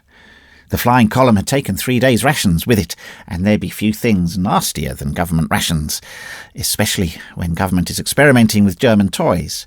Herbs and wurst, tinned beef of surpassing tinniness, compressed vegetables, and meat biscuits may be nourishing, but what Thomas Atkins needs is bulk in his inside. The Major, assisted by his brother officers, purchased goats for the camp, and so made the experiment of no effect. Long before the fatigue party sent to collect brushwood had returned, the men were settled down by their valises. Kettles and pots had appeared from the surrounding country, and were dangling over fires as the kid and the compressed vegetable bubbled together. There rose a cheerful clinking of mess tins, outrageous demands for "a little more stuffing with that there liver wing," and gust on gust of chaff as pointed as a bayonet and as delicate as a gun butt. "The boys are in good temper," said the Major. "They'll be singing presently. Well, a night like this is enough to keep them happy." Over our heads burned the wonderful Indian stars, which are not all pricked in on one plane, but preserving an orderly perspective, and draw the eye through the velvet darkness of the void, up to the barred doors of heaven itself. The earth was a grey shadow more unreal than the sky. We could hear her breathing lightly in the pauses between the howling of the jackals, the movement of the wind in the tamarisks, and the fitful mutter of musketry fire leagues away to the left. A native woman from some unseen hut began to sing. The mail train thundered past on its way to Delhi, and a roosting crow cawed drowsily. And then there was a belt-loosening silence about the fires, and the even breathing of the crowded earth took up the story. The men, full-fed, turned to tobacco and song, their officers with them. The subaltern is happy who can win the approval of the musical critics in his regiment, and is honoured among the more intricate step-dancers. By him, as by him who plays cricket cleverly, Thomas Atkins will stand in time of need, when he will let a better officer go on alone.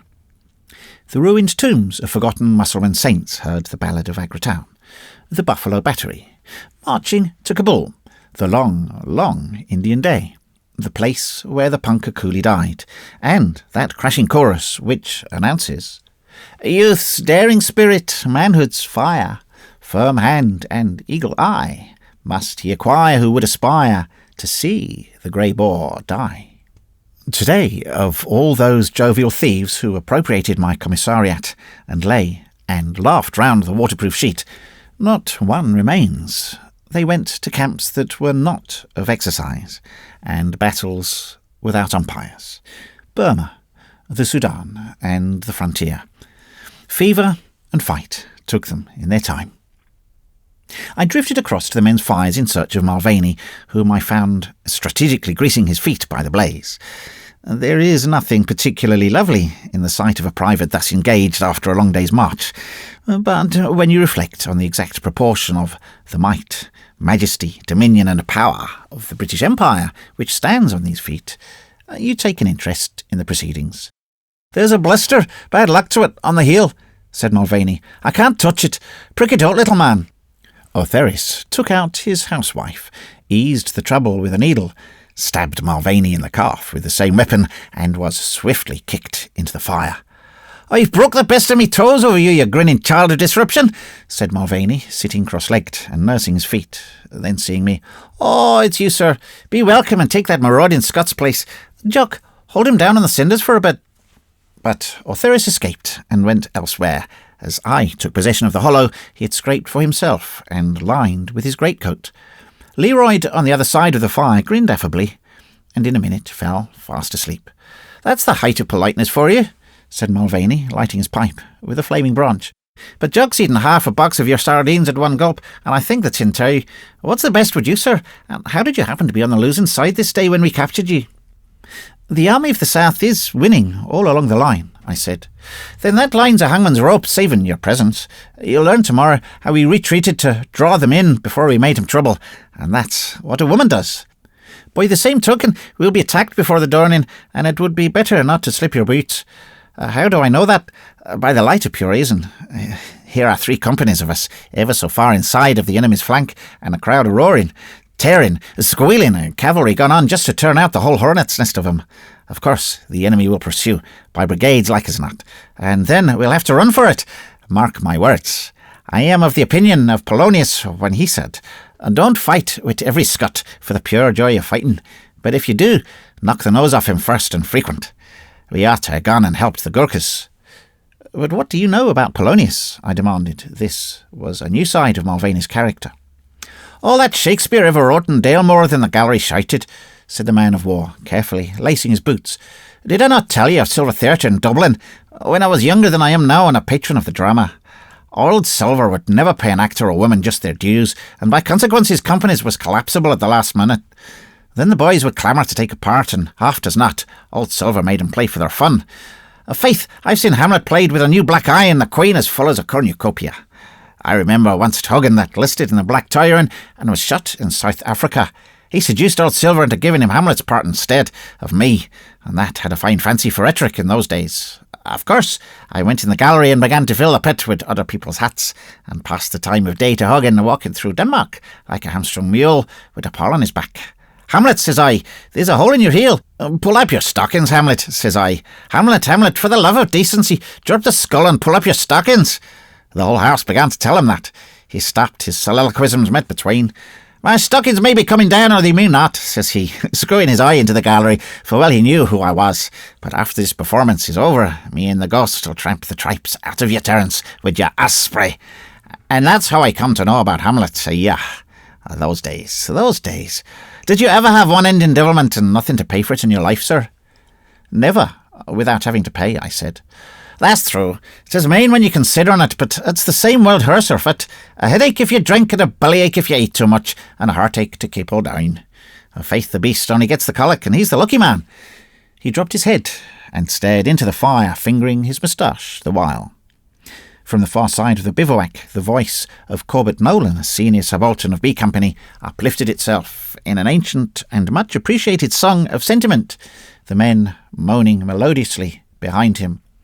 The north wind blew coldly, she dropped from that hour, for my own little Kathleen, my sweet little Kathleen, Kathleen, my Kathleen, Kathleen O'More.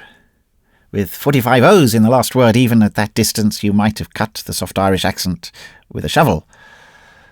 For all we take we must pay, but the price is cruel high, murmured Mulvaney when the chorus had ceased. What's the trouble? I said gently, for I knew that he was a man of inextinguishable sorrow. Here now, said he, you know what I am now. I know what I meant to be at the beginning of my service. I've told you time and again. And what have I not done as Shad has? And what am I?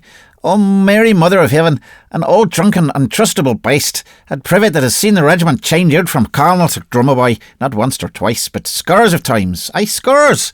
And me not so near getting promotion as the first, and me living on and keeping clear of clink, not by my own good conduct, but by the kindness of some officer boy, young enough to be son to me.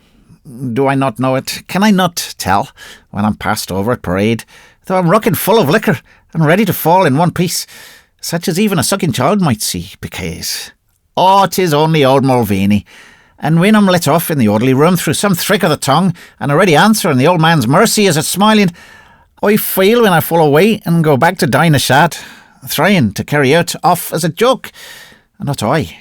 'Tis hell to me, dumb hell through it all, and next time when the fit comes, I'll be as bad again. Good cause the regiment has to know me for the best soldier in it. Better cause have I to know myself for the worst man. I'm only fit to tash the new drafts. What will I never learn myself? And I'm sure as though I heard out that the minute one of these pink-eyed recruities gets away from my mind, ye know, and listen to this, Jim boy. Sure, I am the sergeant, holds me up to him with a warning, so I tash, as they say at the musketry instruction, by direct and ricochet fire. Lord be good to me, for I have stood some trouble. Lie down and go to sleep, said I, not being able to comfort or advise. You're the best man in the regiment, and next to Theris, the biggest fool. Lie down and wait till we're attacked. What force will they turn out? Guns, think you? Try that with your lords and ladies, twisting and turning the talk, though you meant it well. You could say nothing to help me, and yet you never knew what cause I had to be what I am. Begin at the beginning and go on to the end, I said royally, but rake up the fire a bit first. I passed Ortheris's bayonet for a poker. That shows how little you know what we do, said Mulvaney, putting it aside. Fire takes all the heart out of steel, and the next time maybe that our little man is fighting for his life, his bradawal will break and you'll ha' killed him, man, no more than to keep yourself warm. 'Tis a recruity's thick that. Pass the cleaning rod, sir. I snuggled down, abased, and after an interval, the voice of Mulvaney began. Did I ever tell you how Dina Shad came to be wife of mine? I dissembled a burning anxiety that I had felt for some months, ever since Dina Shad, the strong, the patient, and the infinitely tender, had of her own good love and free will washed a shirt for me, moving in a barren land where washing was not. I can't remember, I said casually, or was it before or after you made love to Annie Bregan, and got no satisfaction? The story of Annie Bregan is written in another place. It is one of the many less respectable episodes in Mulvaney's checkered career. Long before was that business of Annie Bregan and the corporal's ghost, and every one was the worst for me when I had married Dina. There's a time for all things, and I know how to keep all things in place, barring the drink. That keeps me in place with no hope of coming to aught else." "Begin at the beginning," I insisted. "Mrs. Mulvaney told me that you married her when you were quartered in Crabbacar Barracks." "And the same as a cesspit," said Mulvaney piously. "She spoke through, did Dinah? 'Twas the way.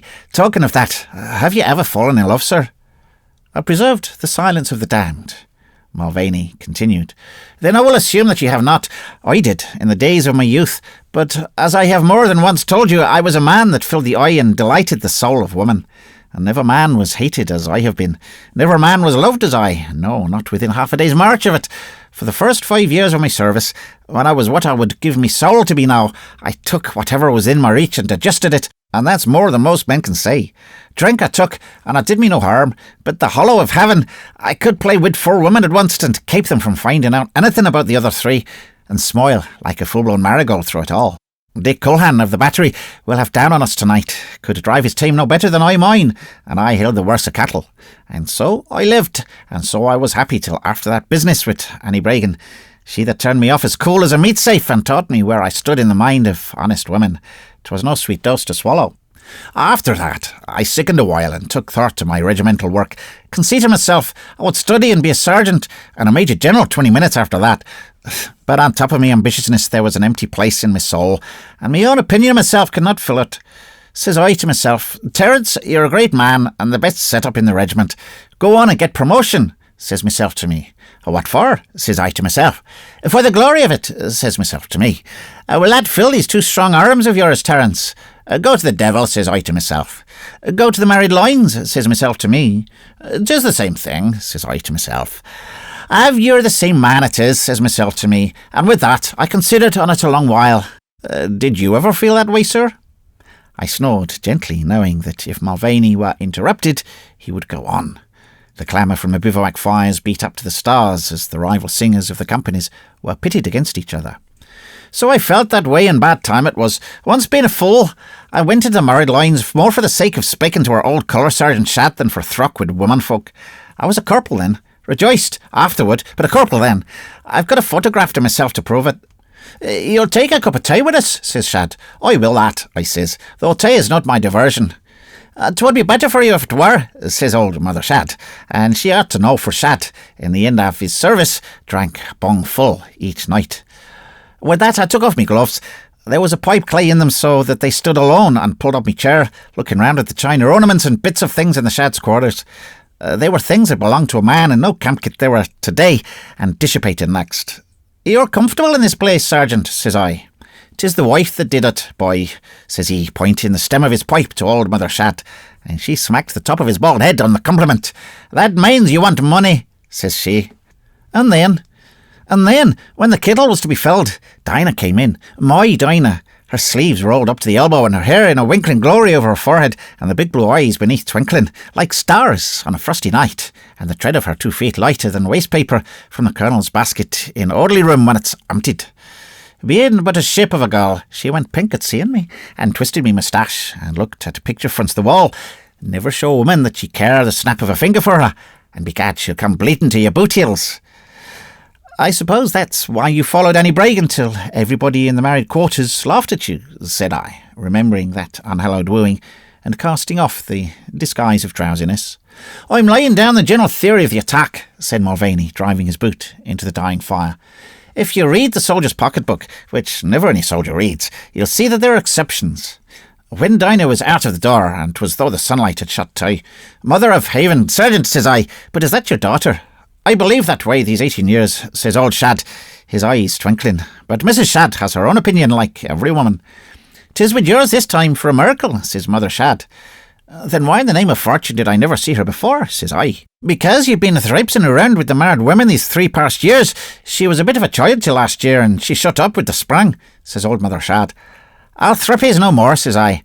'Do you mean that?' says old Mother Shad, looking at me sideways like a hen looks at a hawk when the chickens are running free. 'Try me and tell,' says I.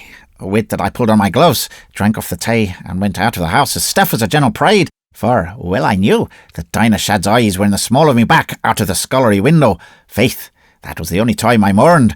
I was not a cavalryman for the pride of the spurs to jingle. I went out to think, as I did a powerful lot of thinking, but out all came around to the shape of a girl in the dotted blue dress, with the blue eyes and the sparkle in them.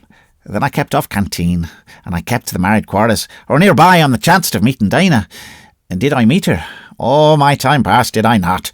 With a lump in my throat as big as me valise and me heart going like a farrier's forge on a Saturday morning. 'Twas good day to you, Miss Dinah, and good day to you, Corporal, for a week or two, and devil a bit further could I, because of the respect I had for the girl, and could have broken between finger and thumb. Here I giggled as I recalled the gigantic figure of Dinah Shadd when she handed me my shirt. "You may laugh," grunted Mulvaney, "but I'm speaking the truth, and 'tis you that are in fault. Dinah was a girl that would have taken the imperiousness out of the Duchess of Clonmel in those days. A flower hand, a foot of shut air, and the eyes of living morning. She had that is my wife today. Oh, Dinah, and never thought else than Dinah Shadd to me. 'Twas after 3 weeks standing on and on river making headway sept through the eyes that a little drummer boy grinned in me face when I'd admonished him with the buckle and me belt for writing all over the place. And I'm not the only one that doesn't keep to barracks," says he. I took him by the scruff of his neck. Me heart was hung on a hair thrigger these days, you'll understand. "And out with it," says I, "or I'll lave no bone in your unbreakable. Speak to Dempsey," says he, howling. "Dempsey which?" says I. "Ye unwashed limb of Satan." "Of the bobtailed dragoons," says he. "He's seen her home from her aunt's house in the civil lines 4 times this fortnight." "Child," says I, dropping him, "your tongue's stronger than your body. Go to your quarters. I'm sorry I dressed you down." At that, I went 4 ways to once turning Dempsey. Oh, I was mad to think that with all me years among women, I should have been cheated by a basin-faced fool of a cavalryman not fit to trust in a trunk. Presently I found him in our lines. The bobtails were quartered next us, and a tallowy top-heavy son, as a she-mule he was with his big brass spurs on his plastrons and his epigastrons and all, but he never flinched a hair. "A word with you, Dempsey," says I. "You've walked with Dinah Shadd 4 times this fortnight gone."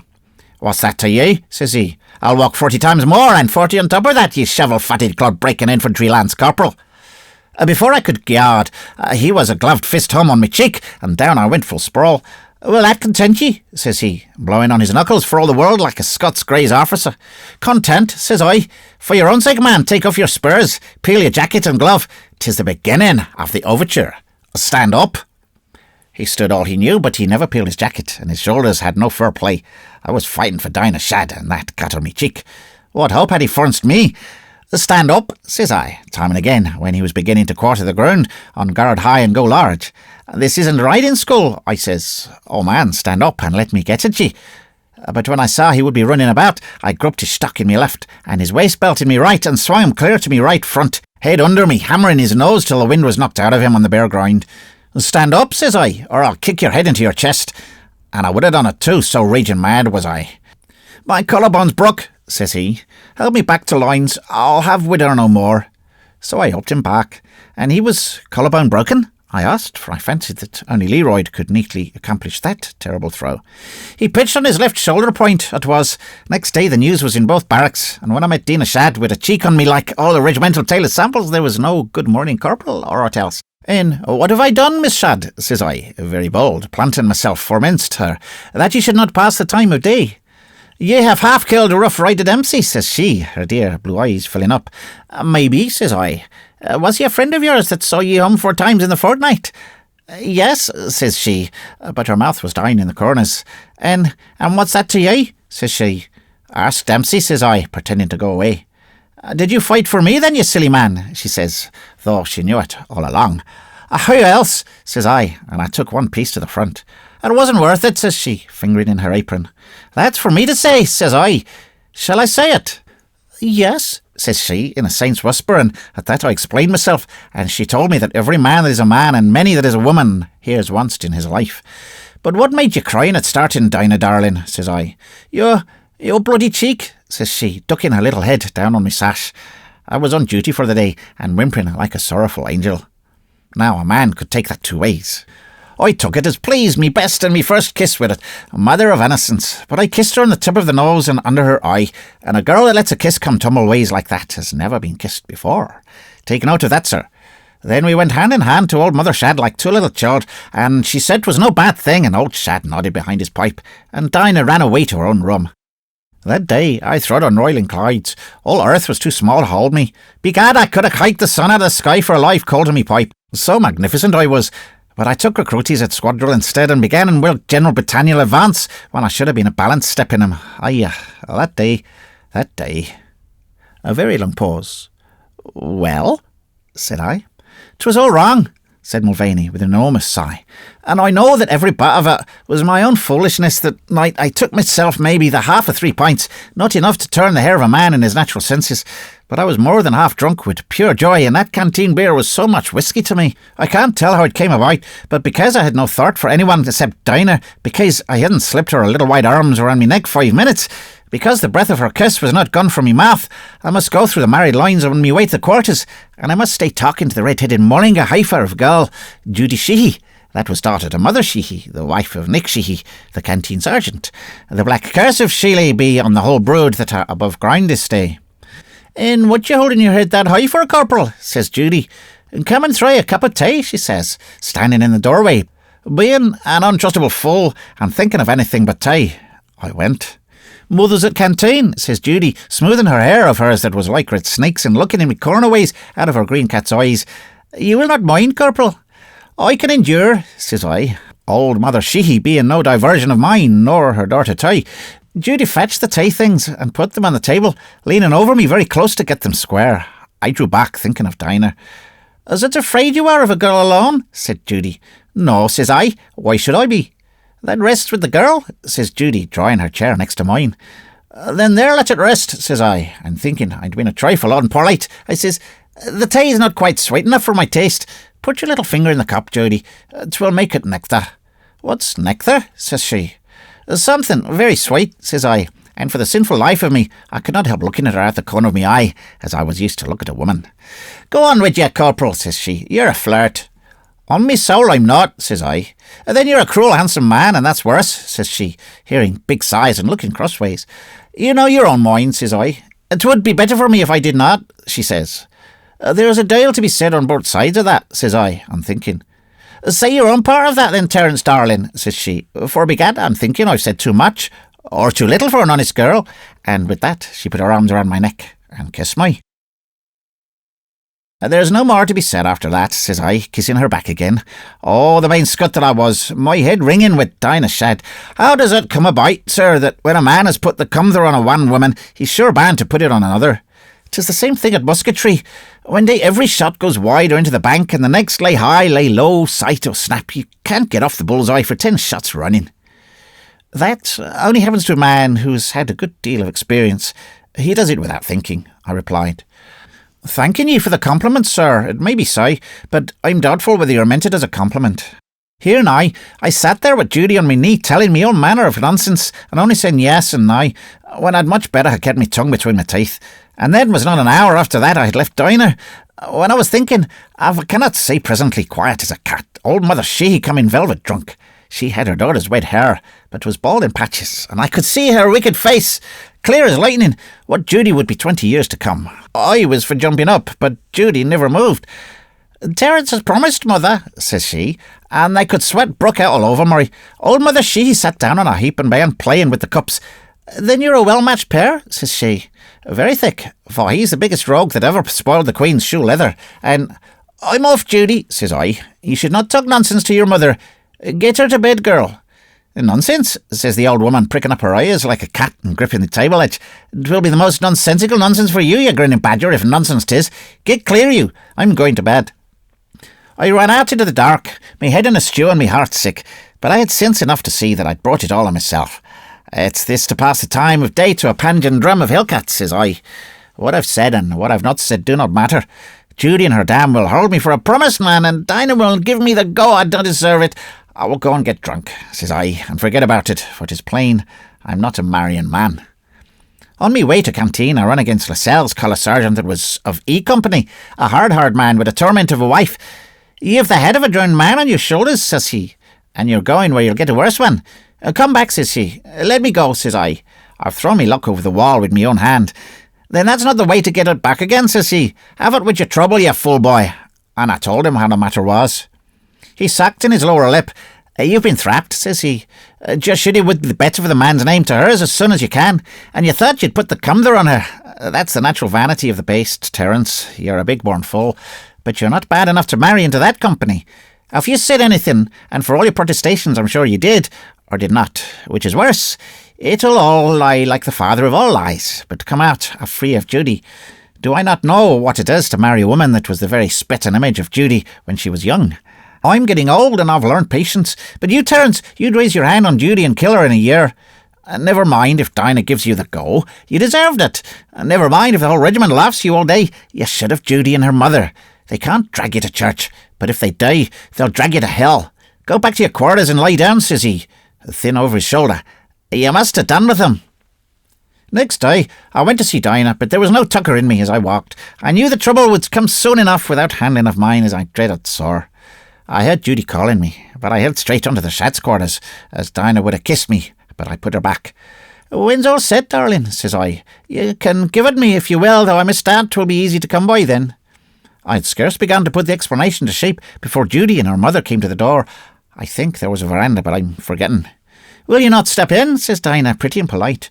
Though the Shads had no dealings with the Sheehies, old Mother Shad looked up quick, and she was the first to see the trouble, for Dinah was her daughter.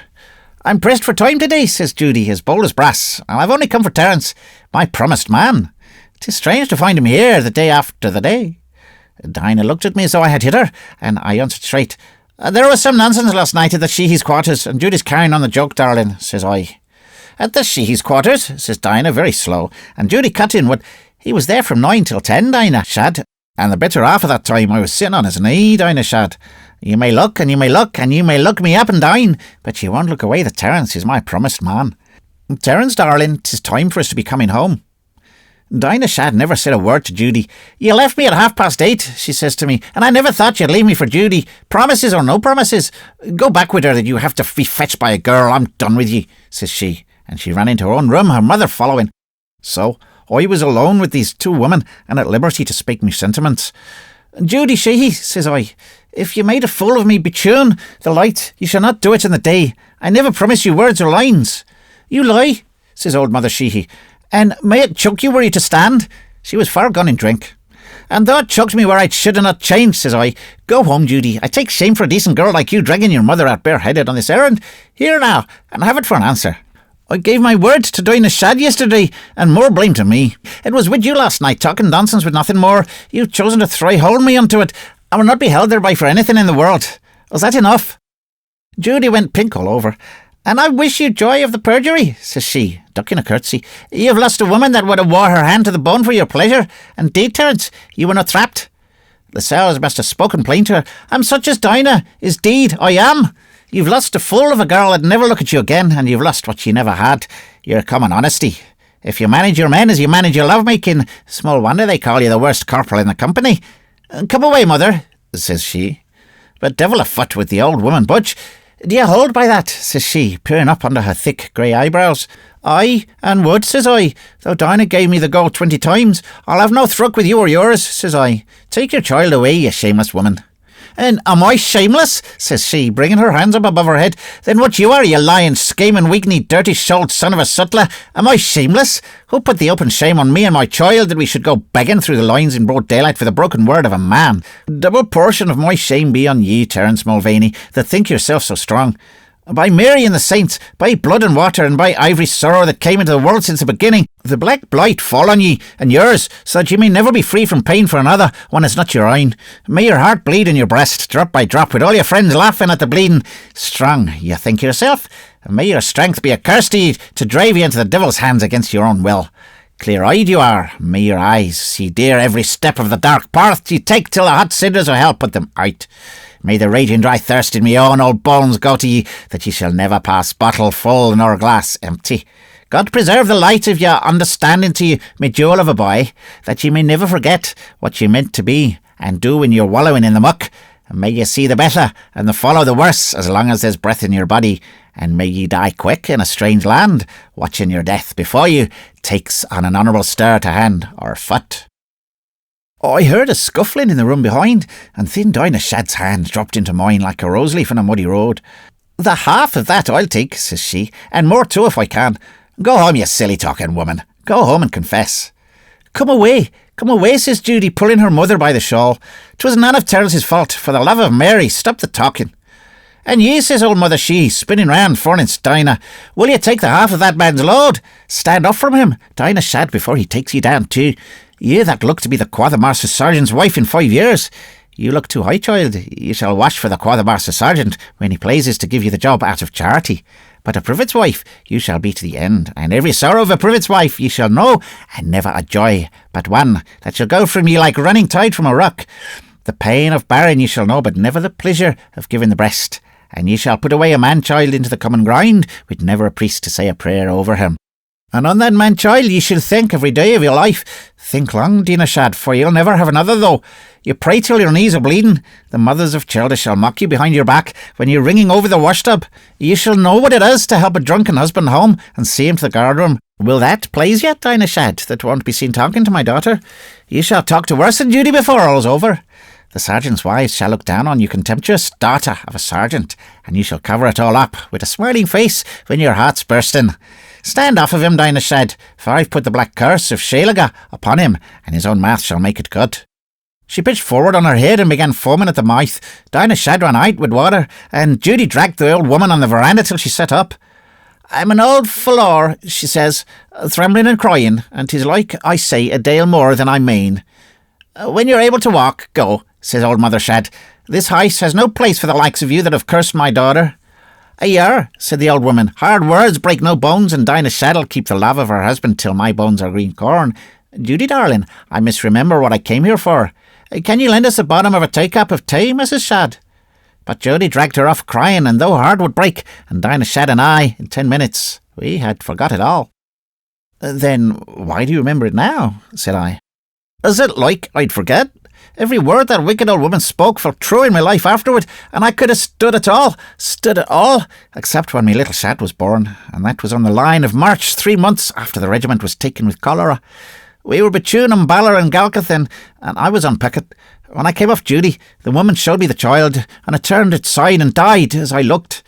We buried him up by the road, and Father Victor was a day's march behind with the heavy luggage, so the company captain read a prayer.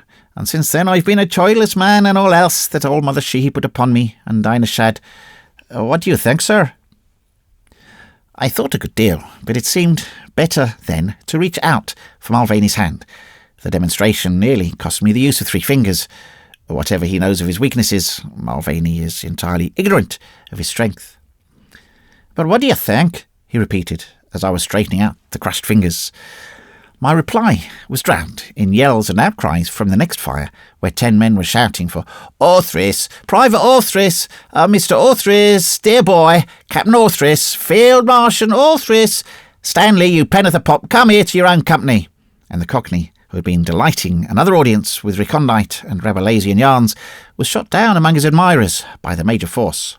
"You've crumbled my dress shirt horrid," said he, "and I shan't sing no more to this here blooming drawing-room." Leroy, roused by the confusion, uncoiled himself, crept behind Ortheris, and slung him aloft on his shoulders. "Sing, ye blooming hummingbird," said he, and Ortheris, beating time on Leroy's skull, delivered himself, in the raucous voice of the Ratcliffe Highway, of this song. "Me girl, she give me the go onst when I was a London lad, and when I went on the drink for a fortnight, and then I went to the bad. The Queen, she gave me a shilling to fight for her over the seas, but government built me a fever trap, and India gave me disease. Oh, don't you heed what a girl says, and don't you go for the beer. But I was an ass when I was at grass, and that is why I am here. I fired a shot at an Afghan, the beggar, he fired again, and I lay on me bed with a hole in me head, and missed the next campaign. I up with me gun at a Burman who carried a blooming dar, but the cartridge stuck and the bayonet broke, and all I got was the scar. Oh, don't you aim at a Afghan when you stand on the skyline clear, and don't you go for a Burman if none of your friends is near. I served me time for a corporal, and wetted me stripes with pop, for I went on the bend with a intimate friend, and finished the night in the shop. I served my time for a sergeant. The colonel, he says no, the most you'll see is a full CB, and very next night 'twas so. Oh, don't you go for a corporal unless your head is clear. But I was an ass when I was at grass, and that is why I'm here. I've tasted the luck of the army, in barrack and camp and clink, and I lost me tip through the blooming trip, along with the women and drink. I'm down at the heel of me service, and when I am laid on the shelf, my very worst friend from beginning to end, by the blood of a mouse, was myself. Oh, don't you heed what a girl says, and don't you go for the beer. But I was an ass when I was a grass, and that is why I am here. I listened to our little man nigh, singing and shouting as though trouble had never touched him. Do you remember when he went mad with the homesickness? Said Mulvaney, recalling a never-to-be-forgotten season when Ortheris waded through the deep waters of affliction and behaved abominably. But he's talking better truth, though, yeah? My very first friend from beginning to end by the blood of a mice was myself. When I woke, I saw Mulvaney, the night Jew, gemming his moustache, leaning on his rifle at picket, lonely as Prometheus on his rock, with I know not what vultures tearing his liver.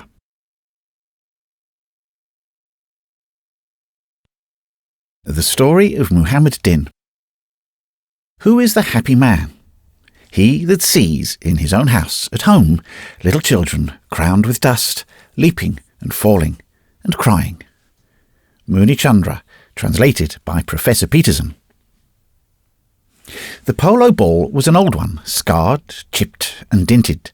It stood on the mantelpiece among the pipe stems which Imam Din Kidmagar was cleaning for me. "Does the heaven-born want this ball?" said Imam Din deferentially.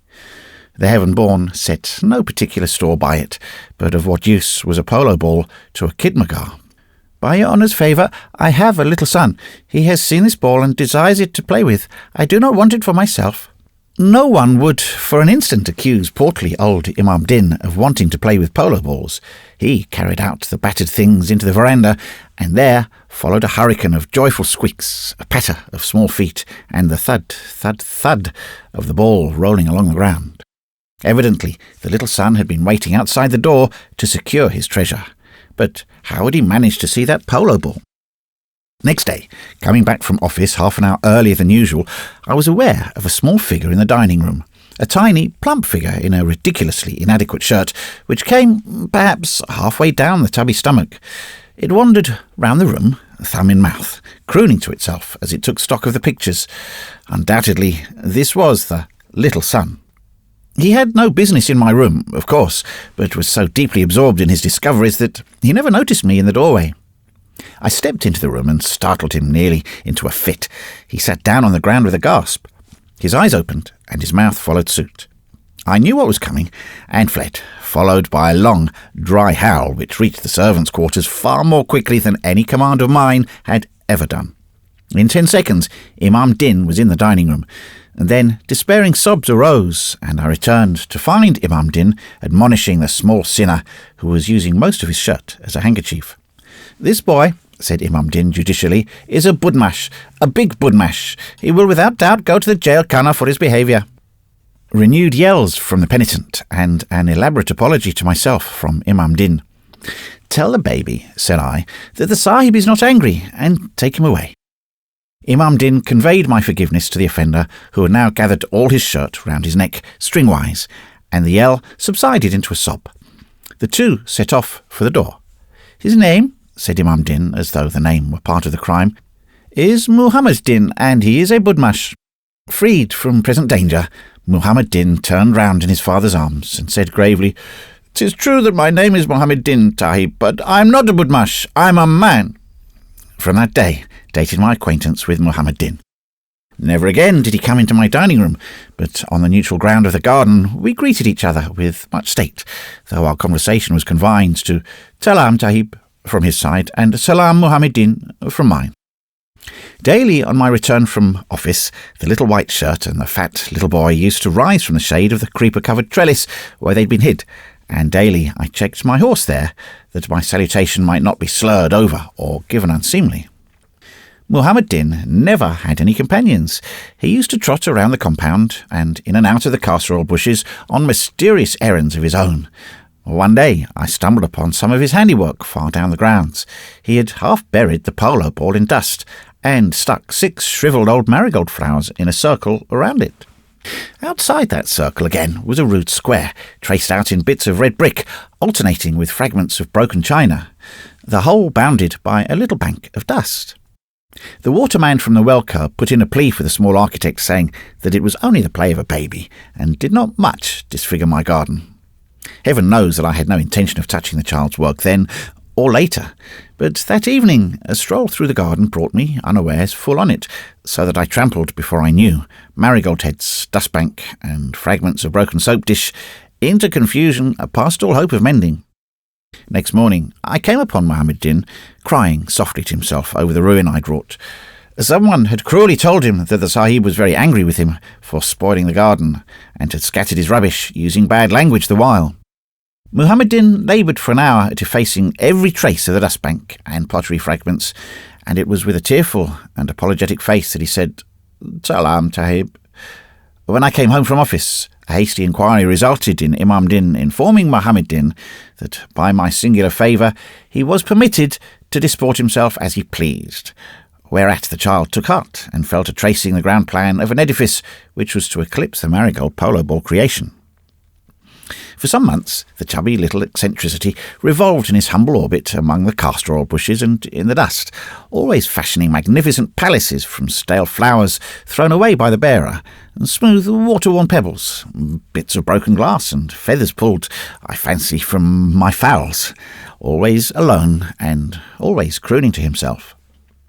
A gaily spotted seashell was dropped one day close to the last of his little buildings, and I looked that Muhammad Din should build something more than ordinarily splendid on the strength of it. Nor was I disappointed. He meditated for the better part of an hour, and his crooning rose to a jubilant song. Then he began tracing in the dust. It would certainly be a wondrous palace, this one, for it was 2 yards long and a yard broad in ground plan. But the palace was never completed. Next day there was no Muhammad Din at the head of the carriage drive, and no Salam Sahib to welcome my return. I had grown accustomed to the greeting, and its omission troubled me. Next day Imam Din told me that the child was suffering slightly from fever and needed quinine. He got the medicine and an English doctor. "They have no stamina, these brats," said the doctor as he left Imam Din's quarters. A week later, though I would have given much to have avoided it, I met on the road to the Mussulman burying ground Imam Din, accompanied by one other friend, carrying in his arms, wrapped in a white cloth, all that was left of little Muhammad Din.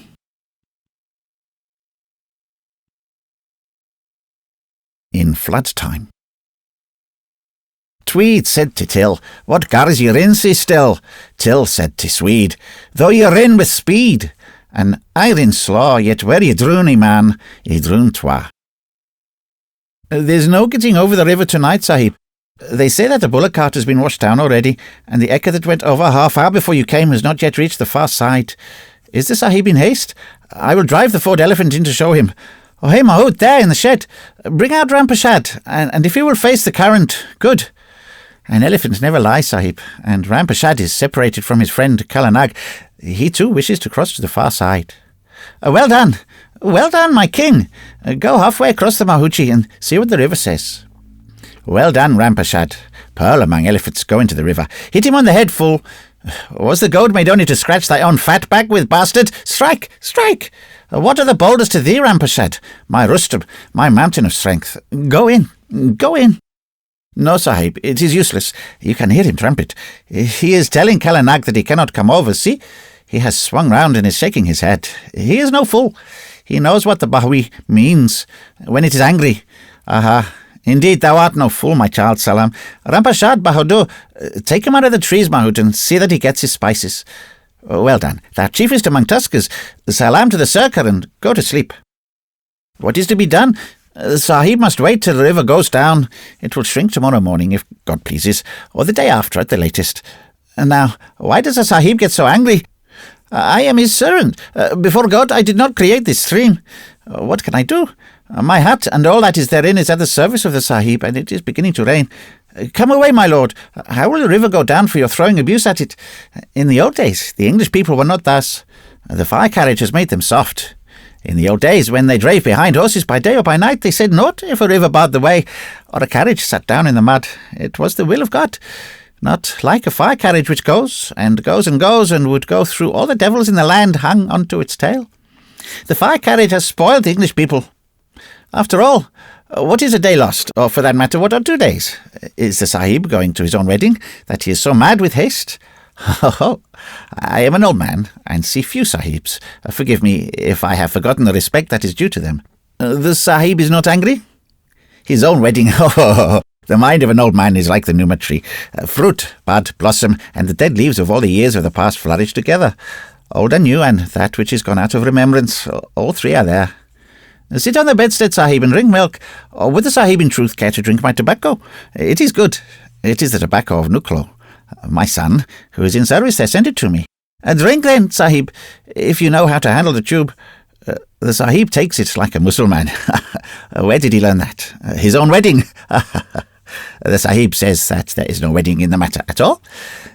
Now, it is likely that the Sahib would speak true talk to me, who am only a black man. A small wonder, then, that he is in haste. 30 years have I beaten the gong at this ford, but never have I seen a Sahib in such haste. 30 years, Sahib!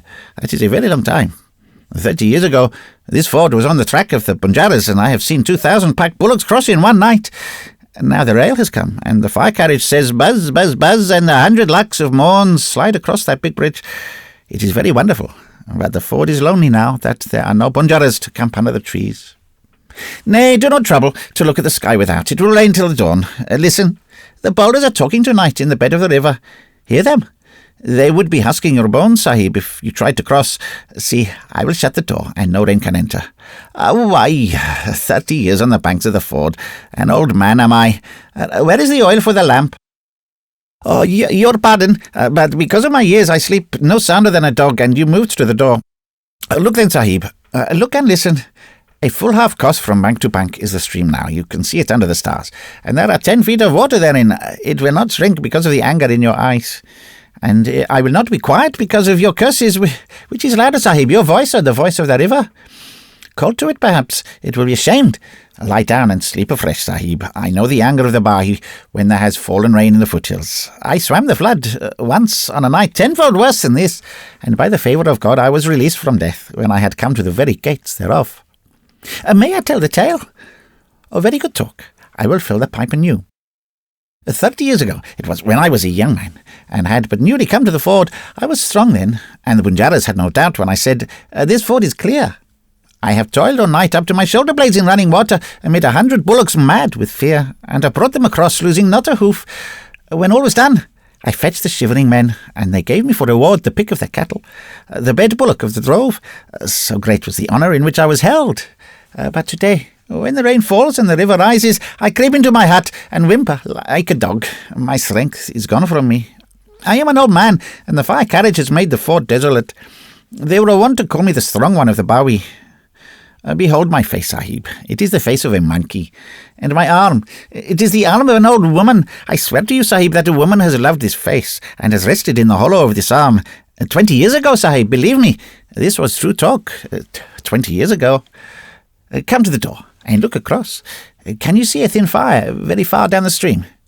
That is the temple fire in the shrine of Hanuman in the village of Patira. North, under the big star, is the village itself, but it is hidden by a bend of the river. Is that far to swim, Sahib? Would you take off your clothes and adventure? Yet I swam to Patira, and not once but many times, and there are muggers in the river too. Love knows no caste, else why should I, a Mussulman, and the son of a Mussulman, have sought a Hindu woman? A widow of the Hindus, the sister of the headman of Patira. But it was even so. They of the headman's household came on a pilgrimage to Mathura when she was but newly a bride. Silver tyres were on the wheels of the bullock cart, and silk curtains hid the woman. Sahib, I made no haste in the conveyance, for the wind parted the curtains, and I saw her. When they returned from pilgrimage, the boy that was her husband had died, and I saw her again in the bullock cart. By God, these Hindus are fools. What is it to me whether she was Hindu or Jain, scavenger, leper or hole?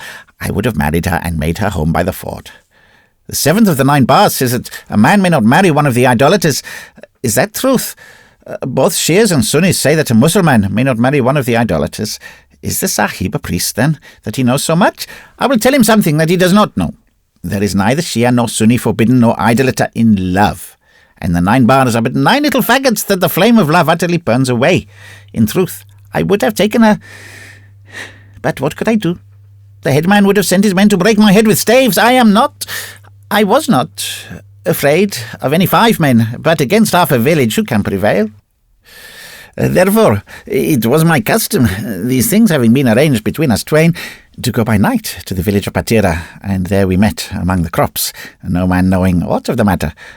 Behold now, I was wont to cross here, skirting the jungle to the river bend where the railway bridge is, and thence across the elbow of land to Patira. The light of the shrine was my guide when the nights were dark. That jungle near the river is very full of snakes, little kraits that sleep in the sand, and moreover, her brothers would have slain me had they found me in the crops, but none knew, save she and I. And the blown sand of the riverbed covered the track of my feet. In the hot months it was an easy thing to pass from the ford to Patira, and in the first rains when the river rose slowly it was an easy thing also. I set the strength of my body against the strength of the stream, and nightly I ate in my hut here, and drank at Patira yonder. She had said that one heard him sing, a thief had sought her, and he was of a village up the river, but on the same bank. All Sikhs are dogs, and they have refused in their folly that good gift of God, tobacco. I was ready to destroy Hernam Singh that ever he had come nigh her, and the more because he had sworn to her that she had a lover, and that he would lie in wait and give the name to the headman unless she went away with him. What curs are these Sikhs? After that news I swam always with a little sharp knife in my belt, and evil would it have been for a man had he stayed me. I knew not the face of Hernam Singh, but I would have killed any who came between me and her. Upon a night in the beginning of the rains I was minded to go across to Patira, albeit the river was angry. Now the nature of the Bahui is this, Sahib. In 20 breaths it comes down from the hills, a wall 3 feet high, and I have seen it, between the lighting of a fire and the cooking of a chapati, grow from a runnel to a sister of the Jumna. When I left this bank, and there was a shoal a half-mile down, and I made shift to fetch it and row Beth there going forward, for I felt the hands of the river heavy upon my heels. Yet what will a young man not do for love's sake? There was but little light from the stars, and midway to the shoal a branch of the stinking deodar tree brushed my mouth as I swam. That was a sign of heavy rain in the foothills and beyond, for the deodar is a strong tree, not easily shaken from the hillsides. I made haste, the river aiding me, but ere I had touched the shoal the pulse of the stream beat, as it were, within me, and around, and behold, the shoal was gone, and I rode high on the crest of a wave that ran from bank to bank. Has the Sahib ever been cast into much water that fights and will not let a man use his limbs? To me, my head upon the water, it seemed as though there were naught but water to the world's end, and the river drave me with its driftwood. A man is a very little thing in the belly of a flood, and this flood, though I knew it not, was the great flood, about which men talk still. My liver was dissolved, and I lay like a log upon my back in the fear of death. There were living things in the water, crying and howling grievously, beasts of the forest and cattle, and once the voice of a man asking for help. But the rain came, and lashed the water white, and I heard no more save the roar of the boulders below and the roar of the rain above. Thus I was well downstream, wrestling for the breath in me. It is very hard to die when one is young. Can the Sahib, standing here, see the railway bridge? Look, there are the lights of the mail train going to Peshawar. The bridge is now 20 feet above the river, but upon that night the water was roaring against the latticework, and against the lattice came I, feet first. But much driftwood was piled there and upon the piers, and I took no great hurt. Only the river pressed me as a strong man presses a weaker. Scarcely could I take hold of the latticework and crawl to the upper boom, Sahib. The water was foaming across the rails a foot deep. Judge therefore what manner of a flood it must have been. I could not hear, I could not see. I could but lie on the boom and pant for breath. After a while the rain ceased, and there came out in the sky certain new-washed stars, and by their light I saw that there was no end to the black water as far as the eye could travel, and the water had risen upon the rails. There were dead beasts in the driftwood on the piers, and others caught by the neck in the latticework, and others not yet drowned, who strove to find a foothold on the latticework. Buffaloes, and kine, and wild pig, and deer, 1 or 2, and snakes and jackals past all counting. Their bodies were black upon the left side of the bridge, but the smaller of them were forced through the latticework and whirled downstream. Thereafter the stars died, and the rain came down afresh, and the river rose yet more, and I felt the bridge begin to stir under me, as a man stirs in his sleep ere he wakes. But I was not afraid, Sahib, I swear to you, I was not afraid, though I had no power in my limbs. I knew that I should not die till I had seen her once more, but I was very cold, and I felt that bridge must go. There was a trembling in the water, such a trembling as goes before the coming of a great wave, and the bridge lifted its flank to the rush of that coming, so that the right lattice dipped under water, and the left rose clear. On my beard, Sahib, I am speaking God's truth. As a Mirzapur stoneboat careens to the wind, so the Bowie bridge turned, thus and in no other manner. I slid from the boom into deep water. Behind me came the wave of the wrath of the river, and I heard its voice and the scream of the middle part of the bridge as it moved from the piers and sank. I knew no more, till I rose in the middle of the great flood. I put forth my hand to swim, and lo, it fell upon the knotted hair of the head of a man. He was dead, for no one but I, the strong one of Bowie, could have lived in that race. He had been dead full 2 days, for he rode high, wallowing, and was an aid to me. I laughed then, knowing for surety that I should yet see her and take no harm, and I twisted my fingers in the hair of the man, for I was far spent, and together we went down the stream, he the dead, and I the living. Lacking that help, I should have sunk, and the cold was in my marrow, and my flesh was ribbed and sodden on my bones, but he had no fear, who had known the uttermost of the power of the river, and I let him go where he chose. At last we came into the power of a side current that set to the right bank, and I strove with my feet to draw with it, but the dead man swung heavily in the whirl, and I feared that some branch had struck him and that we would sink. The tops of the tamarisk brushed my knees, so I knew we were coming to floodwater above the crops, and after I let down my legs and fell bottom, the ridge of a field, and after the dead man stayed upon the knoll under a fig tree, and I drew my body from the water, rejoicing. Does the Sahib know whither the backwash of the flood had borne me? To the knoll, which is the eastern boundary mark of the village of Patira, no other place. I drew the dead man up on the grass for the service that he had done me, and also because I knew not whether I should need him again. Then I went, crying thrice like a jackal, to the appointed place, which was near the bar of the headman's house. But my love was already there, weeping. She feared that the flood had swept my hut at the Barwi ford. When I came softly through the angle deep water, she thought it was a ghost, and would have fled. But I put my arms around her, and I was no ghost in those days, though I am an old man now.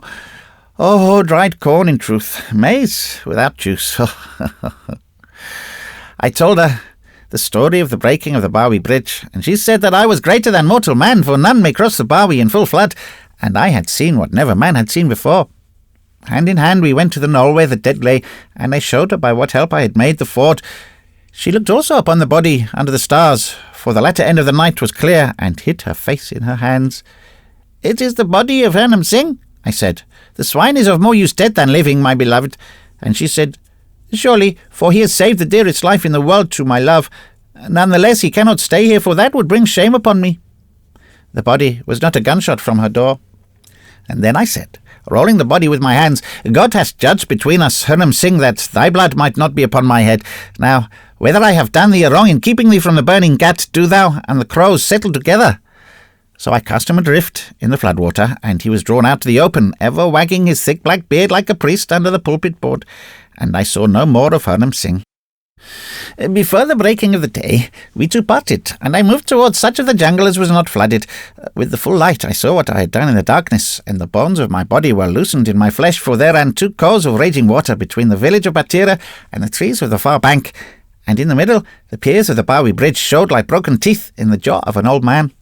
And nor was there any life upon the waters, neither bird nor boats, but only an army of drowned things, bullocks and horses and men, and the river was redder than blood from the clay of the foothills. Never had I seen such a flood, never since that year have I seen the like, and, oh, Sahib, no man living had done what I had done. There was no return for me that day. Not for all the lands of the headman would I venture a second time without the shield of darkness that cloaks danger. I went across up the river to the house of a blacksmith, saying that the flood had swept me from my hut, and they gave me food. 7 days I stayed with the blacksmith till a boat came, and I returned to my house. There was no trace of wall, or roof, or floor, naught but a patch of slimy mud. Judge, therefore, Sahib, how far the river must have risen. It was written that I should not die either in my house, or in the heart of the Bowie, or under the wreck of the Bowie Bridge, for God sent down Hernam Singh, 2 days dead, though I know not how the man died, to be my boy and support. Hernam Singh has been in hell these 20 years, and the thought of that night must be the flower of his torment. Listen, Sahib, the river has changed its voice. It is going to sleep before the dawn, to which there is yet 1 hour. With the light it will come down afresh. How do I know? Have I been here 30 years without knowing the voice of the river as a father knows the voice of his son? Every moment it is talking less angrily. I swear that there will be no danger for 1 hour or perhaps 2. I cannot answer for the morning. Be quick, Sahib. I will call Rampashad, and he will not turn back this time. Is the Paulin tightly corded upon all the baggage? Oh, hey, Mahout with the butthead, the elephant for the Sahib, and tell him on the far side that there will be no crossing after daylight. Money? Nay, Sahib, I am not of that kind. No, not even to give sweetmeats to the baby folk. My house, look you, is empty, and I am an old man. Dut, Rampashad, dut. Good luck go with you, Sahib.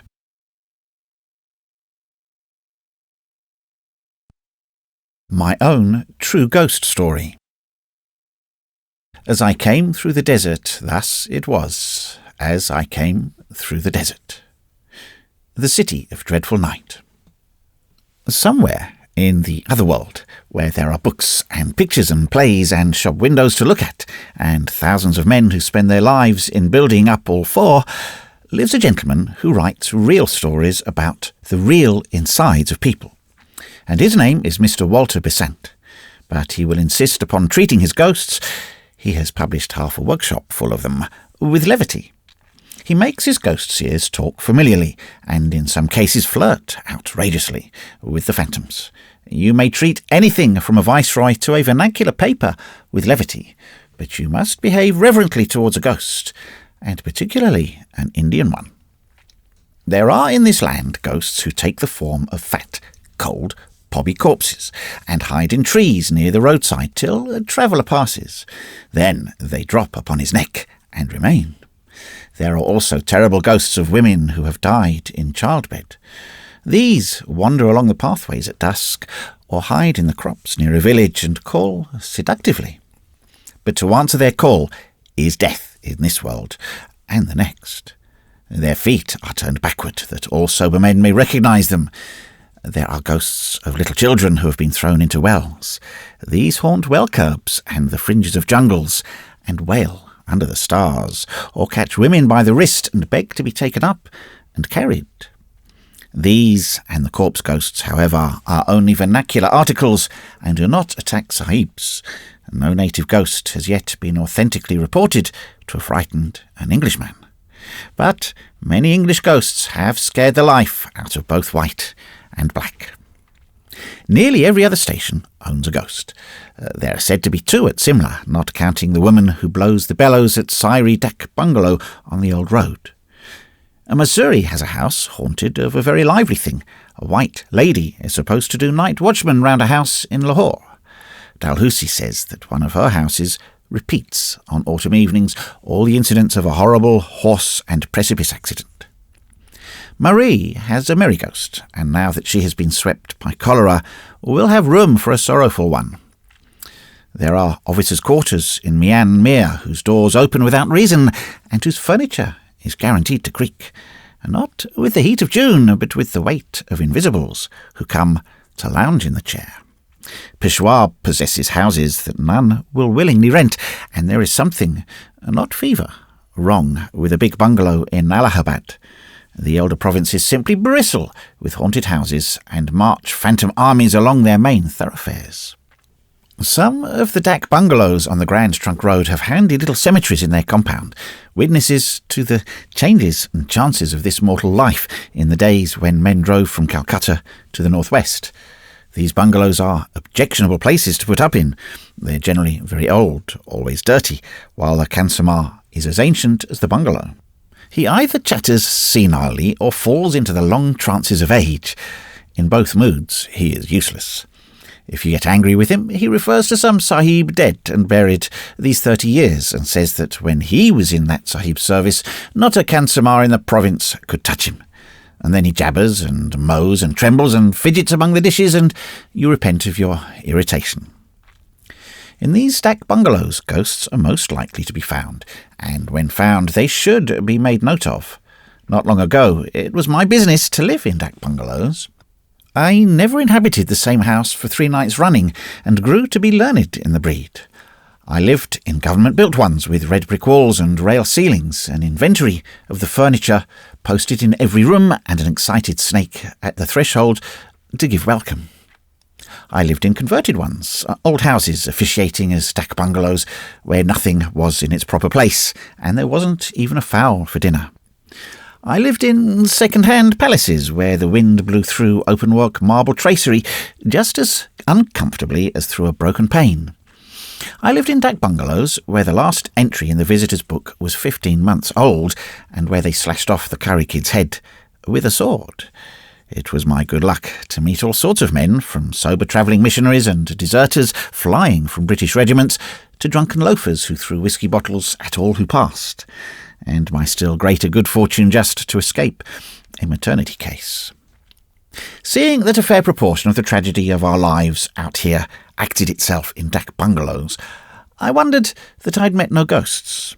A ghost that would voluntarily hang about a dak bungalow would be mad, of course, but so many men have died mad in dak bungalows that there must be a fair percentage of lunatic ghosts. In due time, I found my ghost, or ghosts rather, for there were two of them. Up till that hour, I had sympathised with Mr. Besant's method of handling them, as shown in The Strange Case of Mr. Lucroft and other stories. I am now in the opposition. We will call the bungalow Katmal Dak Bungalow, but that was the smallest part of the horror. A man with a sensitive hide has no right to sleep in dak bungalows. He should marry. Katmal Dak Bungalow was old and rotten and unrepaired. The floor was of worn brick, the walls were filthy, and the windows were nearly black with grime. It stood on a bypath largely used by native sub-deputy assistants of all kinds, from finance to forests, but real sahibs were rare. The Khansamah, who was nearly bent double with old age, said so. When I arrived, there was a fitful, undecided rain on the face of the land, accompanied by a restless wind, and every gust made a noise like the rattling of dry bones in the stiff toddy palms outside. The Khansamah completely lost his head on my arrival. He had served a sahib once. Did I know that sahib? He gave me the name of a well-known man who has been buried for more than a quarter of a century, and showed me an ancient daguerreotype of that man in his prehistoric youth. I had seen a steel engraving of him at the head of a double volume of memoirs a month before, and I felt ancient beyond telling. The day shut in, and the Khansamah went to get me food. He did not go through the pretence of calling it khana, man's victuals. He said ratub, and that means, among other things, grub, or dog's rations. There was no insult in his choice of the term. He had forgotten the other word, I suppose. While he was cutting up the dead bodies of animals, I settled myself down, after exploring the dak bungalow. There were 3 rooms beside my own, which was a corner kennel, each giving into the other through dingy white doors fastened with long iron bars. The bungalow was a very solid one, but the partition walls of the rooms were almost jerry-built in their flimsiness. Every step or bang of a trunk echoed from my room down the other 3, and every footfall came back tremulously from the far walls. For this reason, I shut the door. There were no lamps, only candles in long glass shades. An oil wick was set in the bathroom. For bleak, unadulterated misery, that dak bungalow was the worst of the many that I have ever set foot in. There was no fireplace, and the windows would not open, so a brazier of charcoal would have been useless. The rain and the wind splashed and gurgled and moaned round the house, and the toddy palms rattled and roared. 6 jackals went through the compound singing, and a hyena stood afar off and mocked them. A hyena would convince a Sadducee of the resurrection of the dead, the worst sort of dead.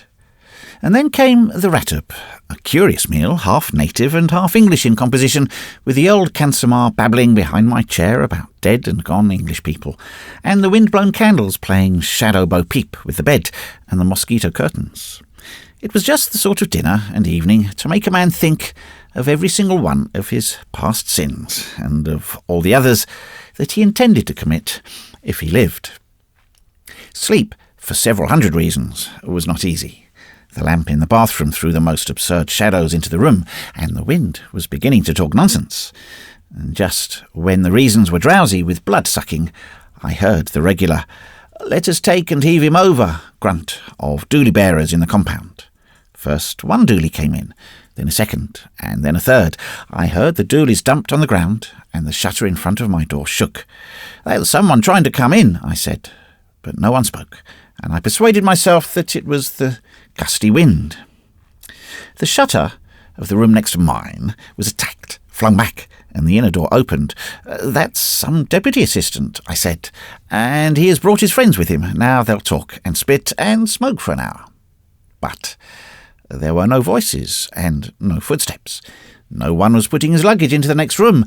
The door shut, and I thanked Providence that I was to be left in peace. But I was curious to know where the Dooleys had gone. I got out of bed and looked into the darkness. There was never a sign of a Dooley. Just as I was getting into bed again, I heard, in the next room, the sound that no man in his senses can possibly mistake, the whir of a billiard ball down the length of the slates when the striker is stringing for break. No other sound is like it. A minute afterward, there was another whir, and I got into bed. I was not frightened. Indeed, I was not. I was very curious to know what had become of the Dooleys. I jumped into bed for that reason. Next minute I heard the double click of a cannon, and my hair sat up. It is a mistake to say that hair stands up. The skin of the head tightens, and you can feel a faint, prickly bristling all over the scalp. That is the hair sitting up. There was a whir and a click, and both sounds could only have been made by one thing, a billiard ball. I argued the matter out at great length with myself, and the more I argued, the less probable it seemed that one bed, one table, and 2 chairs, all the furniture of the room next to mine, could so exactly duplicate the sounds of a game of billiards.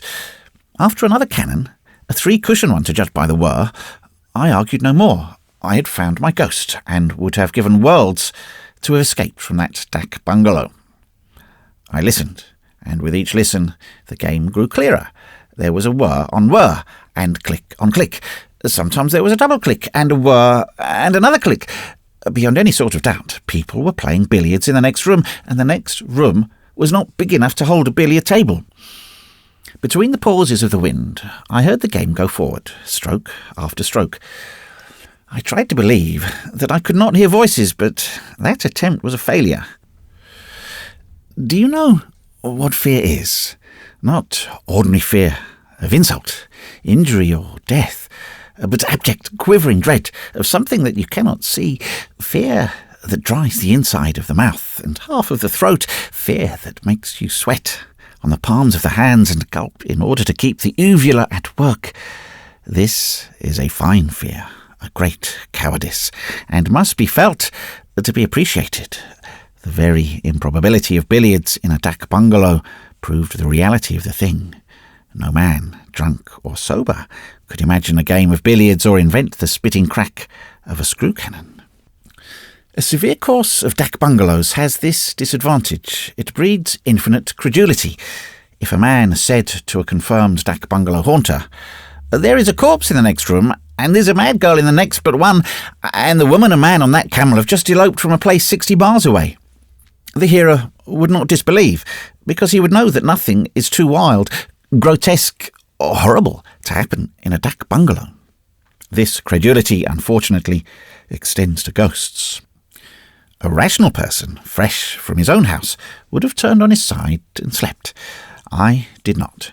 So surely as I was given up as a bad carcass by the scores of things in the bed because the bulk of my blood was in my heart, so surely did I hear every stroke of a long game at billiards played in the echoing room behind the iron-barred door.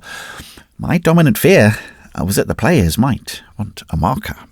It was an absurd fear, because creatures who could play in the dark would be above such superfluities.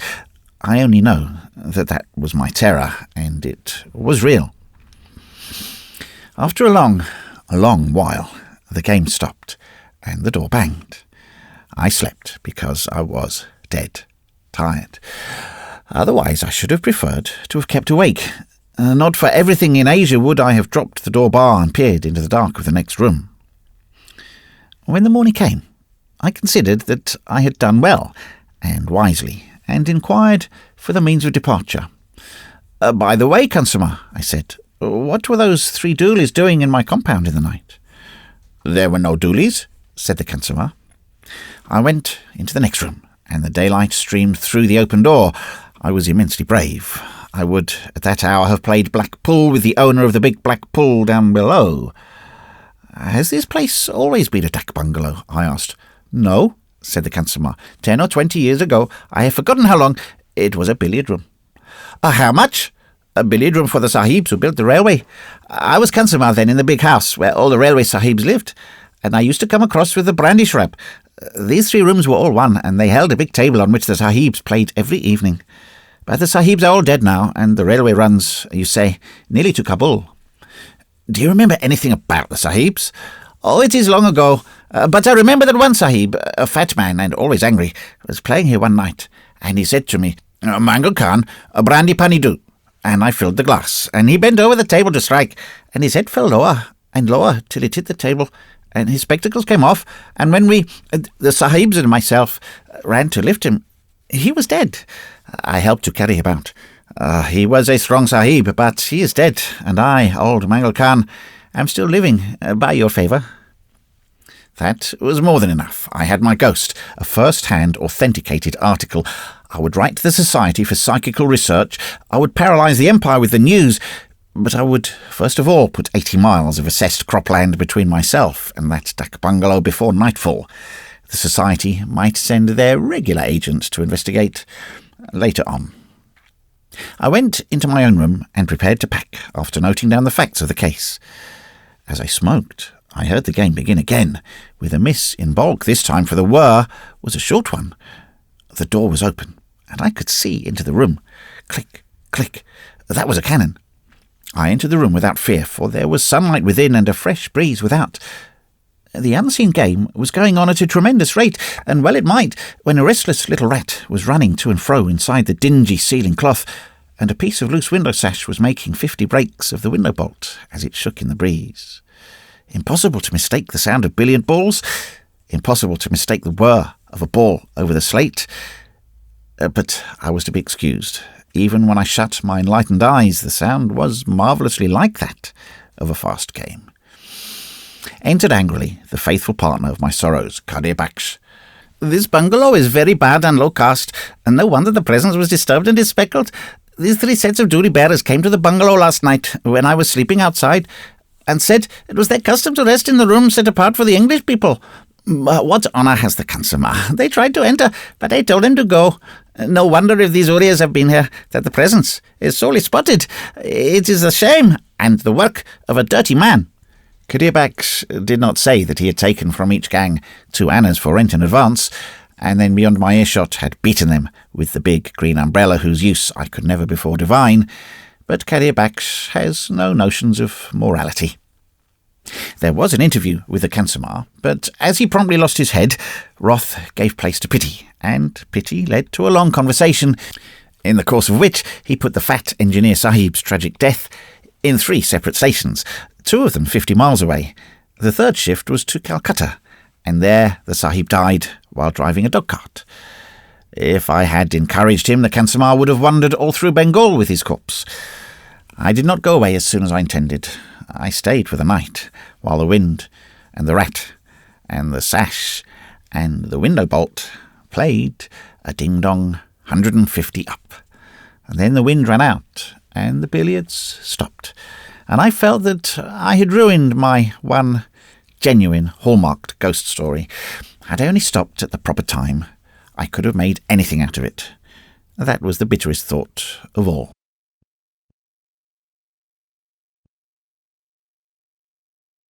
The Big Drunk Draff. We're going home, our ship is at the shore, and you must pack your haversack, for we won't come back no more. Oh, don't you grieve for me, my lovely Mary Ann, for I'll marry you yet on a 4-penny bet, as a time-expired man. Barrack Room Ballad. An awful thing happened. My friend, Private Mulvaney, who went home in the Serapis, time expired, not very long ago, has come back to India as a civilian. It was all Dinah Shadd's fault. She could not stand the poky little lodgings, and she missed her servant, Abdullah, more than words could tell. The fact was that Mulvaney's had been out here too long, and had lost touch of England. Mulvaney knew a contractor on one of the new Central India lines, and wrote to him for some sort of work. The contractor said that if Mulvaney could pay the passage, he would give him command of a gang of coolies, for old sake's sake. The pay was 85 rupees a month, and Dinah Shadd said that if Terence did not accept, she would make his life a bastard purgatory. Therefore, the Mulvaneys came out, civilians, which was a great and terrible fall, though Mulvaney tried to disguise it by saying that he was colonel on the railway line and a consequential man. He wrote me an invitation on a tool indent form to visit him, and I came down to the funny little construction bungalow at the side of the line. And Dinah Shadd had planted peas about, and nature had spread all manner of green stuff round the place. There was no change in Mulvaney, except the change of clothing, which was deplorable, but could not be helped. He was standing upon his trolley, haranguing a gangman, and his shoulders were as well drilled, and his big, thick chin was as clean-shaven as ever. "I'm a civilian now," said Mulvaney. "Could you tell me that I was ever a marshal man? Don't answer, sir. You're straining between a compliment and a lie. There's no holding Dinah Shadd now she's got a house of her own. Get inside and drink tea out of a chimney in the drawing room, and we'll think we drink like Christians in the retreat house. Scotch and nigger folk. There's a sahib come to call on me, and that's more than 'll ever die for you unless you're in. Get out and go on piling up the earth. Quick, till sundown." When we three were comfortably settled under the big sisham in front of the bungalow, and the first rush of questions and answers about privates or Theris and Leroyd and old times and places had died away, Mulvaney said, reflectively, "Glory be, there's no parade tomorrow, and no bun-headed corporal to give you his lip. And yet, I dunno, 'tis hard to be something you never were and never meant to be in all the old days and shut up along with your papers. I'm a growing rusty, and 'tis the will of God that a man must serve his kind for time and all." He helped himself to a fresh peg, and I sighed furiously. "Let your beard grow, Mulvaney," said I, "and then you won't be troubled with these notions. You'll be a real civilian." Dinah Shadd had told me in the drawing-room of her desire to coax Mulvaney into letting his beard grow. "'Twas so civilian-like," said poor Dinah, who hated her husband's hankering for his old life. "Dinah Shadd, you're a disgrace to the honest, clean-scraped man," said Mulvaney without replying to me. "Grow a beard on your own chin, darling, and leave my rises alone. They're all that bestand between me and disrespectability. If I didn't shave, I'd be tormented with this outrageous thirst, for there's nothing so drying to the throat as a big billy-goat beard waggling on your chin. You wouldn't have me drink all his, Dinah Shadd. By the same token, you're keeping me cool dry now. Let me look at that whisky." The whisky was lent and returned, but Dinah Shadd, who had been just as eager as her husband in asking after old friends, rent me with, "I take shine for you, sir, coming down here, though your saints know you're as welcome as a daylight when you do come and upsetting Terence's head with your nonsense about what's much better forgotten. He being a civilian now, and you never or else. Can you not let the army rest? 'Tis not good for Terence." I took refuge by Mulvaney, for Dinah Shadd has a temper of her own. Let by," said Mulvaney. "'Tis only once in a way I can talk about the old days." And then to me, "You say drumsticks as well in his lady chew? I never knew I liked the old garn till I was shut and never in the eyes ya." Drumsticks was the nickname of the colonel commanding Mulvaney's old regiment. "Will you be seeing him again?" "You will? Then tell him." Mulvaney's eyes began to twinkle. "Tell him what, private?" "Mr. Terence," interrupted Dinah Shadd. "Now the devil and all his angels in the firmament of heaven fly away with the mister and the sin and of making me swear on your confession, Dinah Shadd. Privet, I tell you, would Privet Mulvaney's best obedience that, but for me, the last time expired, would you be pulling her on the way to the sea?" He threw himself back in the chair, chuckled, and was silent. "Mrs. Mulvaney," I said, "please take up the whisky and don't let him have it until he's told the story." Dinah Shadd dexterously whipped the bottle away, saying at the same time, "'Tis nothing to be proud of," and thus captured by the enemy, Mulvaney spake. "'Twas on a Tuesday week. I was beherding her around with the gangs on the bankment. I told the hoppers now to keep stop and stop screeching, when a head gangman comes up to me with about 3 inches of shot tail hanging around his neck and his distressful light in his eye. "Sahib," says he, "there's a regiment and half of soldiers up at the junction knocking red cinders out of everything and everybody. They tried to hang me in my cloth," he says, "and there will be murder and ruin and rape in the place before nightfall. They say they're coming down here to wake us up. What will we do with our women folk?" "Fetch me trolley," says I. "Me heart's sick in me ribs for a wink at anything with the Queen's uniform on it. Fetch me trolley, and 6 of the youngest men and run me up in style." "He took his best kite," said Dinah Shadd reproachfully. "'Twas to do honour to the widdy. I could have done no less, Dinah Shadd. Yea, and your discretions interfere with the course of the narrative. Have you ever considered for what I would look like with me head shaved as well as me chin? You bear that in your mind, Dinah, darling. I was trolleyed up 6 miles, all to get a squint at a draft. I knew 'twas a spring draft going home, but there was no regiment hereabouts, more's a pity." "Praise the Virgin," murmured Dinah Shadd, but Mulvaney did not hear. "When I was about 3/4 of a mile off the worst camp, powering along for to burst. I heard the noise of the man, and on me soul, cur, I could watch the voice say, Peg Barney bellowing like a bison with the bellyache. You remember Peg Barney? That was in D Company. A red hairy scrawn with a scar on his jaw. Peg Barney that cleared out the Blue Lights Jubilee meeting with the cook cramp mop last year. Then I knew it was a draft of the Road Regiment, and I was consumed with sorrow for the boy that was in charge. He was hard scrapings at any time. Did I ever tell you how Horka Kelly went in a clink naked as Phoebus Apollonius, with the shorts and the corporal and foil under his arm? And he was a wild man, but on discretion. 'Tis a shame both to the regiments and the army sending down a little orifice of boys with a draft and strong men mad with liquor and the chance of getting out of India, and never a punishment that's fit to be given right down and away from cantonments to the dock. 'Tis this nonsense, when I am serving me time under the Articles of War and can be whipped on the peg for them. But when I've served me time, I'm a reserve man and the Articles of War haven't any hold on me. Any officer can't do anything to time expired, saving confining him to barracks. 'Tis a wise regulation, because a time expired does not have any barracks being on the move all the time. 'Tis a Solomon of a regulation, is that. I would like to be introduced to the man that made it. 'Tis easy to get colts from a Cabiran horse fair into Galway than to take a bad draft over 10 miles of country. Consequently, that regulation, for fear the men would be hurt by the little officer boy. No matter. The nearer me trolley came to the rest camp, the wilder was the shine, and the louder was the voice of Peg Barney. 'Tis good I'm here, thinks I to myself, for Peg alone is employment for 2 or 3, he being, I well knew, as capped, a drover. Faith, that rest camp was a sight. The tent ropes was all skew-noised, and the pegs looks like all drunk as the men, 50 of 'em, the scorings and rinsings and devils lavins in the old regiment. I tell you, sir, they was drunker than any men you ever seen in your mortal life. It was how a draft get drunk. How does a frog get fat? They suck it in through their skins. There was Peg Barney sitting on the ground with his shirt, one shoe off and one shoe on, whacking a tent peg over their head with his boot, and singing fit to wake the dead. 'Twas an old clean song that he sung, though. 'Twas the Devil's Mass. What's that? I asked. When a bad egg is shut out of the army, he sings the Devil's Mass for good riddance. And that means swearing at everything from the commander-in-chief down to the room corporal, just as you never in your heard days heard. Some men can swear so as to make green turf crack. Have you ever heard the curse in an Orange Lodge? The Devil's Mass is 10 times worse, and Peg Barney was singing it, whacking the tent peg on the head with his boot for each man that he cursed. A powerful big voice had Peg Barney, and a hard swearer he was when sober. I stood forninst him, and 'twas not moi alone that could tell Peg was drunk as a coot. "Good morning, Peg," I says, when he drew breath after cursing the Adjutant General. "I'll put me best coat on to see you, Peg Barney," says I. "Then take it off again," says Peg Barney, lathering away with the boot. "Take off your dance, you lousy civilian." With that, he begins cursing, old drumsticks being so full, he clean disremembers the Brigade Major and the Judge Advocate General. "Do you know me, Peg?" says I, though my blood was hot in me with being called a civilian. "And him, a decent married man," wailed Dina Shed.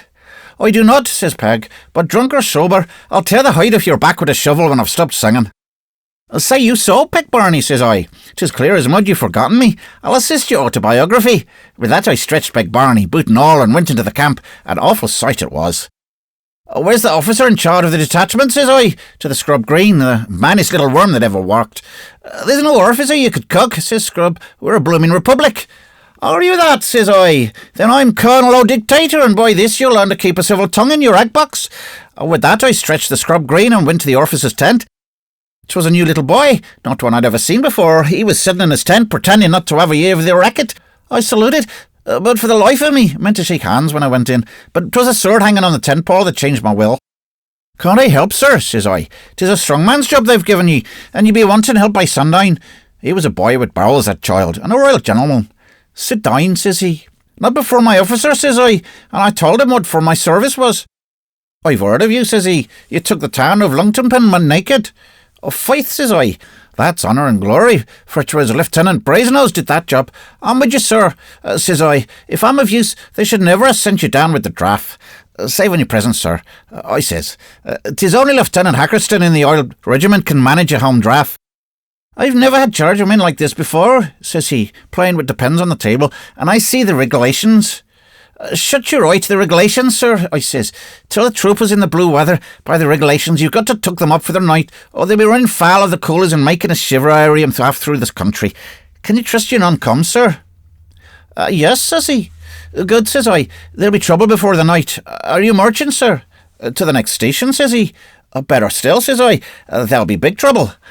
Can't be too hard on a home draft, says he. The great thing is to get 'em in shape. Faith, you've learned the half of your lesson, sir, says I. But if you stick to regulations, you'll never get them in shape at all, or there won't be a rag of bitumen them with you. 'Twas a dear little officer boy, and by way of keeping his heart up, I told him that what he wants in a draft in Egypt. What was that, Mulvaney, said I.